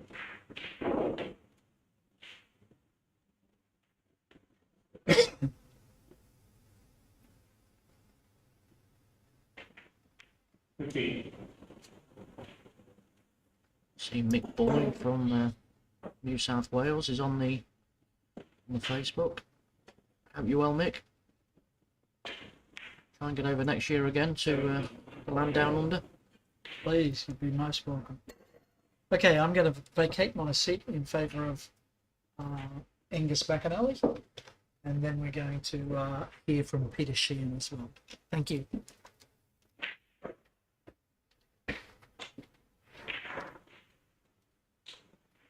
Thanks a million to Rob Hall and to Peter Tankard. We'll have more from them later on. Delighted to welcome Peter Sheehan into the commentary position. Peter, you've seen Causier in full flow. You know what he can be like. So I'm surprised that both players have missed a number of easy chances in this second session. Yeah, it's quite an edgy game really. So they've got that much respect for each other's game. You can see that. Peter's playing quite deliberate. But I say if they get to win, I can vouch for that. It's so hard to stop them, especially over a 4 or 5 hour game. It was a lovely moment yesterday when you went to the loo while Dave was at the table and came back a couple of minutes later and you just said to me, is he still at the table? I think he was in the same position as the went left. The great thing is we've still an hour and 40 minutes left, so that's, certainly 900,000 points available for both players, such as the quality of what they do. It's still very tight. It's still anyone's game. Dave's slightly favoured, obviously, with this lead. I think he quite rightly is not taking on that pot red is very difficult. So either the run through and off, or he might try and screw back cannon, like the run through and off.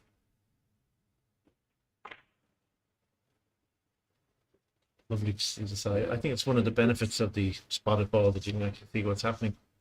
Some of the snooker players are reluctant to take it on board. Dave plays these shots so well. Like the thickish in-offs with a bit of check side.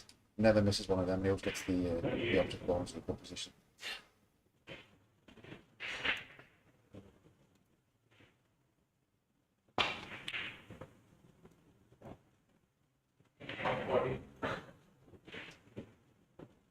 That looks pretty perfect for the drop cannon position. You'll be looking to get the cannon on the right hand side of the red as we look at it to push it towards the pocket and yellow back behind the spot. 22. It's a bit thick. Yeah. No, if the white is on the cush, it's very difficult to get a bit of screw back here. This is a tough shot if he's playing the run through enough. Little pop with the cheeks there from Dave Causier. He doesn't like this rock, does he?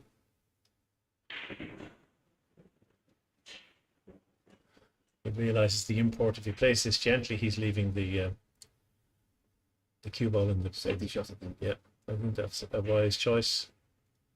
So Dave Causier with a 210 point lead at the moment, but an hour and 40 still left, hour and 38.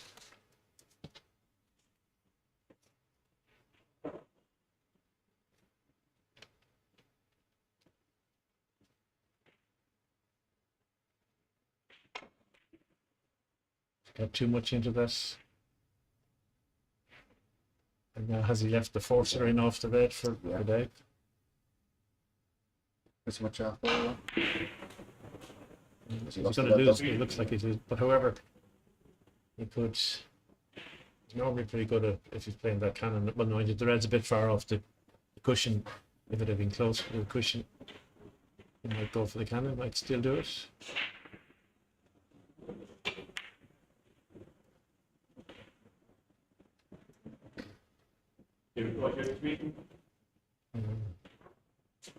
Dawson Cannon, think, off the red cushion. Got a big target area there with the white being slightly off, but he's got to be careful not to go around the back. And the swing off these cushions, the throw is a bit different. People struggled for the first few days, I think. Yeah.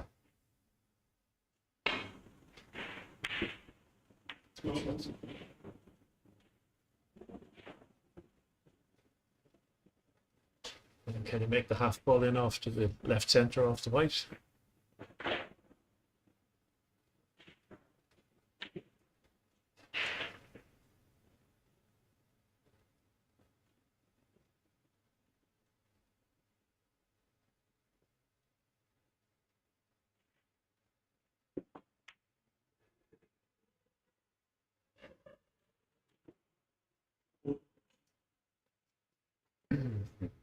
With the pot red and the cannon at the same time as a bit of insurance.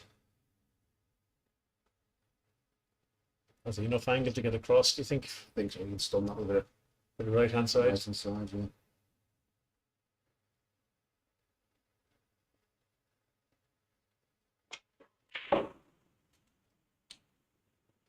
Be happy with that. Yeah, very good point.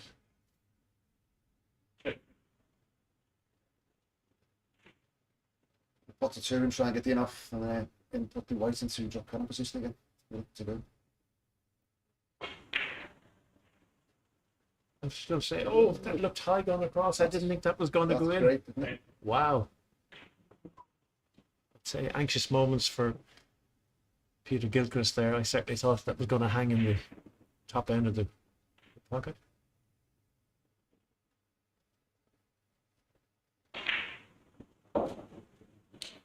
So in off the white, bring it to behind the billiard spot, and then play the round the house red. So there's the white position behind the billiard spot. So this would be the standard shot that you would get in a respot position.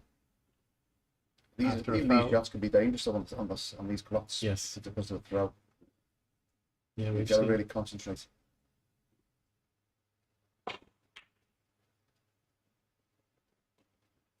Right in the heart of the pocket and nicely over. Just a little bit narrow, but okay for the drop now. It just went that final 6 inches that made the difference.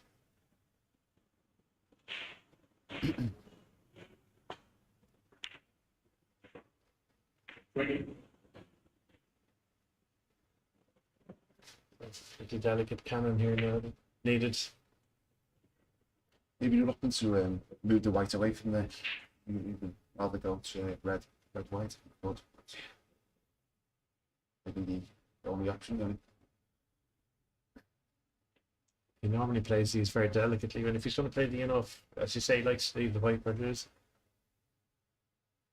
So try and double the red, leave it hanging on the centre pocket maybe, or is he going for the in-off? On the inside, the red. Is it going to be covered by the white? And the difficulty for Peter, as I see it there, is that the run through cannon, the white may easily collide with the red. Yeah. Doesn't look on for me. And on this table, the screwing off is quite difficult. Has to get the pace and the run of this absolutely correct. Big shot.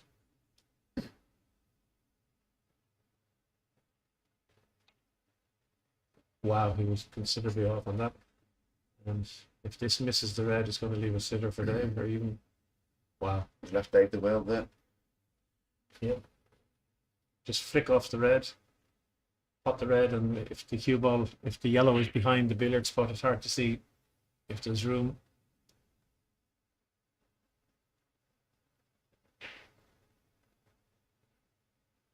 An unexpected bonus there for Dave, I think. Crucial time in the game. This if they can stick a 2 or 3 in here, that's pretty really difficult to pull back then.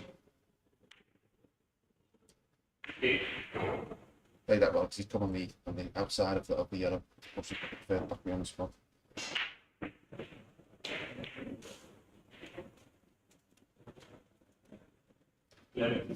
So now all the hours of practice, all the years of discipline, playing really good top. Little cannon off the yellow, I think, because the red was too difficult on its own. Even though you had to sacrifice a bit of position on the yellow, it's better to make sure that the pot red was easier.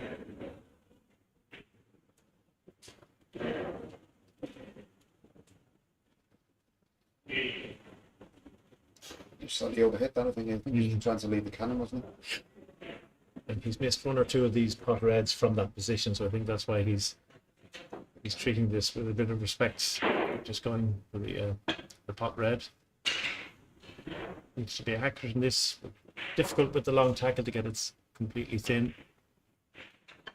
No bother. And now drag cannon from Buck. Yeah. Most important this shot is to leave a good red. Any good position with the yellow is a bonus really, but leave a good red.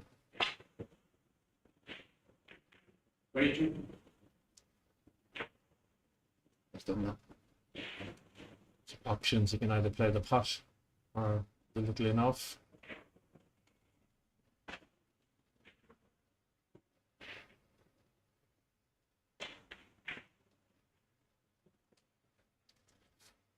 He's also in a position here. He wants to be on the right hand side of the yellow with the red and spot to chip back in for the recovery cannon. So that's what he'll be thinking about now. 27.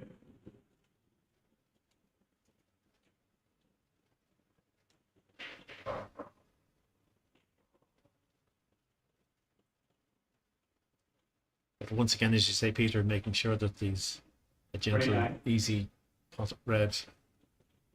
But you can always rescue the yellow later. Just having a look to see whether he plays the 3-6-9 to leave the cross loser, or whether roll around 2 cushions, which he's opted for.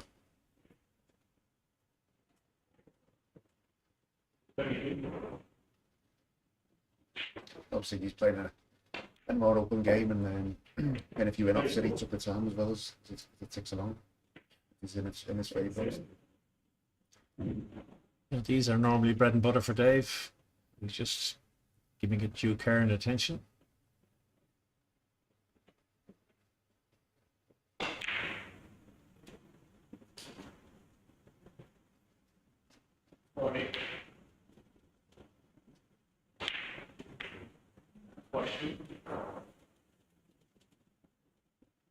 That's messed up the yellow a bit. It seems to be tight to the ball cushion, so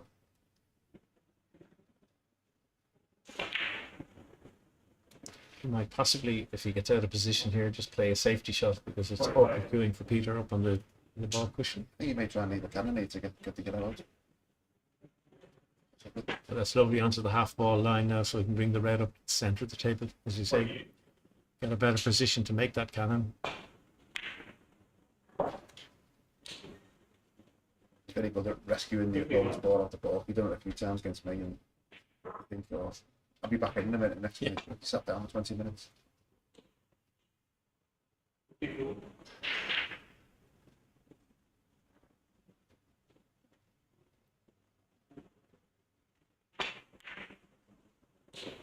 was over 250 points ahead now.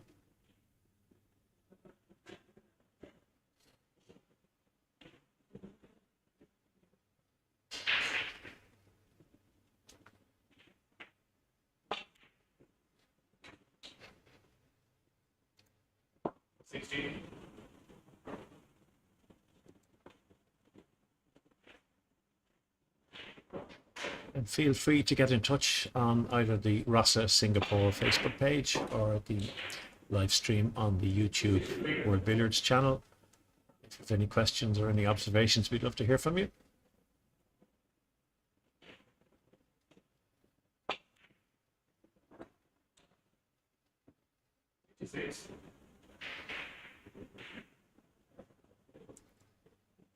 Break goes to 66.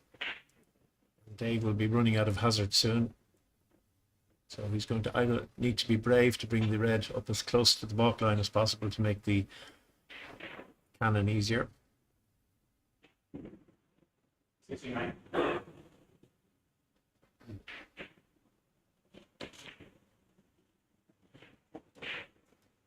Yeah, if he gets low on this center hot red now, he could have a chance to get the cannon. Yeah, if he probably leaves the white similar level to the pyramid spot, maybe. Look at it. Still on, I think. I have to force it a little bit. He'd be desperate to get that ball out. How's your luck? He's fine. Well, I think he can run through here with the top and right hand side. May have to go off the cushion. It's a shot. Back in again.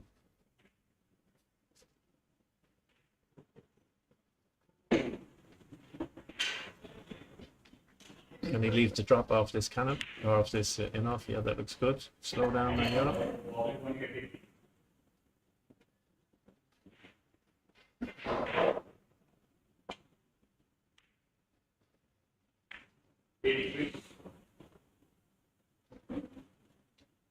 Back in business.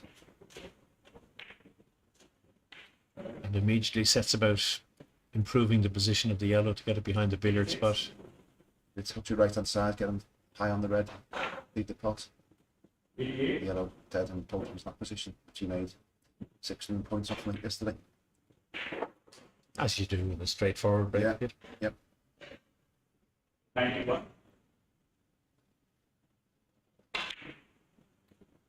Just slightly to the right of the spot, so he'd be looking to just nudge it. It's not the back up then. 96. A little flick off the yellow.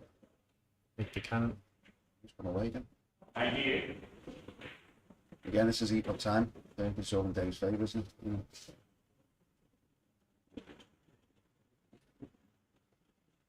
$290 points ahead. So he'd love to add another 100 or 150 onto this. It's getting high so they can leave himself the drop cannon having done the baulk line crossing.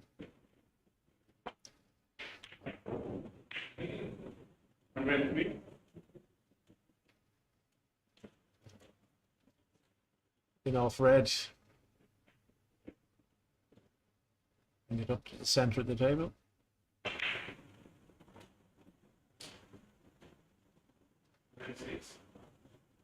I think his confidence should be growing with every shot in this situation. The more he can forge ahead. You start to see the winning line in the next 15-20 minutes if he's still at the table. Mind you, it's still an hour and 25 minutes to go, Peter. It's a long, long time at this level.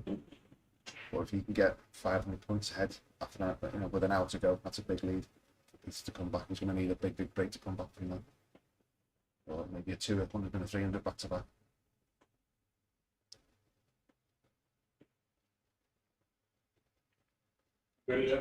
Slightly awkward queuing now over the yellow. Has to be careful on this.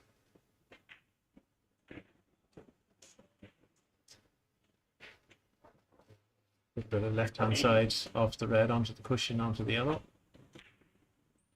I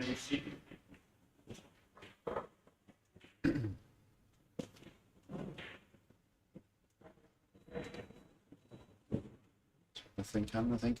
Leave the pot. 180.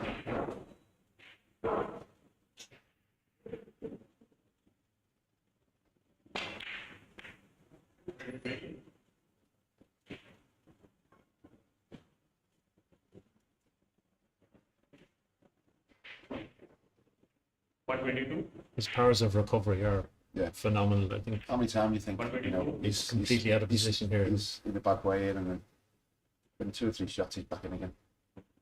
You just sit back, you slump in your seat normally. We just He's missed that. Yeah, he's missed the red. He's just a bit quick on the shot. I think just didn't give it full application. So Dave will be disappointed with that.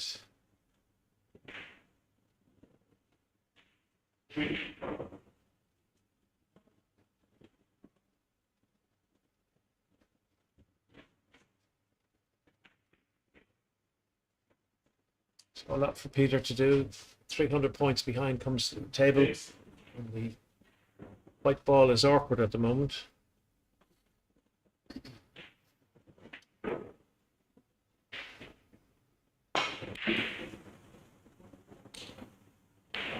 Hello to Alex Dunn. Wonderful billiard player and enthusiast player indeed. He's watching just before he heads to work. He's just saying that Dave seems to have another gear when required. He certainly does, but he'd be very disappointed to have missed that red, just leaving it hanging. So I think Peter go for the cannon here to move the white.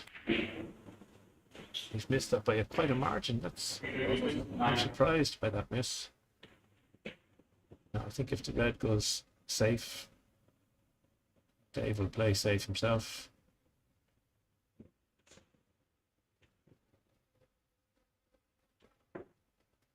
Yes.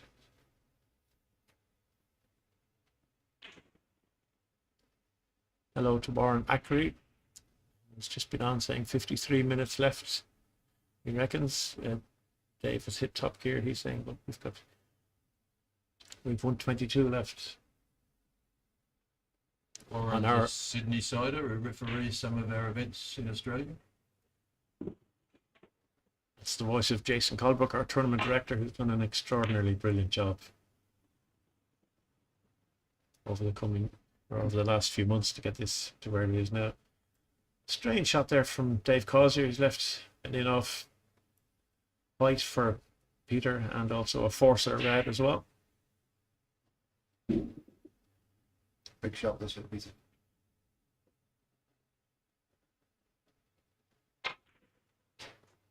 Oh, just the side got that in. That was a really good shot. Yeah. Under pressure. Yeah, certainly. I think both players are feeling the pressure now, as we come to the final stages of this World Final.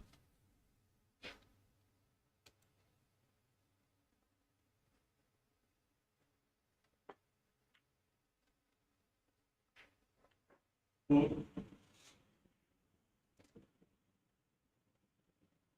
morning to Brian Barnett, who's watching us on our YouTube channel. Good to have you with us.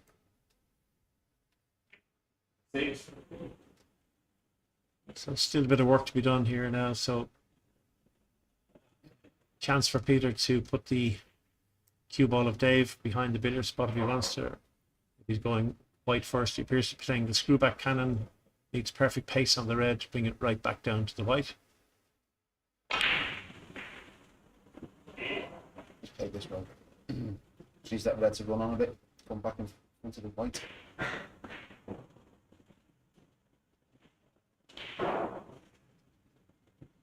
Both players just getting slightly out of position. They're just not getting it plumb in each time, so delicate little screwing off. That's gone awkward as well, so the same rescue shot he needs again. He's going to have to... This is the cannon he missed by quite a margin the last time. I doubt if he'd make the same mistake twice. Got a bigger target here because the white's slightly off the cushion of the goal, so don't think he missed this one.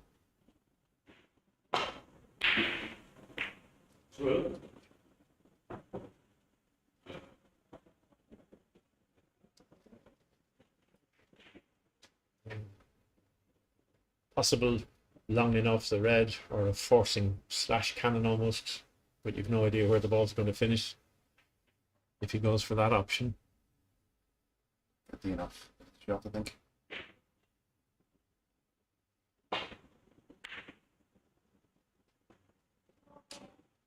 Like that one.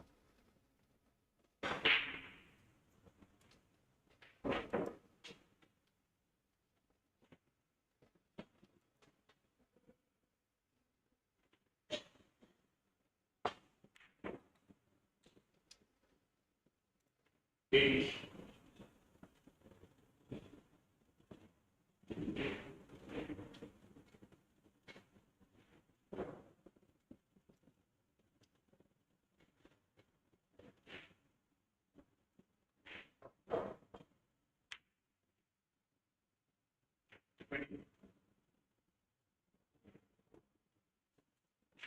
Wonder will Peter rescue the white here? Push it beyond the spot. Long loser back up to the centre of the table, maybe a pot red, then he's back in. So push slightly under hit that. Mm.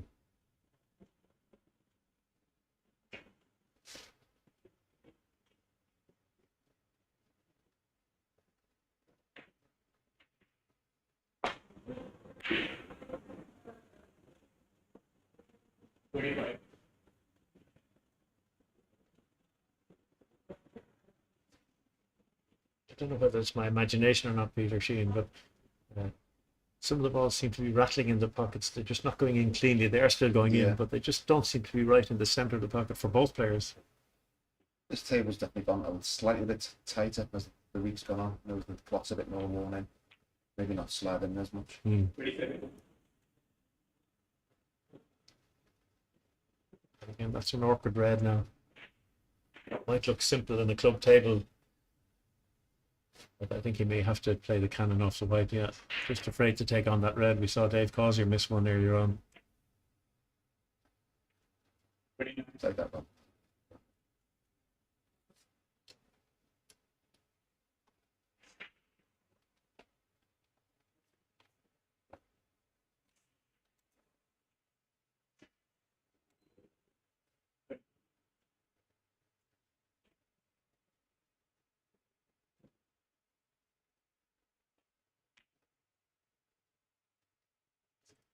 Hello to Pat Coldrick, who's watching in Ireland. Pat, wonderful guitar player.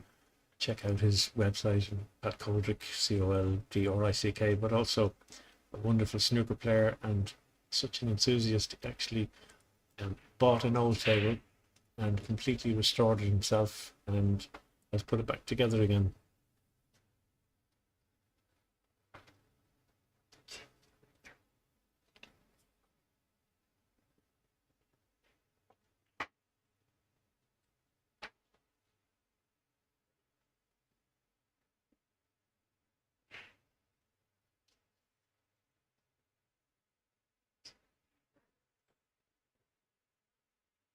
Kind of a reverse way of the drop cannon. Normally both the red and white would be in the other configuration. Again, you need to get, the most important thing is to get a good red, a good contact with that to lead the shot afterwards.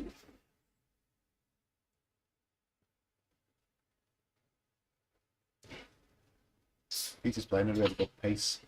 You know, he's not rushing his shots. He knows there's plenty of time. He's really, really concentrating, you can see that.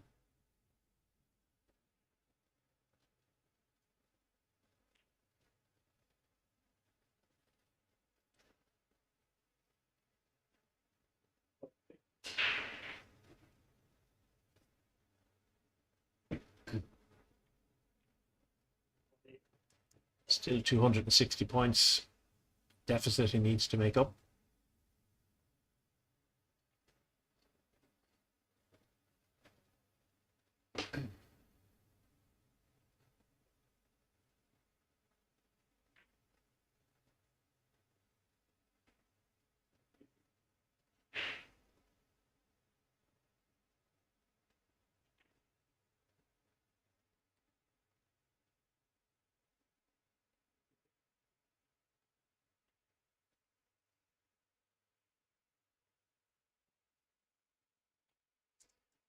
This is kind of upside down top, as we call it, where Peter will stay low on the red and simply make a gentle little cannon onto the front of the white like that, moving it very little. So he'll pot the red, bring it back a few inches.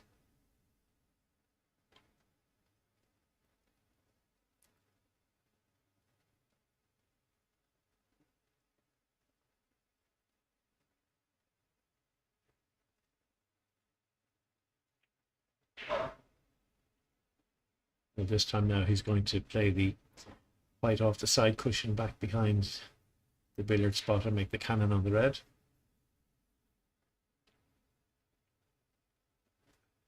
white needs to get underneath. I'd be happy with that.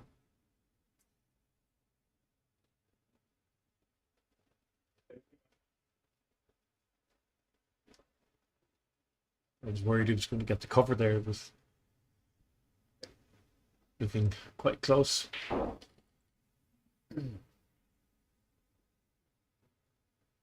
Slightly overhit that, hasn't he?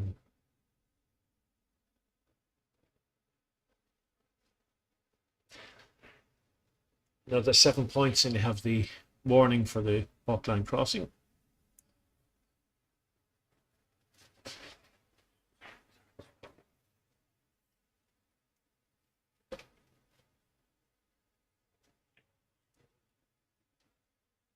You were very unlucky on one of your, as you got to 98, I think it was, you collided with the red and you ended up dead straight, about 2 inches off the cushion. You had to try and do a deep screw with the running side, and a slight miscue. Then it was very tough. So it's really important to leave a half ball angle on the red to make sure you can get in and out of baulk.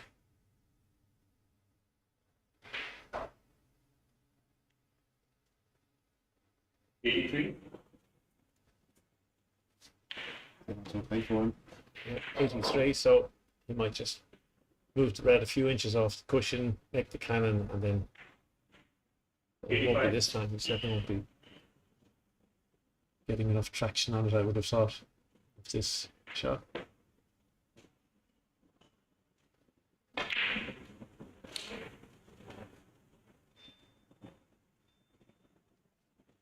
So perfect to take the yellow ball in and out of baulk. As long as it crosses the baulk line, it doesn't have to come back out, but it must cross the baulk line between 80 and 100. Look to leave the yellow just below the middle pocket on the right hand side.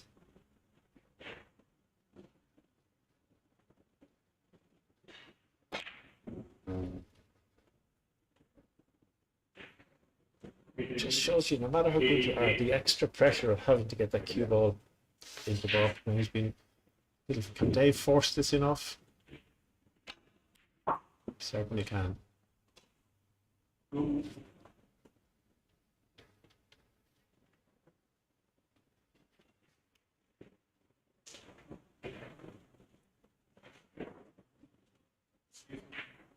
think somebody just walking past there. Referee Anuj shake of the heads. So as quick as he can, Dave will be hoping to move the red off the side cushion.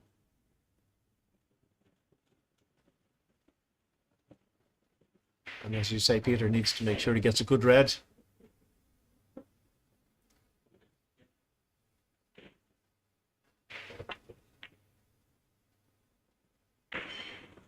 Six. It'll be better early.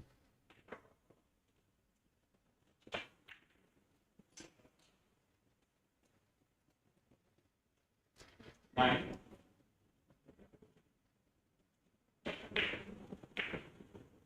Coming up on 70 minutes left. Dave won't be happy with that. That's a bit of a cover there. So thanks to Peter Sheehan. Thanks, Angus. Good to have you in commentary. Sorry. So I'm going to hand you over now to Peter Tankard, who has a very special guest to do some commentary with us. 15.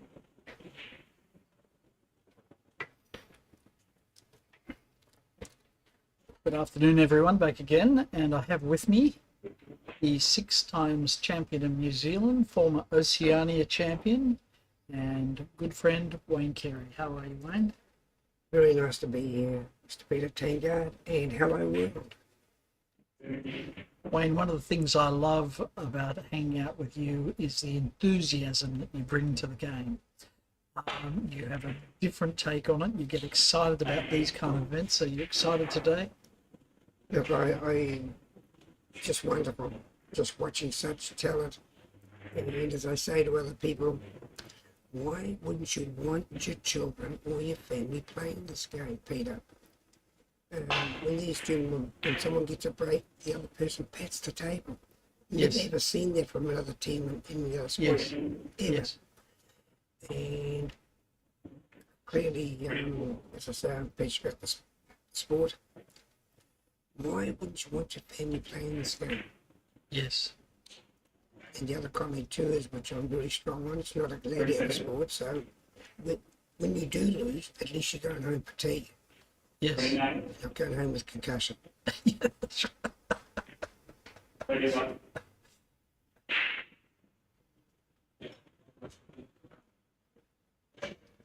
it's got a bit wrong for David there. He's got a line up. So off the top cushion. Just a gentle tap to keep them not too far apart.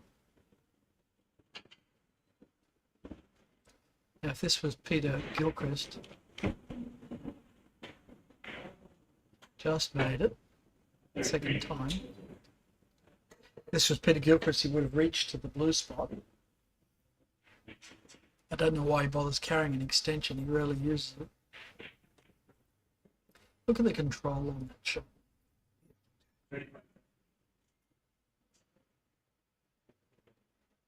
Very quick player, David Causier, as you all have noticed.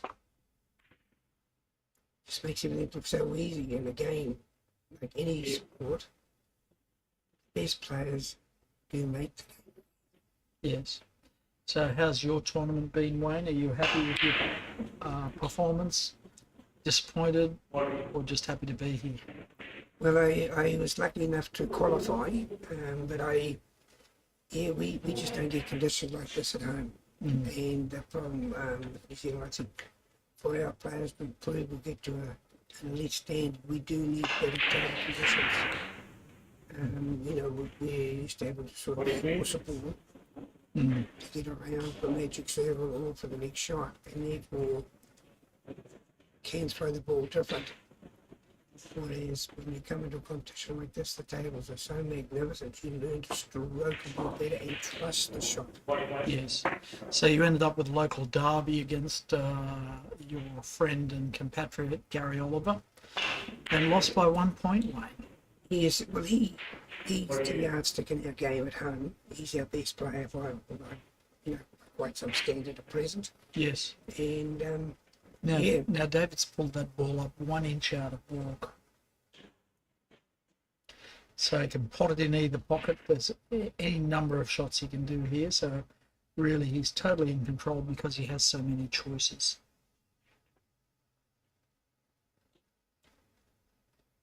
So 6 shot, didn't matter if he missed, he would have left it hanging in the jaws, the white ball that is, and he's left a drop cannon. So it's a bit both balls in. Yes. Just to take this through so he can get his white off 2 cushions back. Now that hasn't worked out. He wants to have the red below his ball in terms of the top cushion. It's the nice touch, you put the red on the little pocket here. Oh no, he's at that red. Gee. On these tables. Most of us would be too frightened to play that shot, I think. And what about your own tournament? Well, I've had mixed results. Got lucky against you, Wayne. That was about the highlight of my week, really. Way better. I've got no complaints. You controlled the game and did everything you needed to. The rest of it was quite forgettable. But I mean, it's just great to be here. I mean, most of the players who enter this is probably unlike snooker, where everybody thinks they're a chance. When you look at David Causier and Peter Gilchrist, and you know they're in the draw, you know you are not figuring in the final. But we still all turn up because we love the game. It's a beautiful game to play. If you're looking to do this for a living, choose another career. It's not about the prize money. It's about playing the beautiful game. I would back that up. The other comment, which I think is very worth saying here, is if you're a tennis player, yeah, would you say you're a New Zealand tennis player? What's your chances playing Djokovic? Yeah, none. Or what's your better than none? Or even meeting them. Exactly. But here, when you have your sections, you draw these players. Yes. And you do learn off them, even though you get beaten up. Yep. You not learn off them, and then you've just got to transcribe that into your own game at home, which when you're playing these, you can stroke a ball, but at home we're having to force them, but therefore getting a different throw. Yeah, how many people in any sport? Out to exactly a 300 lead here now. Is this a decisive difference? We've got an hour to go. My view is you never write off a champion, and Peter Gilchrist has been a champion for as long as most of us can remember. Peter's a favourite of ours in New Zealand. He turns up to our tournaments. As he is of ours in Australia. He's been a great supporter of us in our part of the world, and he will continue to be. He's coming down to Sydney next week. So if you want to see top flight billiards live, he's the man. But as I keep saying, you take her home to meet your grandmother. Right. You know, they know how to behave.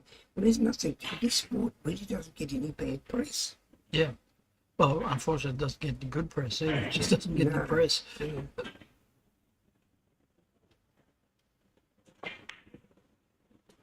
Greetings, Kevin Crichton from New Zealand. He's checked in to say hi.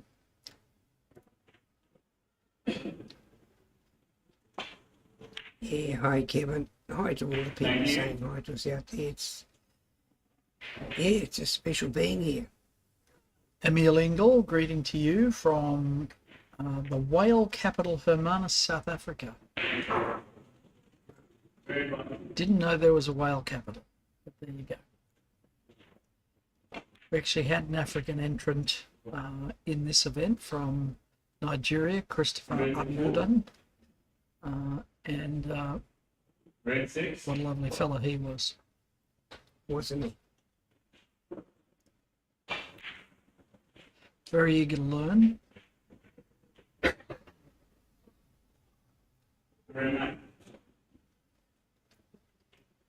Good to avoid people throwing the shot here, but most of you can see the shot anyway.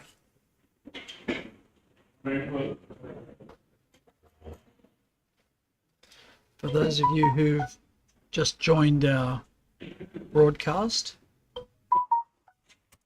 we have an instructional video. We've just linked the YouTube video to the comments section, so if you don't know what's going on, please feel free to watch the video. It takes about 5 minutes, and that will explain the basics of the structure of the game and the scoring. Akhilesh Mohan, who played in this tournament, the master on a roll, is referring to Dave Causier. Yes. And there's another passionate player. Yes, and well, that was contrary to your unlucky result against Gary Oliver.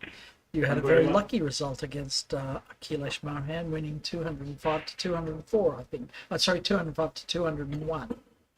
Is that correct? Yes. How's my memory? Not too bad. No dementia just yet. He opened up with a 60 and then a 40. 67 or 69 it was, Yes. And then he just controlled the table. And then it all went quiet for him, didn't it?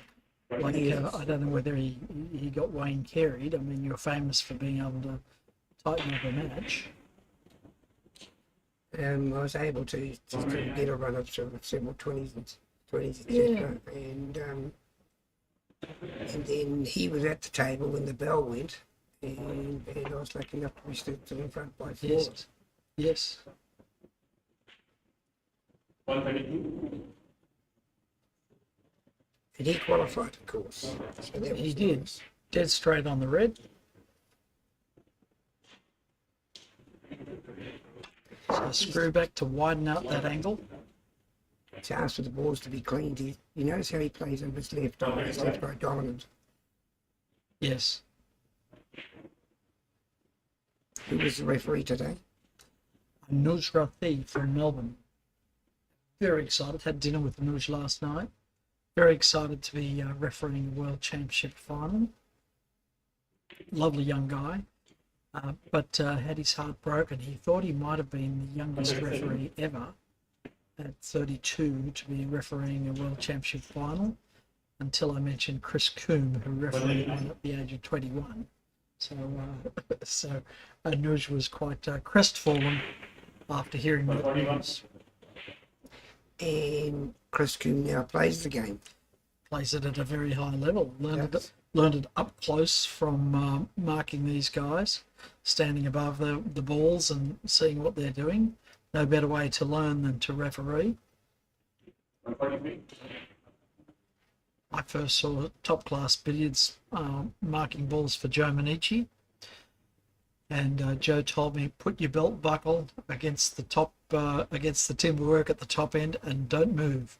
I'll just be reach over to the left, reach over to the right, and pluck reds out. When I remember in the early days of playing New Zealand champs, we're going back here into the 70s, and they should try and referee the big games, the finals and the semi-finals. Today, we have a lot of, the players get knocked out, they have another competition for them, and I feel it's a service. I really do, because they're too busy playing their own little plate tournaments instead of watching the best players playing. Yes. You may be right. It's a different world these days. People are spoilt for choice in terms of entertainment, and this is a craft that takes a huge investment of time. For the newcomers watching this looks so easy. Just roll the balls up, tap them together, bang one in.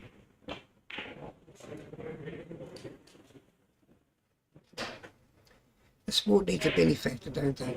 This particular sport.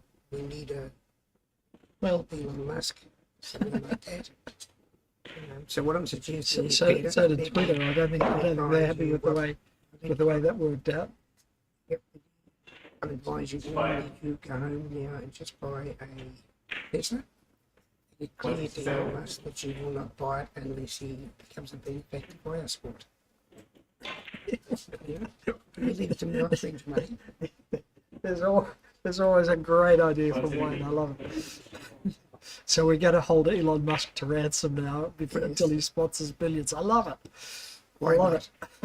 And I think, to be frank, I think he's a normal sort of person deep down, and I think he would. Yeah, I'm sure this is well and truly on his radar, Wayne. Well and truly on his radar.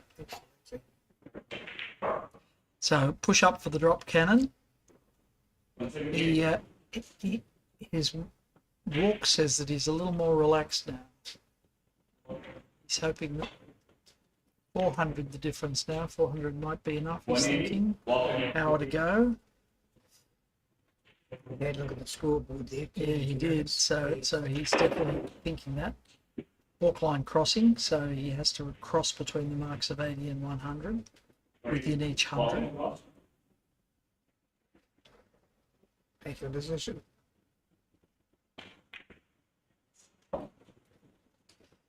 So how much practice does this guy do? He practices, he works, he's got a full-time job. His full-time job is as a bar manager in the UK. But he practices on top of his full-time job 2 hours a day, every day at the local steel mill, where the social club has given him access to the table for practice before work starts in the morning. So before work starts, he puts in 2 hours every day. And then for his holidays, he travels across to see his good friend Angus McAnally in Ireland. And there they spend 14 hours a day in six-day blocks practicing. So does he deserve to win this? Yes, he does.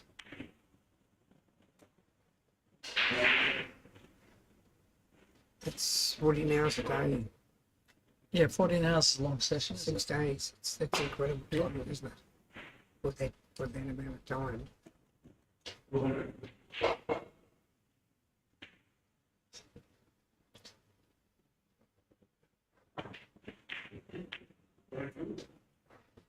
That's gone a little bit haywire. It's salvageable, but you can salvage this, okay? Yeah. Needs a bit of a bash on the yellow, that's all. Had to make it, it's a full shot, wasn't it? It was.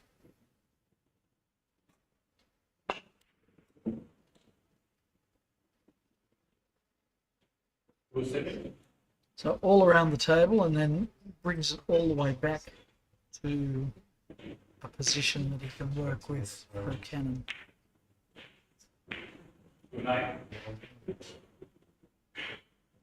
Screen doesn't quite do justice to the amount of spins and subtle connections that these guys are making.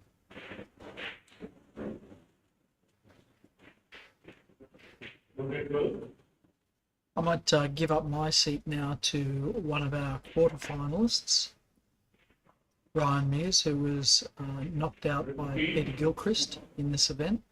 Ryan's a younger guy, up and coming, future world champion, but not just yet. Thanks, Ryan. Thanks to Peter there. Nice. Nice to see you, Welcome. Ryan. Welcome. And you, mate.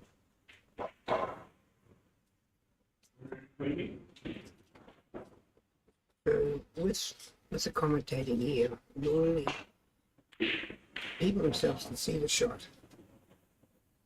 So maybe we pick out maybe the more difficult ones, because if we direct the shot, we can't see it.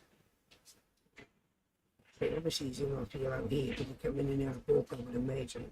About the next shot. Yeah, John.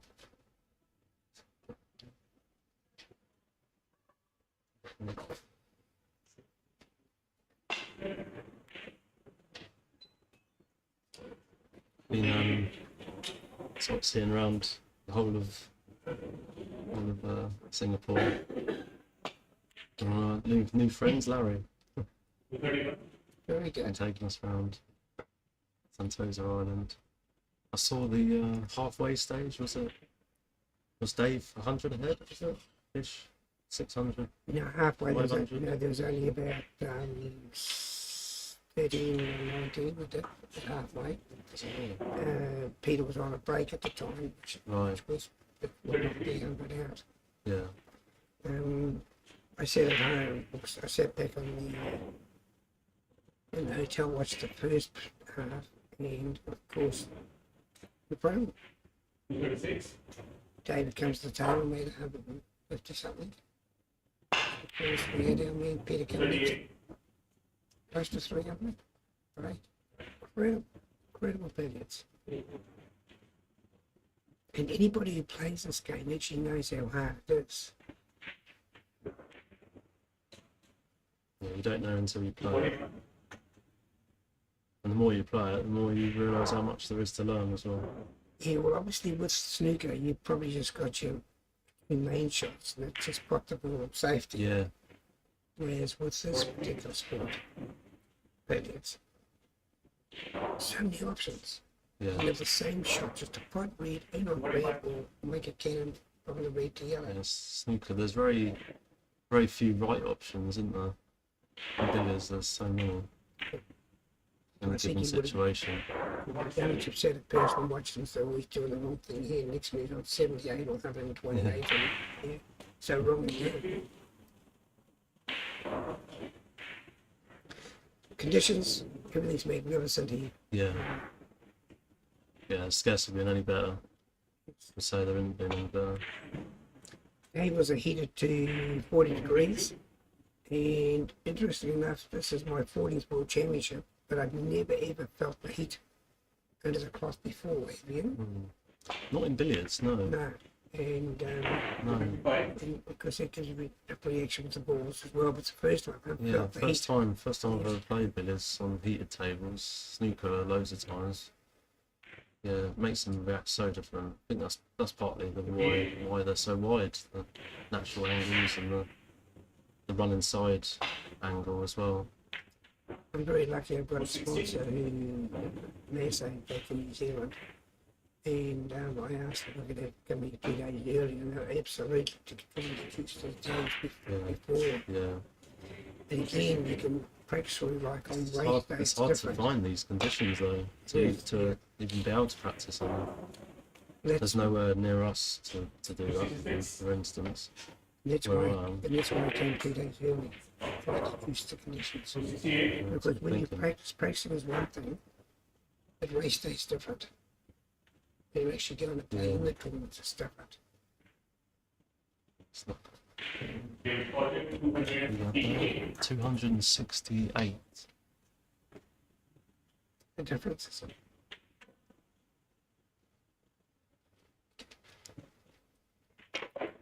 Well, good luck, everybody. I'm just going to hand my seat over.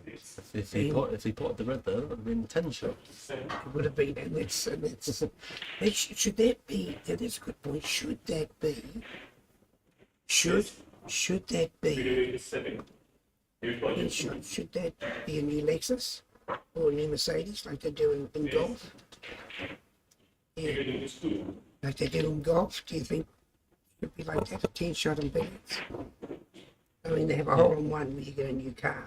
Yeah, So why they have you- had prizes for the 10 shot, and I think they should always have something for the top players to go at. And Well, of course, I think the best car in the world is a Lexus. So there's a little thing. If Lexus want to help to sponsor this tournament, we'd love to hear from them. Wayne Carey, thank you so much for your commentary. We're going to bring Chris Cuvee back in now. Ryan Muir staying with us for the moment.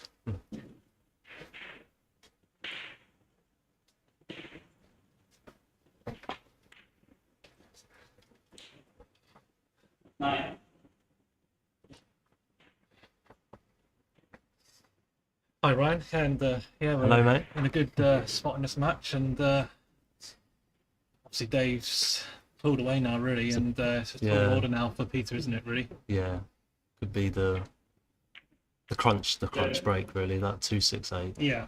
In this position. And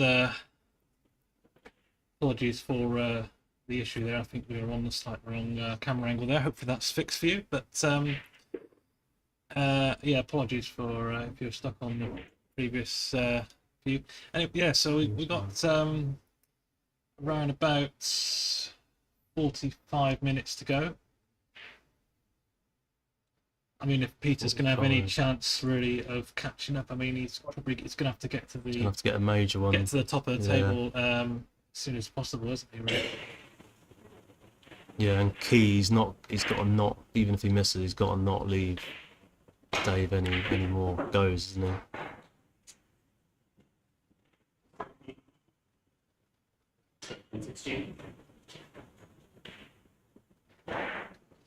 But if he can get this in off white and then set up a drop cannon, he could. That could be a route to the top of the table for him. Let's see how it pans out.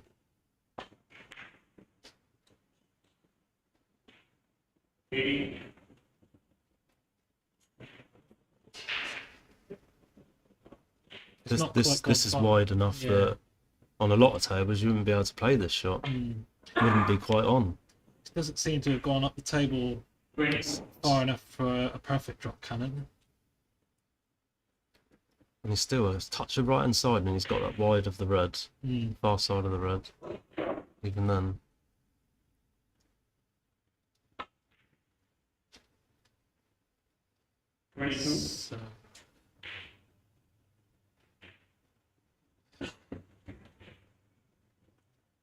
So we had a question there: is Peter Sheehan playing again today? Well, Peter was defeated in the semi-finals by Dave Causier. Obviously, this is the final of this event. But if you wanted to watch the semi-finals, you can catch the replay on our YouTube channel for World Billiards, and it's on Facebook on the Rossa page as well. So, in fact, all of the stream matches are available on there.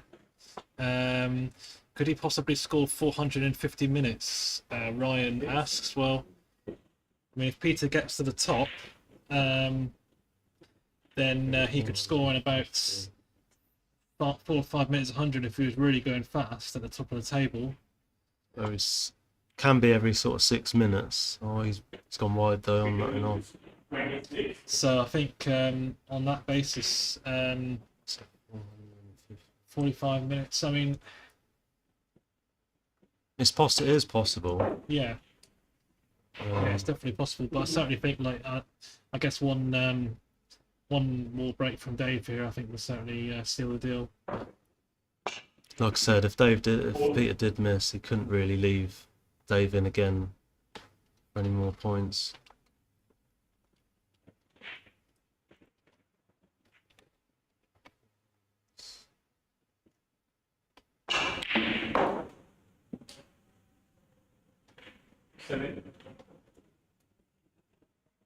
Peter going in full flow can get a century every 6 minutes, fairly comfortable. So 400, that's sort of 24 minutes and that 25 minutes. So it just depends how many Dave can get here, really, from there.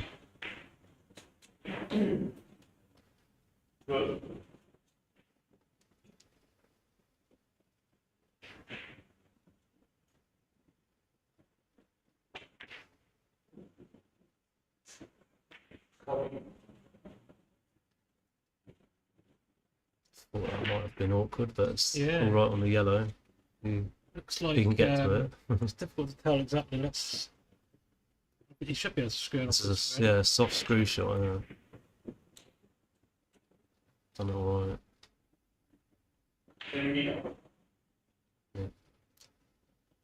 I wonder if he'll send this yellow up and down and back behind spot in one shot. It's got pace. Could be a little bit awkward here, actually. yeah, it's gone slightly open, hasn't it? Yeah. It's got a cushioned cannon, but This is quite like the cannon he missed on his 697 break. That shot.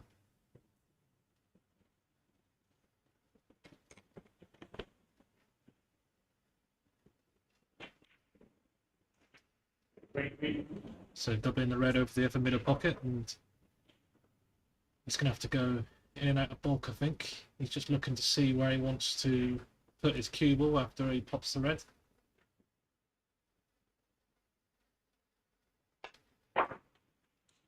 But managed to screw over Yeah, he's the got the lead cannon from there, hasn't he? Yeah, cannon Oddly enough. or enough, I suppose. Looks natural. Go for the cannon.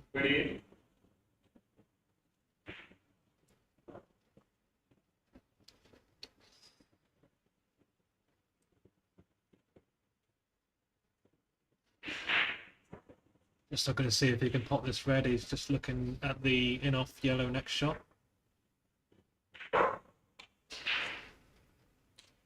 And that will leave a drop cannon if he can play this slow in-off yellow.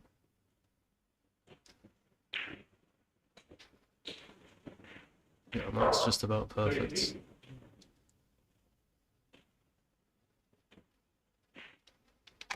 Talking a bit yesterday about Pankaj, and it's got a slightly different style of getting to the top, where it doesn't rely on the drop cannon. Gets them both near the middle, in off yellow or in off white, send it behind the spot, and then off red to send that over the middle and then pop the red and come down. Takes out the uncertainty of the result from a drop cannon. Yeah, they're always a bit uncertain, aren't they? Yeah, they are unpredictable at the best of times.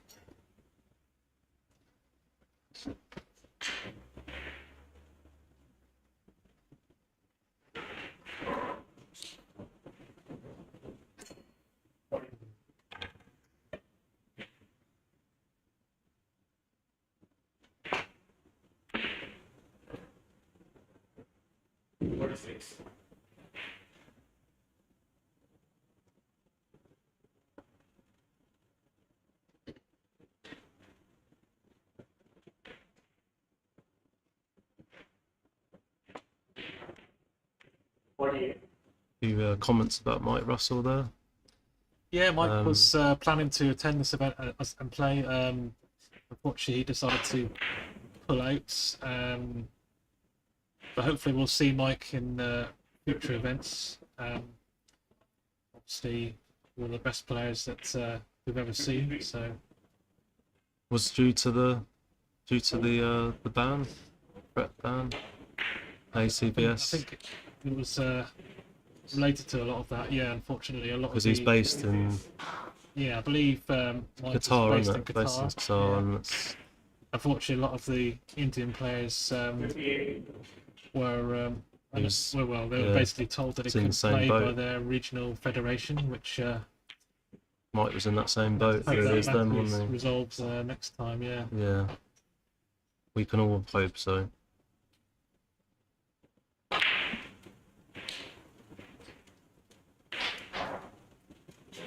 63. 65.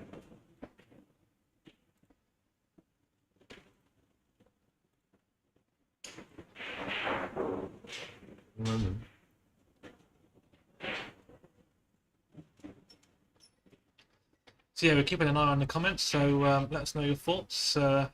Any questions? We do our best to answer them. And but Dave is certainly looking good now. And of course, Dave is the current world match play champion in the short format. He's already world number 1. 70.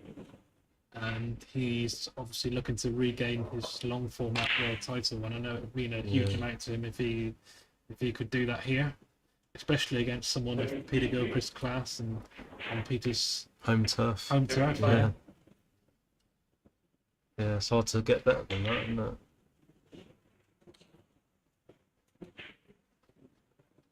it? And he's got the highest break. Yeah. Yeah, Dave, one of the biggest breaks there's ever been, I think. Yeah, World Championship. I think obviously in the bulk line crossing rule, we've not seen a huge amount of breaks of the 600-700 mark plus. So, and if you've not seen that break, then it was on the semi-final yesterday. A lot of post was not top of the table, and he maintained that for long periods. Just fantastic control. Well worth seeing if you haven't seen it already.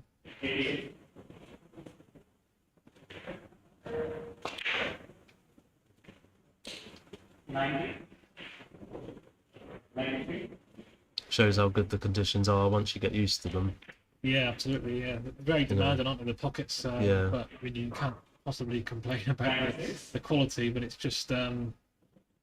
Once you got used to it, they're nice to play on, and they're reliable and everything. So true. Yeah.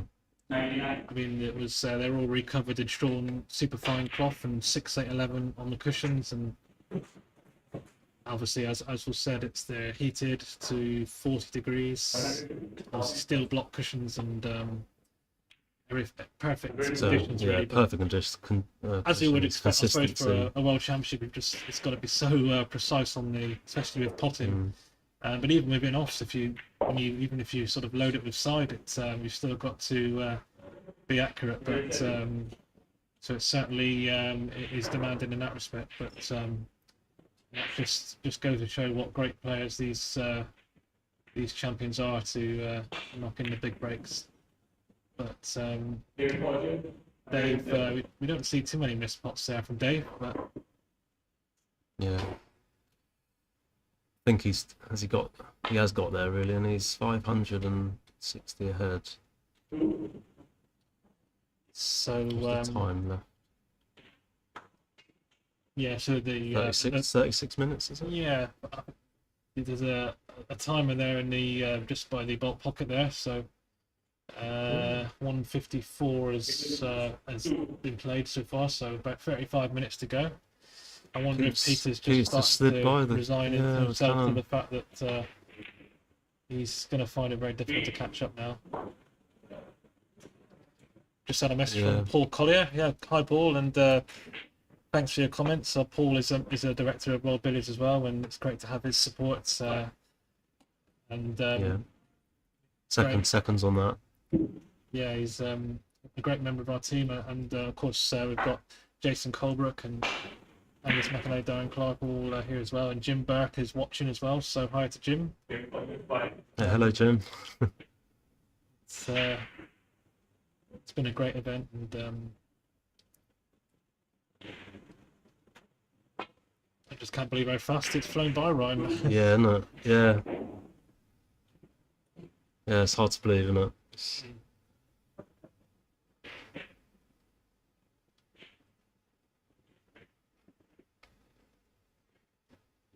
Had an amazing time though. Let's just missed that red as well.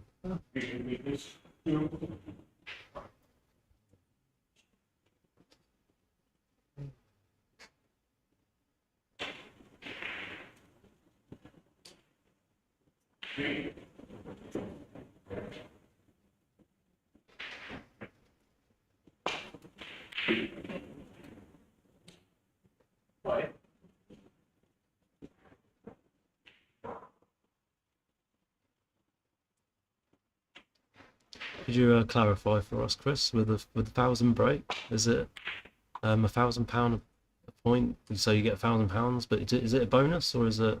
Yeah, it's a £1,000 bonus. In this event, the prize money for the high break was actually £1 a point. But if 1,000 break was made, then it would be a £1,000 bonus for that 1,000 break. Yeah, so it'd be great to see, wouldn't it? I mean, we haven't seen. We've only seen a handful of 1,000 breaks in the modern game in the last sort of 30 or 40 years. But I guess the bulk line crossing rule certainly makes that task a lot more difficult. How many has there been with the bulk line crossing?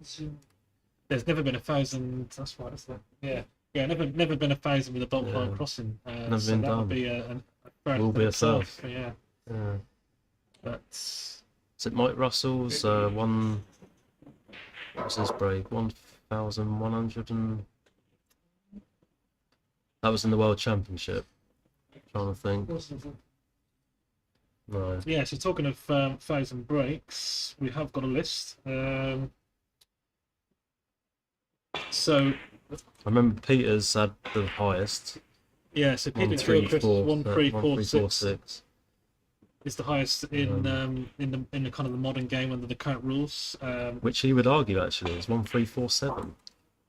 He thinks it was 1 point short. He's had a 1,276. Michael Ferreira back in 1978 had a 1,149, and the interesting thing, he actually had a 995 break on the same day, and I believe he was rushing around trying to get the 1,000 break in the time left, and he actually missed an easy shot, I believe. So that would have been another one. 995, just 5 short. Yeah, I didn't know about that. And as you say, Mike Russell's break was 1,137 in 2010. Yeah, so. that was playing Peter Gilchrist, wasn't it? Yeah, and Pankaj Advani's had 1,092 unfinished, and the other one, of course, is Peter Gilchrist 1,000 exactly in 2014. So it's quite a fair list. Yeah, I mean.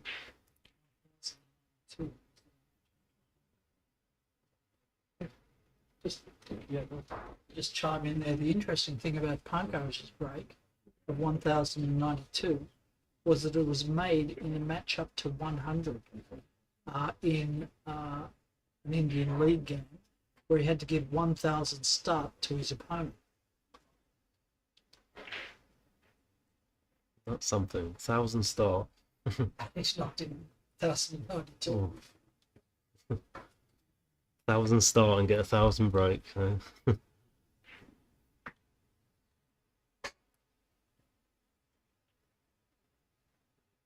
Wonder what Dave can come up with here on this shot.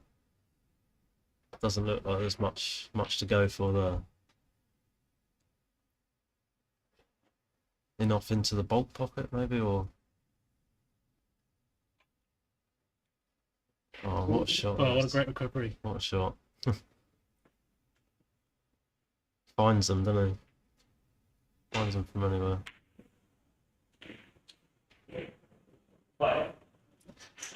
So Dave will be thinking about how he can get this yellow back into a good position. He's going to have to play. He's loading that with a lot of check side. It was quite a narrow angle that. But... Yeah, now he can go the in-off, easier in-off, send it off top cushion towards the yellow, and rescue it. Yeah.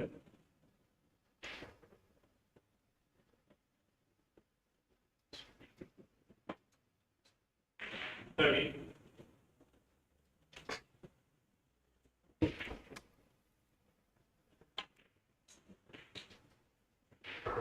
16.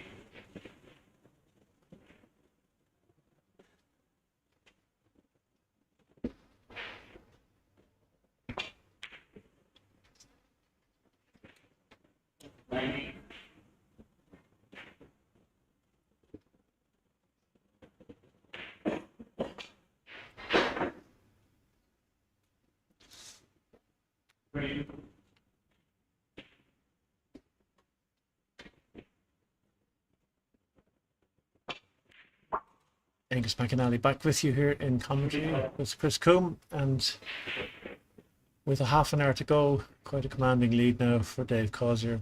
realistically, Peter would need to take the table and hold the table for a 600 break, which is a tough ask at any time, but given the pressure under which he would now be,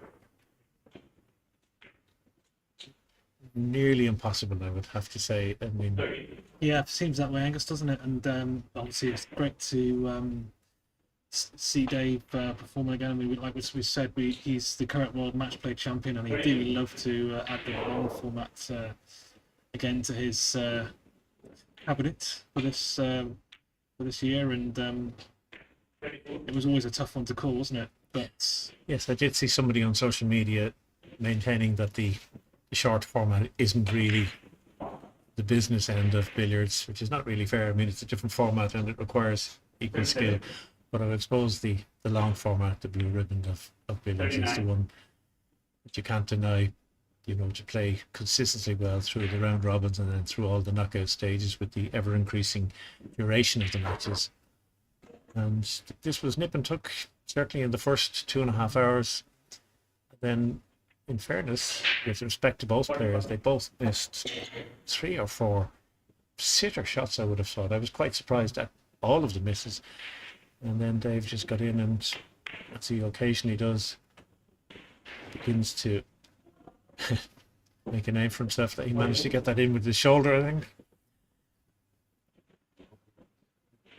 yeah, he certainly found another gear, hasn't he, in this latter part of the match. And also Peter has played at a very deliberate pace all the way through the match. Quite right to do so. But I also think that will add pressure to him, because if he does get in with a gilt-edged chance now at top of the table, we'll have to take it up to Dave's pace of scoring 17 to 20 points a minute, which is a tough ask.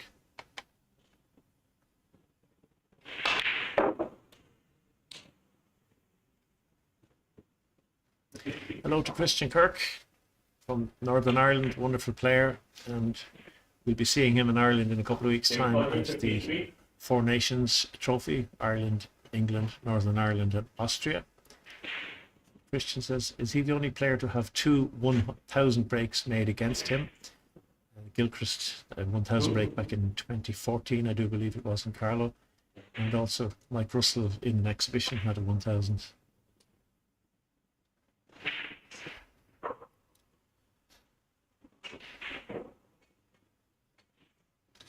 So 25 minutes to go, and even if Peter scored at a rate of 100 in 5 minutes, I mean, it seems like it's just out of reach. But nevertheless, Peter's had a great run in this championship. I'm sure he'd be disappointed if he misses out, becomes runner-up. But what we just keep admiring his level of play, don't we? And I understand he's going to Sydney next week for the Sydney Open, which is the next event as well. So he'll have a chance to put things right there. But nevertheless, there's still a chance for some breaks to be made in this match. And you know, one of the things I love about the billiard community is the fairness. I just met Peter Sheehan on my way back into commentary position here. He was talking about that incredible break last night that Dave had against him. He said, you know, I was just willing him on to make 1,000. And it's not lovely when somebody's beating you, pounding you with a 690 something break, and all your thought process is, I hope it makes 1,000. Yeah, absolutely, yeah. And Peter himself's had a great run. He's played really consistently in this event, and I'm sure we'll be seeing a lot more of Peter in these big matches. Of course, it's only his second season, Peter Sheehan, since returning to the game after a long time away. So beautiful cues, great run, and beautiful top of the table. And I refereed Peter for the first time in one of the tournaments earlier this year, and I think he was certainly the fastest player I've ref for a long while. But meanwhile, that's hot red just didn't work out for Peter there. I think it's toilet break now, perhaps. Toilet break, I think, yeah. And funnily enough, Dave Causier had a similar shot, maybe just taken in haste on the other side of the table earlier on in the match. And, So 1,550 points plays 946. So 600 points, give or take. So a huge ask now with that remaining time. I suppose one of the hardest parts for Peter, if he gets in, say, in the next 10 or 15 minutes, is to play out that last 10 minutes when you know it's simply physically impossible to manufacture enough points to get over the line. Nonetheless, this has been a wonderful 2 tournaments, the Singapore Open and then the long up format here at the Rasa Academy in Singapore. And great to see so many of the local referees and scorers and officials actively participating. Yeah, they've done very well and they've worked very hard. It's been long days here, of course, in both events. But we're really grateful for all the support of the referees and officials, scorers as well. A lot of matches had scorers on the scoreboards, so that's it is great to see. And the staff at the academy here have been fantastic with their help with social media, photography, ferrying people back and forward from the club to the station, and it's been preparing the tables. So yeah, it's been a real team effort really from everyone, and we're really grateful for that.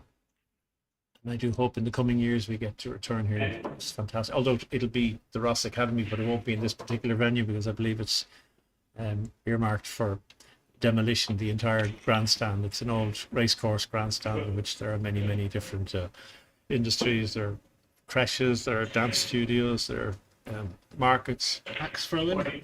Axe throwing indeed, yeah. A seafood market, which I just discovered today. So. With the biggest fish I've ever seen in my life. Lobsters the size of, I don't know, those Atlantic crabs that are about a foot wide. So it's an assortment of things here, but certainly World Billiards has had a wonderful 7 days here. Looking forward to our next outing, which for us in the Northern Hemisphere will be in Causier in January. Yes, the Scottish Open in Styx, the Styx Club, which is a great facility, and entries will be opening soon for that, so do keep a lookout. And I must say, for me, it was great to meet so many of the Australian and New Zealand players here. Of course, Peter Tankard, who's been great in commentary, and Wayne Carey, and all of the others. It's such a long distance, so we kind of meet in the middle. People forget that even here in Singapore, you're at least 8 to 10 hours away from the further reaches of New Zealand and indeed Australia. So, new friendships made and old friendships rekindled.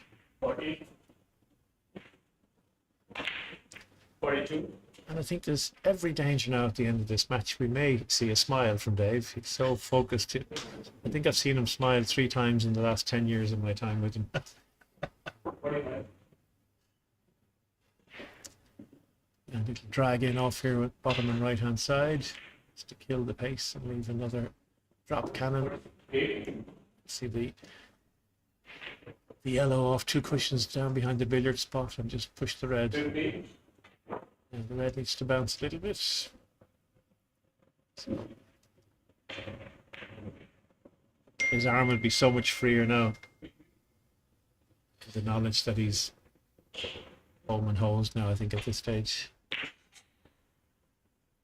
Yes, certainly, and of course the trophy there in the background is the John Roberts Trophy, dates back to 1870, and it's such an amazing piece of history that it's the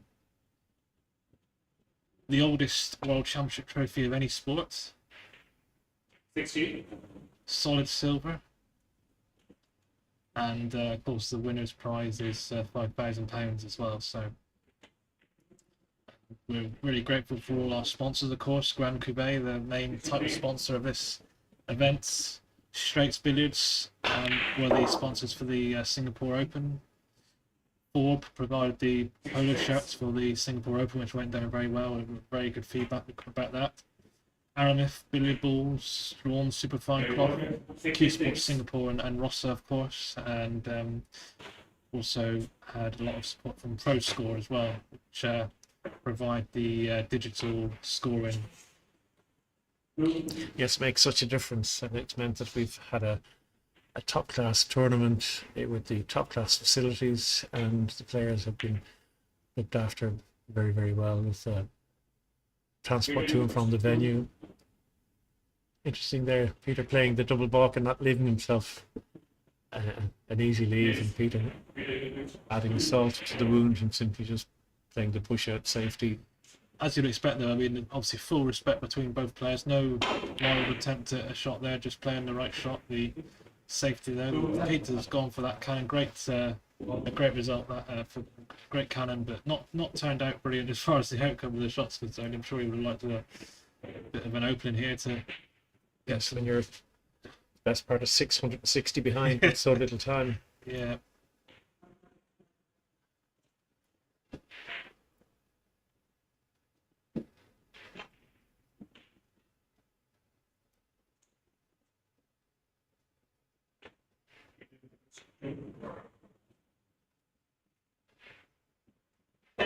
In fairness to Peter Gilchrist, he is a genuine gentleman and really a fair player, and like as soon as you speak to him afterwards, you say, yeah, they played very well, didn't he? Well, they've utmost respect for each other. They've known each other for more than 30 years, perhaps. And hello to our fellow director, Paul Collier, who's back in the UK, I do believe. Thank you very much for the kind words, Paul. Nice to have you watching along here on the stream.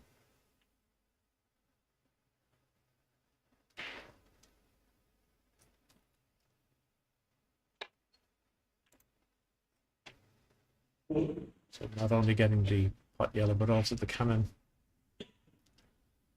And nothing but a double balk here for correct shot. Just shows you, reminiscent of Steve Davis and Hendry in the snooker days.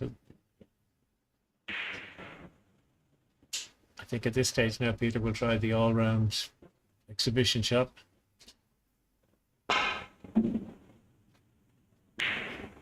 Oh, what a shot. He's got it. That's the shot of the tournament. Welcome, Peter, and deserved applause for that. Exhibition stuff. Yeah. Oh, and he's just left it. But that was a magnificent shot. And exactly as played. Yeah, fantastic stuff. And I'm sure the audience appreciated that.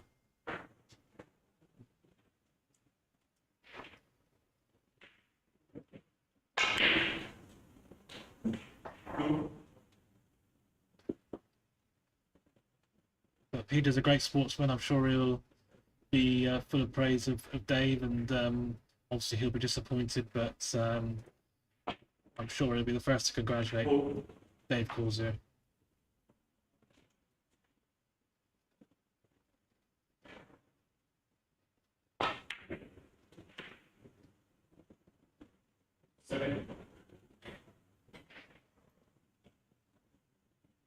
So this long loser, these are not as easy as they look. An extra long loser when it's just below the middle spot area. Normally a touch of check side just helps to keep the cue ball on the natural angle. This cannon probably sends the white near the spot.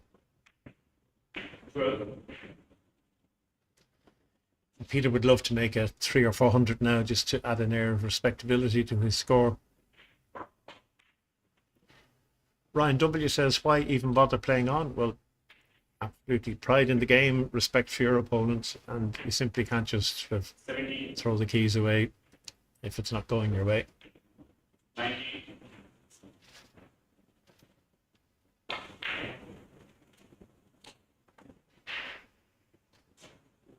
And we have had a couple of comments there about people who may be new to the game. There is a short video on our YouTube channel which summarizes some of the key rules. It's about 5 minutes long, and if you're enjoying this and you want to find out more, certainly encourage you to have a look at that. Of course, the pots, enoffs and cannons are the main methods of scoring, and this position that Peter Gilchrist is in now is what we call the top of the table position, and lots of big breaks can be made by this method of scoring, but they certainly make it look very easy, and but it takes years of practice. I mean, Peter first reached the World Championship final in 1989. So that shows you how long Peter's been playing at the highest level. That was in Australia. So.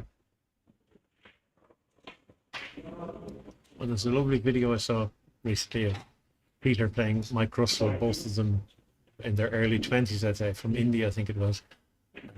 Wonderful play. And Peter has been practicing this style of top where he's on the yellow, so he keeps the yellow, red and white within 3 or 4 inches of each other, these tiny little stuns. And then he barely, like Mike Russell, just barely rests onto the front of the white ball here, or just barely touches it on the way back up.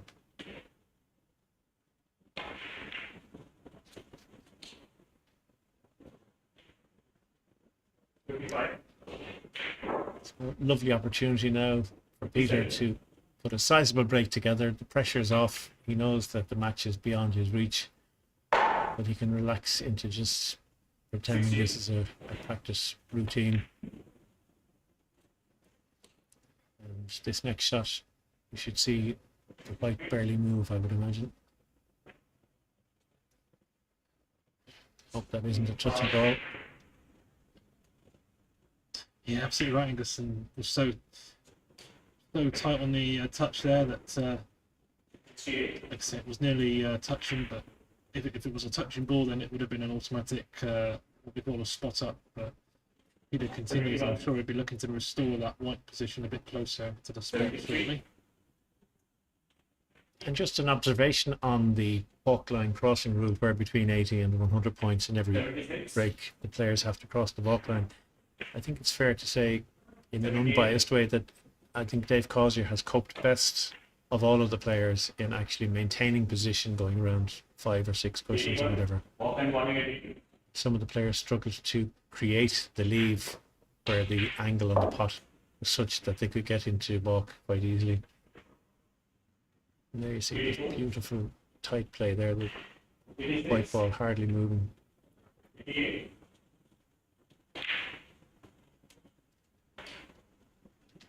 Well, the break on 91 at the moment. 91. Still just under 500 points.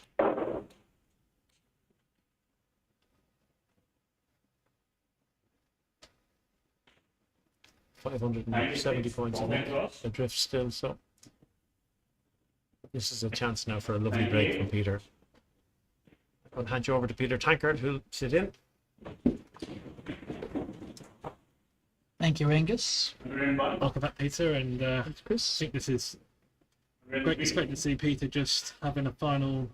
It is. Could be a final contribution. It's been a great match, and even though the scoreline is heavily in Dave's favour, both of these players are great champions. And, well, Peter just wants to show that he hasn't given up and he's still fighting, and that's what champions do.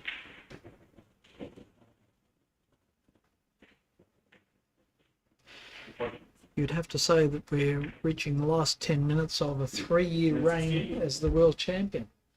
Because of COVID, the 2019 champion carried on 20, 21 and now to 22. So that's a reasonable run as world champion. He's knocked that ball into postman's knock position. So let's see how he plays this. Will he be happy to keep it at postman's knock, or this is an opportunity to knock it back up towards the spot, isn't it? 29.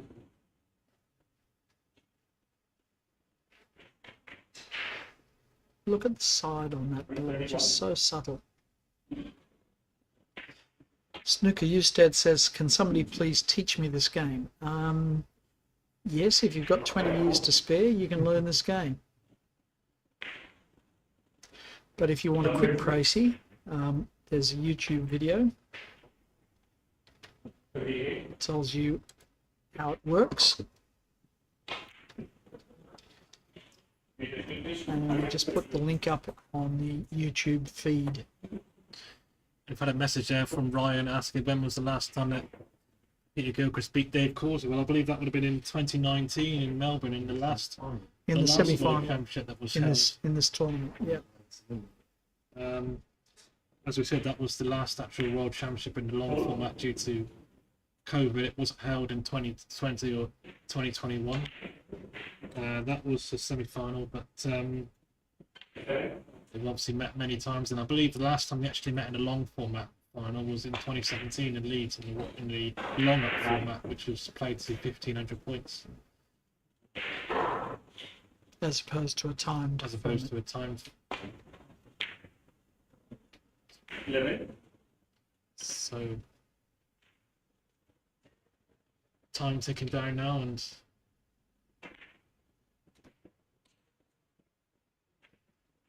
the presentations will take place after this final on the same stream. So, and Jason Ferguson, the chairman of the Royal Professional Billiards and Snooker Association, is here to present the trophies. And we'll just cut across to 19. give you a view of the trophy there in the background. 21. We had a question earlier, so each of Walter Lindrum's 1,000+ breaks was made against a different opponent. I think Chris and Angus were talking about the modern players. We do tend to forget that we had great champions dating an awful long way back. 26. And yes, Walter Lindrum made over 700 1,000 breaks.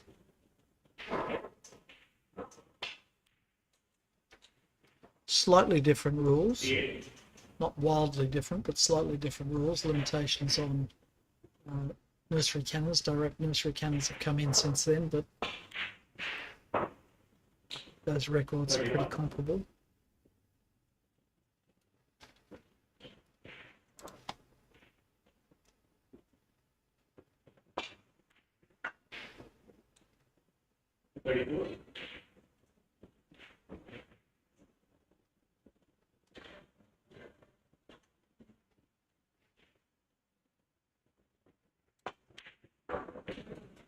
Thirty-six.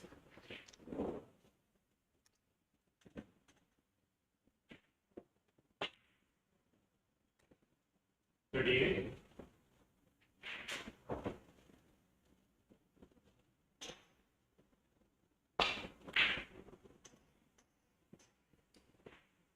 41.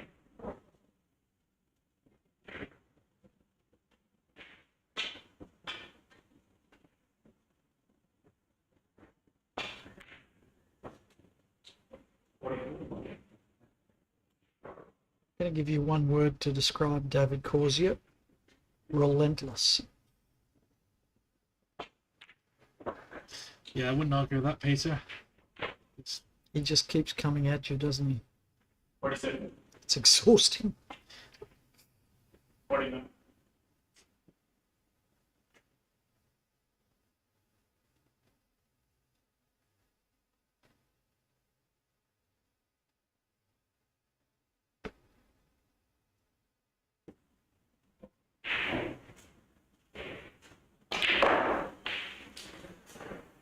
Yes, if we look at the breaks lists for this event, it's clear that David Causier has been scoring the heaviest. I mean, prior to this match, obviously the 697 that he made yesterday that we've mentioned, he's also had 4 300 breaks,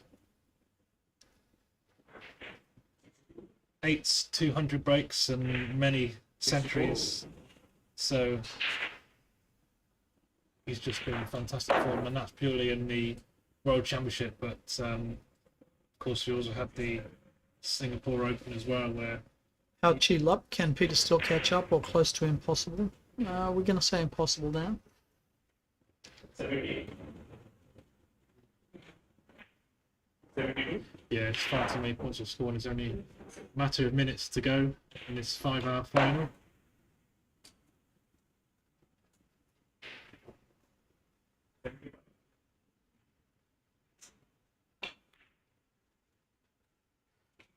When the match ends, we're going to cease the commentary so that you can hear the microphones in the auditorium for the presentation.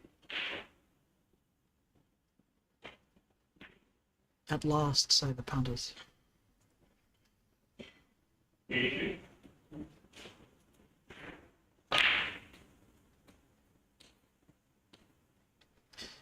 again, just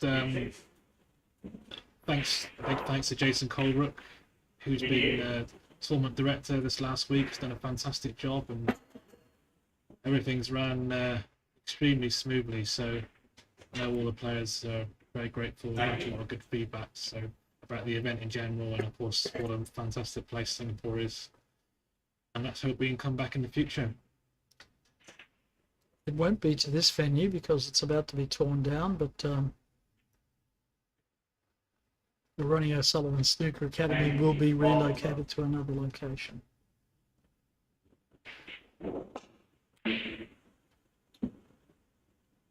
Was that a cannon attempt? Message from Billy Beresford. Hi Billy, and yeah, as you say, well done Dave, and Peter and Dave, both great champions, like I say, and absolutely. It's just great to see these two top-class players who've been around for so long and played many times, but we never get tired of watching them, do we? And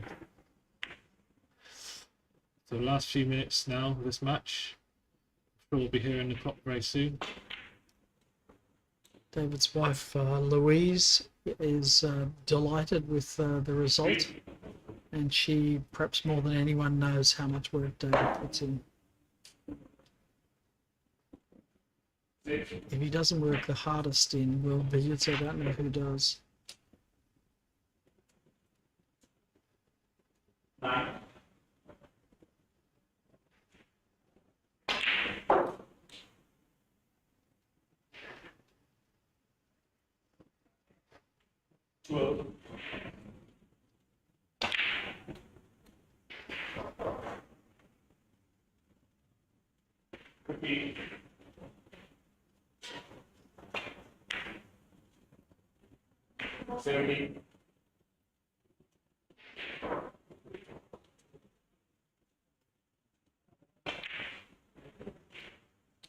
Such a confident pot.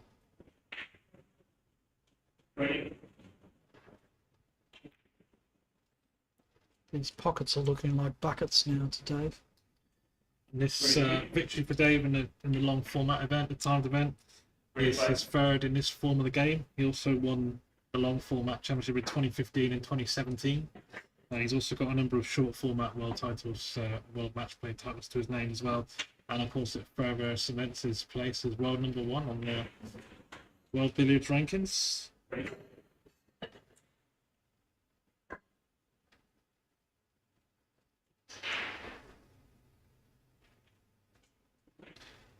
Causier is not going to be featuring in the Sydney Open, but we'll be seeing him in Scotland in January for the Scottish Open.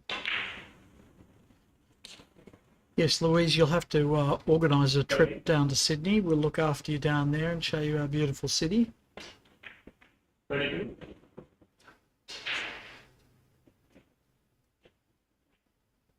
So it looks like Causier will be in place still as the bell goes. Well, there is a toilet break in there as well, Chris, so we're not sure how long that goes, but we know we're in the dying moments of the match now.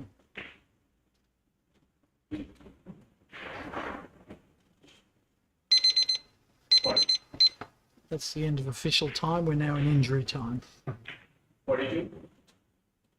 Peter probably feels like he's got concussion.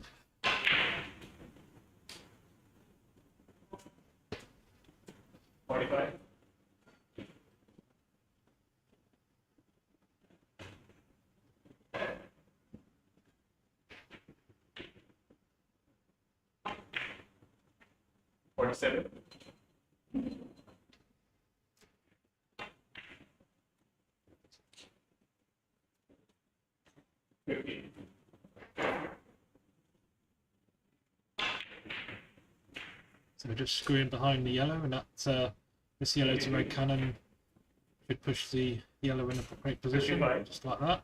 Always good to look out for recovery cannons like that when the chance arises.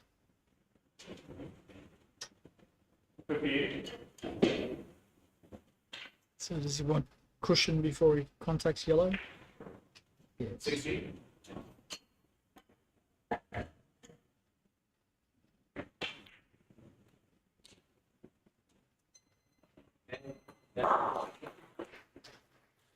And that wraps it up. Congratulations, David Causier. Commiserations, Peter Gilchrist.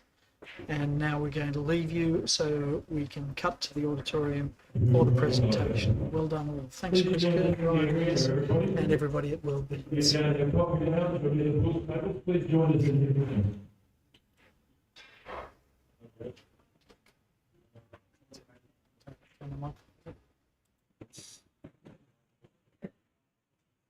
Come on, you can take a seat or just stand around.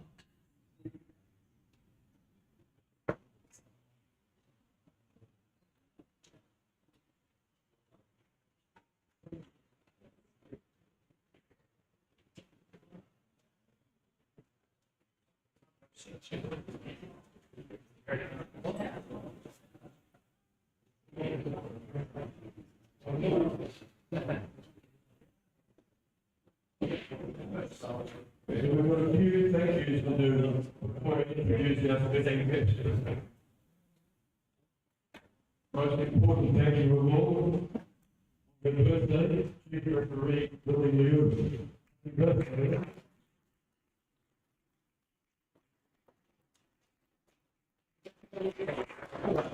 I'll be a big trouble if I got that. Referee's score is fantastic. Thank you all for a great job. There's not a big commission of visitors here in Singapore. The referee centre come up to speak in very short space of time, and they did a fantastic job. Your efforts are really appreciated. You've all done a fantastic job. I'll just run through some of the sponsors. Grant Cuvee, Straw and Super Fine, Aramis Pro Cup Balls, and Straight Speeders. A little bit more from Straight Speeders later. Another thank you to the roster staff. Pat yourself on the back, you did a fantastic job. I've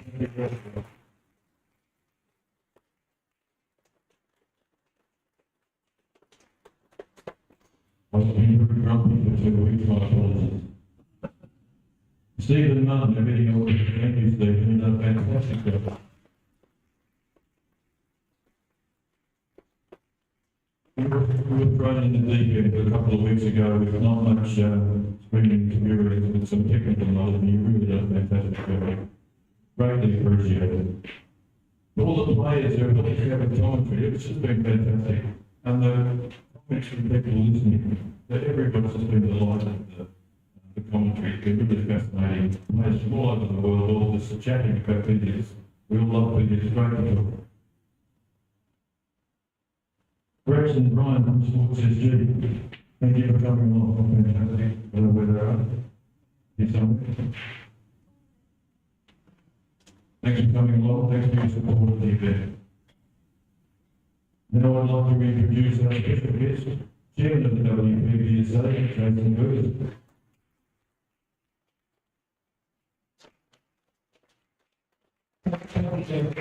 Well, thank you everybody for being here as well. It's actually so nice to be here. It's great to be out in Asia again.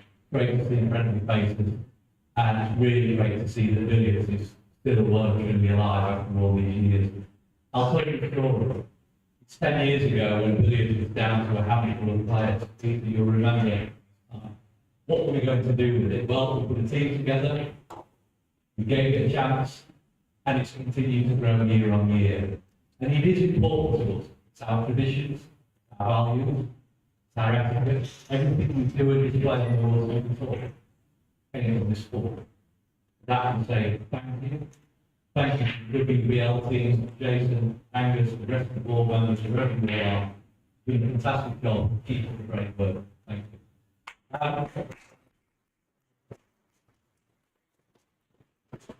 And of course, we're here in this wonderful venue, Gary Tan, Rosser Academy. Thank you for having us, and thank you for being a host venue for one of our major races.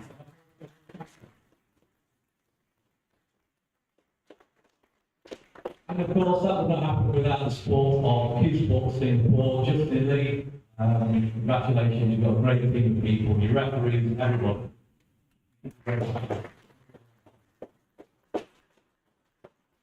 And isn't it great to see that wonderful trophy that sat there after all these years, which I know somebody's going to collect in a few moments. But just to say thanks to you all, thank you for the warm welcome. It's a real pleasure to have you. Keep it up. Just before we get to the actual presentation for the runner-up and the winner, it's very modest and humble man here who, by his own admission, has been unbelievably good for several weeks. That's not how noticed by your wonderful staff. They love you so much, they want to make a presentation to you to say thank you for the encouragement, for the ability you've given them to grow themselves as players, as referees, as officials, and you've shown by your leadership. And you and all of us here who love the sports the way we do, they're most grateful to you for that. Maybe the presentation we'd like to ask Serena to present both of our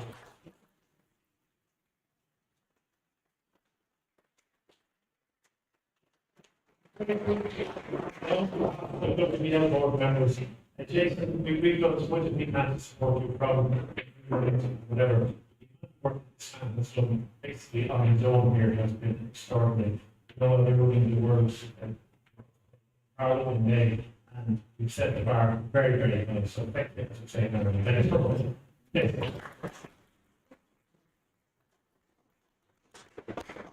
Thank you all for that. Can I ask the guys from Straight Billiards to come forward? Present the trophies for the Straight Billiards Singapore. Unfortunately, we've got Jeremy and Jack. Give another round of applause.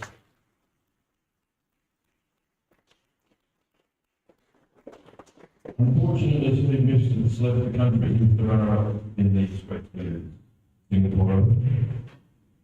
The winner of the Straight Billiards Singapore, Peter Gilchrist.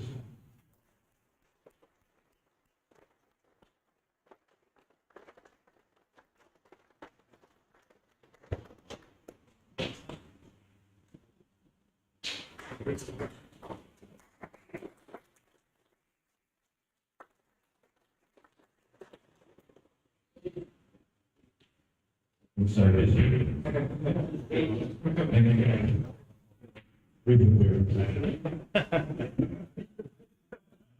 on to the main event, the Grand Cuvee World Youth Championship 2022. It's a video arranged on the Billiards calendar. It's one of the oldest World Championships. The trophy is the oldest World Championship trophy. The runner-up, Peter Gilchrist.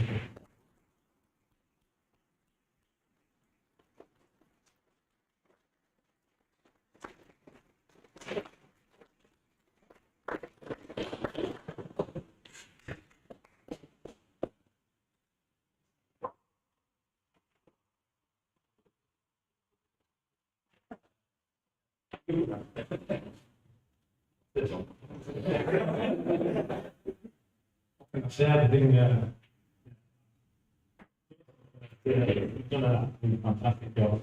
This was, I think you got it over the Billiards around about 4 or 5 months ago. And I think about World League Championship on Singapore.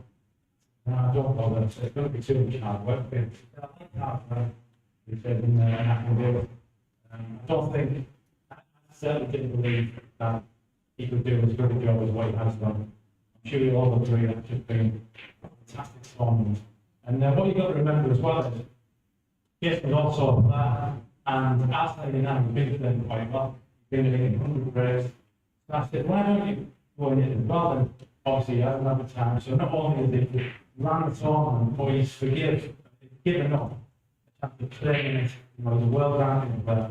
So a really big hand.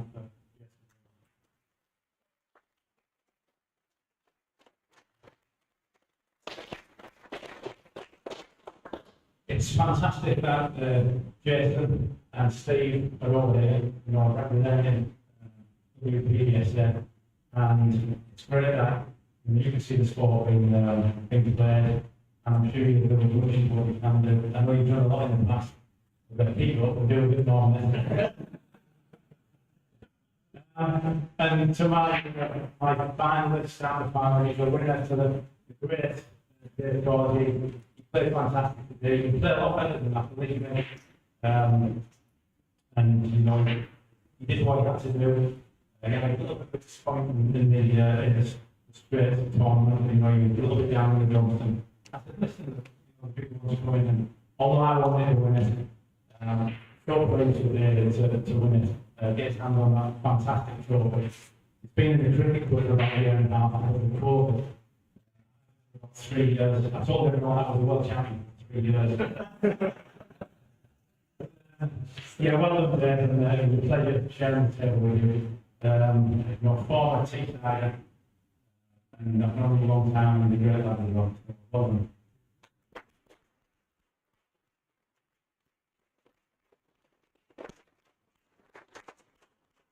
The winner of the Grand Cuvee World Billiards Championship, we all know who it is. He's absolutely dominated the sport for the last few years. He's won almost everything. He was denied the big one in 2008 and denied in 2019. We all have a feeling that he's not going to be denied the third time. But absolutely dominant world number one. That's Causier.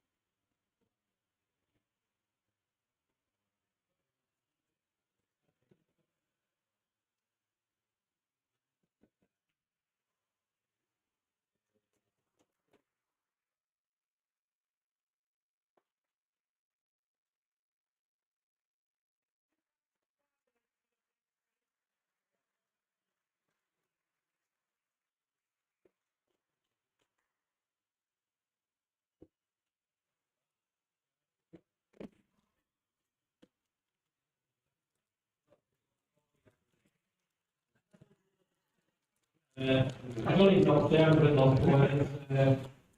While we've been one of the reasons bad day, the rest of it is fantastic. I think pretty much everything's been said already, but I'm not going to go through it anyway.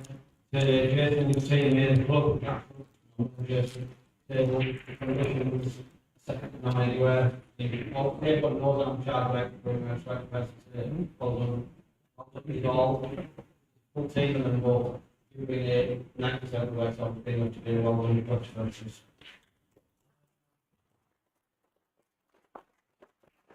That's the way we're going to take time around that and go to this used to playing down and then the condition in the venue is second and everyone wants to be thanks to Peter.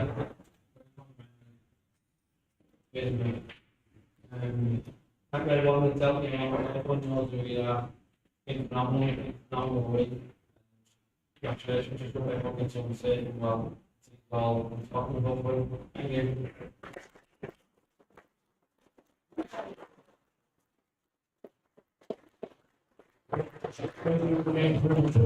Please join us for some drinks downstairs. The other end, level one, other end of the grandstand, right back at bar and bistro.